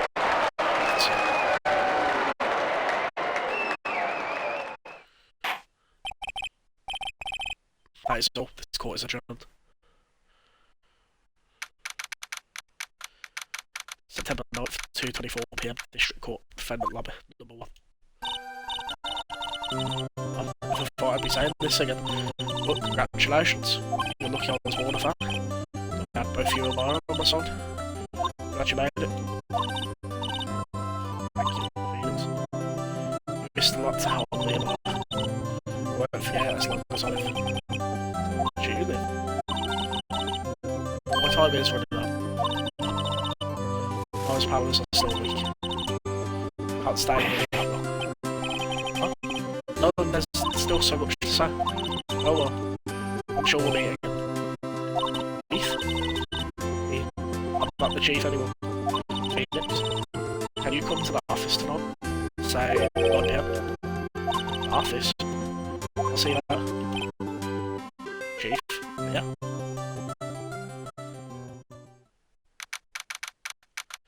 September 9th, 9:02 PM. Fairco Law Offices. Being here, it's hard not to think about it. You can? Yeah. Kind of worried you might not. Of course I can. Oh. Pretty hungry. How about a bird? Yeah. Ah. You should see your face. Yeah. Talking about it to me, Maya. Maya. What? Do I look like my sister? Look like you were. Yeah, we'll use that. Oh, Phoenix. Go to the store and buy me lunch. Maya? Why are you here? Look at this. See? Leah wrote me a letter. Take care of Phoenix Hall. Take care of. She means the office. This office. Someone has to help with new Riot and Code offices, right? Who better but me? My FA report for me. Wait, no. That's like 4. Let's make this casual. Nick, I'm here. And get down to business. You don't mind me calling you Nick, do you? Think right there. Mia said that's what your friend Larry called you. You know what this means? We're partners.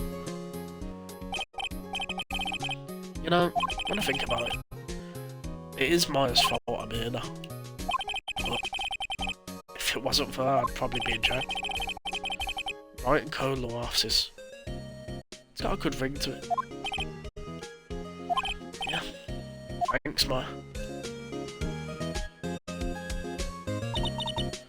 We got Spirit of the Bad Bitch on our team as well. We got this. Good luck, Phoenix. Always be here, watching.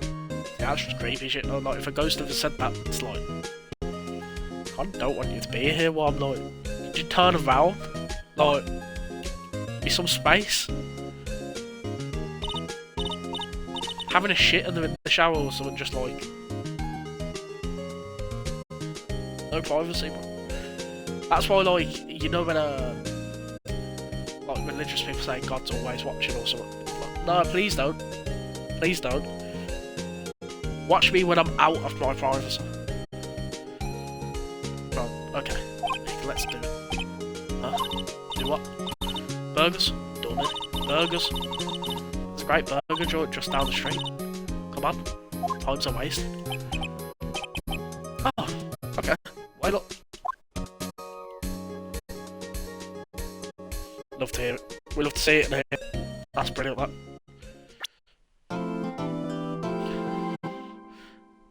It's not even the end of the game either, bro. Like, I thought that was it. That was like a lovely bow.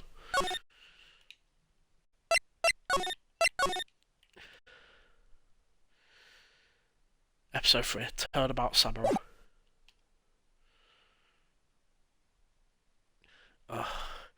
You've disgraced me for the last time. Pale moon in the sky cries for your blood.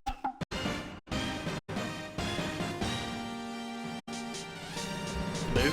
Well, it is you who should gaze upon the moon, for it will be the last moon you ever see.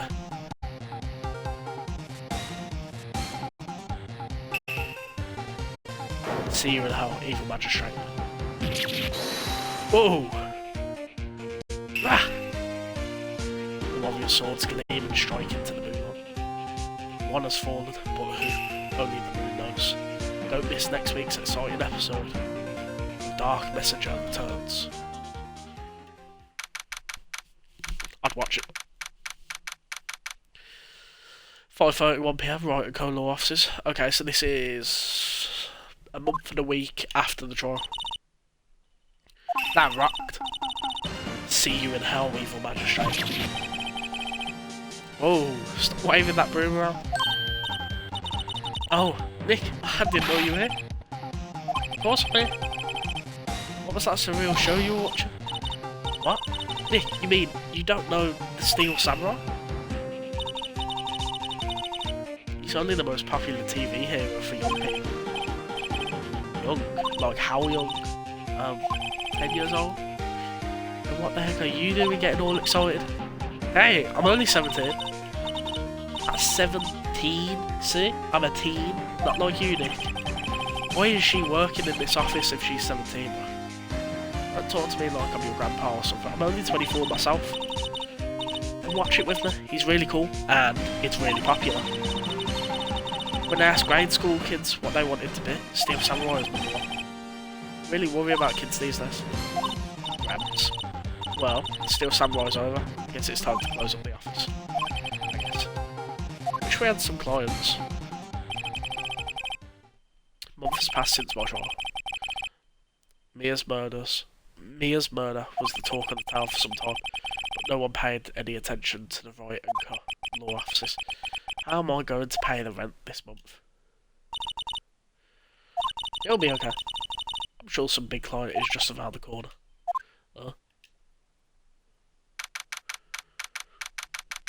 October 16th, 8:14 AM. His bedroom, bro. And with that, we're going to end it there. Because we don't want to know what happens in your bedroom, bro. But you know what, yeah? I'm going to carry on this series. I have decided. It's a good series. I'm into it. Oh. God. Also, sorry to the YouTube gang, bro. Sorry to the YouTube gang. You've been not eating very good. I've been missing uploads and whatnot. So, we'll be getting back on that. The streamy dumps will be dumping. And, yeah, hopefully, by the time this episode comes out, you guys will really enjoy it. And let me know if you do.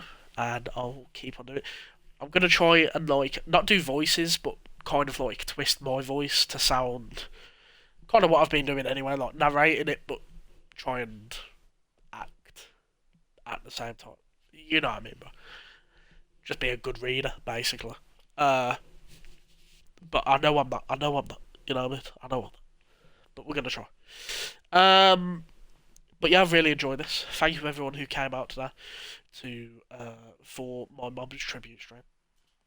It's been nice. I can definitely see why she liked these games. Like, thinking about what this game is, I knew she was going to like it, because it's a courtroom game.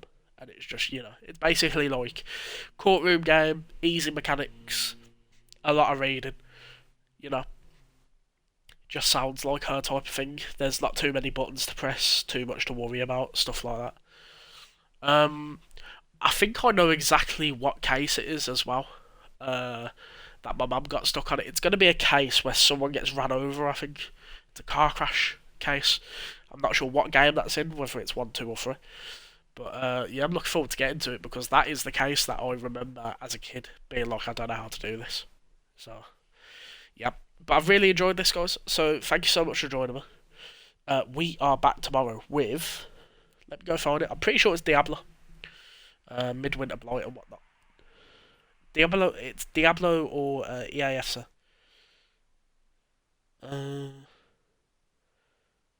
Yeah, right. So tomorrow, 6 PM, Diablo 4. We're going to be rocking some Diablo 4. Probably for a few hours, probably about 3 hours. Then we'll skip over to Call of Duty, probably play for another 2 maybe. So we got about a 5-hour stream cracking tomorrow. And then on Friday we have some EAFC and probably some more Call of Duty as well. Friday is EAFC, Call of Duty, maybe a bit of Diablo in there too, folks. So that'll be at 6 PM both days. And then I'm going to get a stream schedule sorted for Saturday and Sunday as well.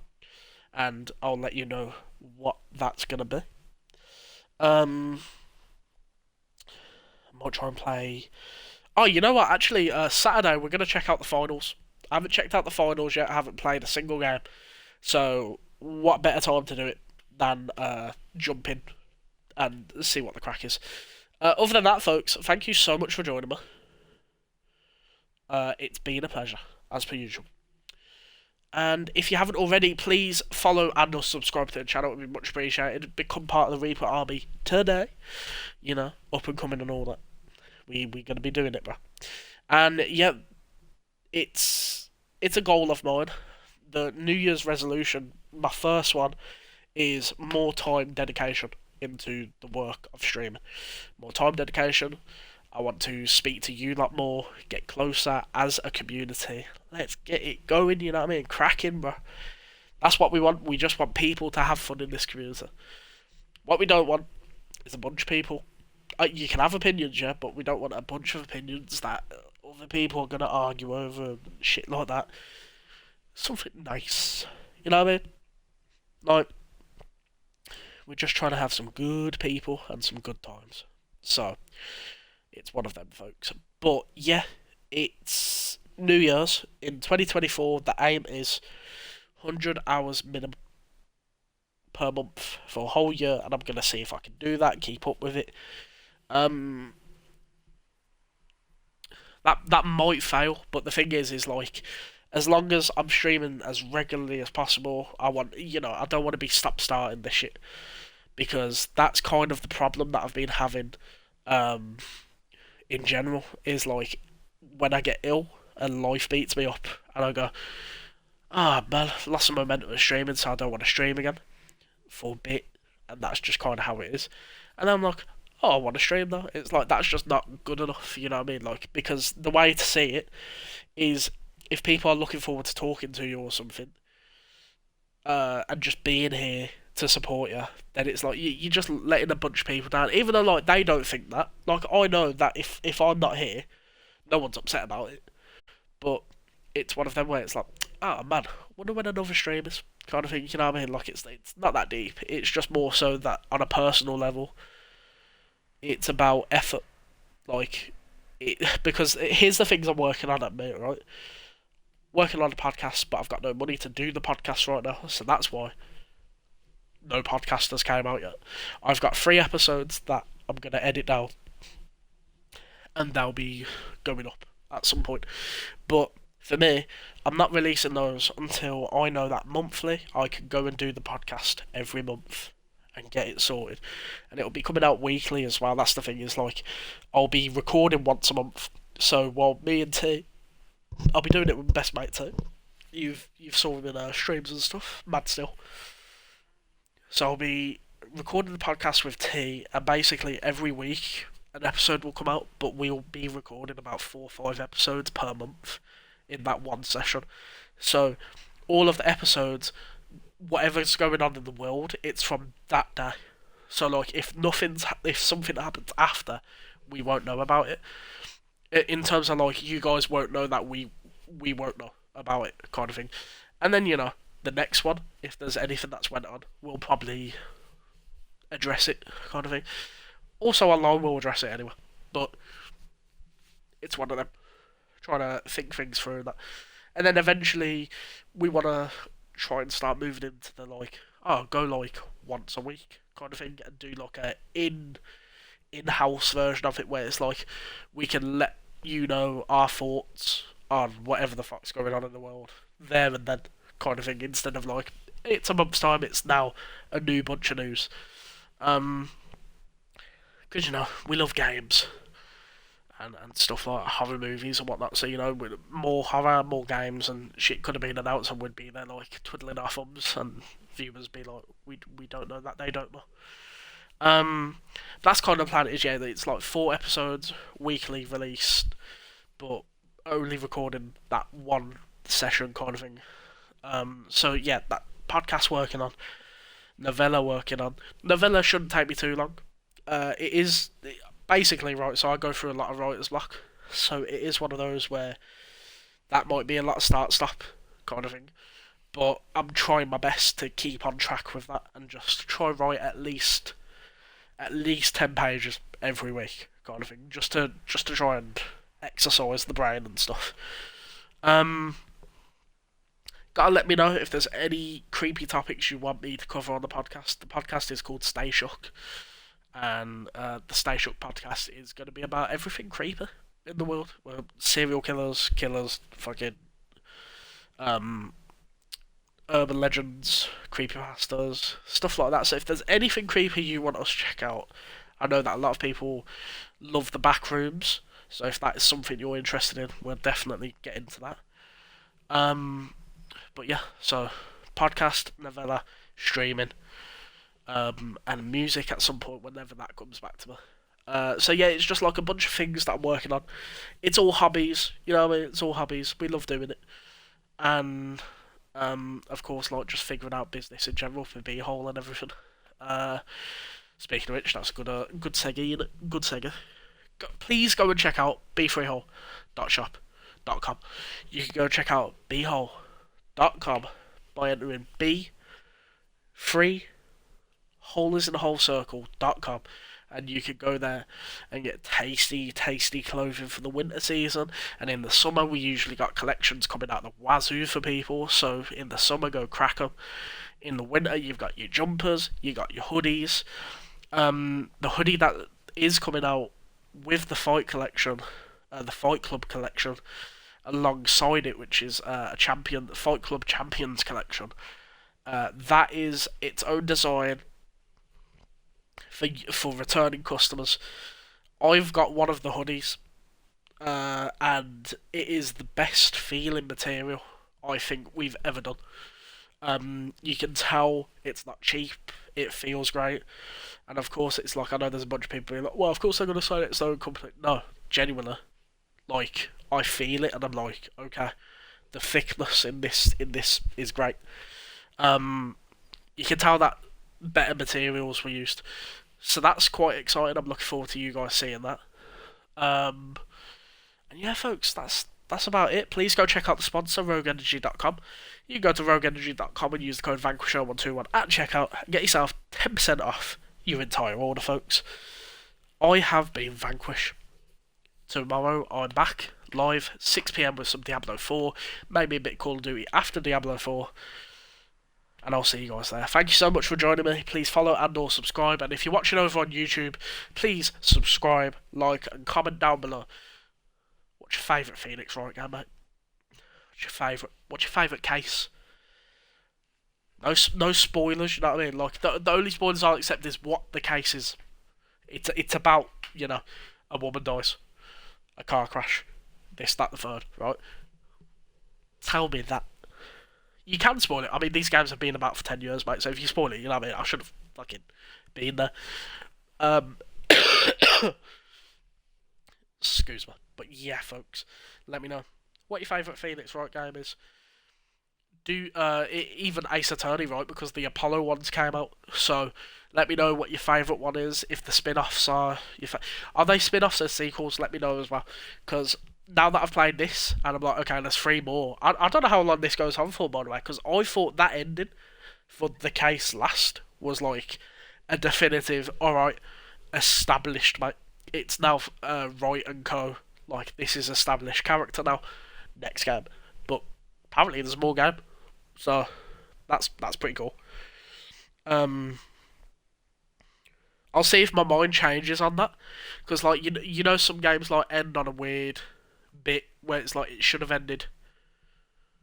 It's kind of like anime seasons, right, or seasons in general, where it's like, all right, well that should have ended there, but it carried on and now it ended here, and now it doesn't feel as big, kind of thing. That's kind of what I'm hoping doesn't happen with this, because that end of case felt like, boom, that's it, we did it. So, we gotta know at some point. Anyway, folks, I've been Vanquish. Thank you for being with me. Thank you for being here, and I will catch you guys tomorrow, 6 p.m. GMT, as per usual. Stay blessed and be whole.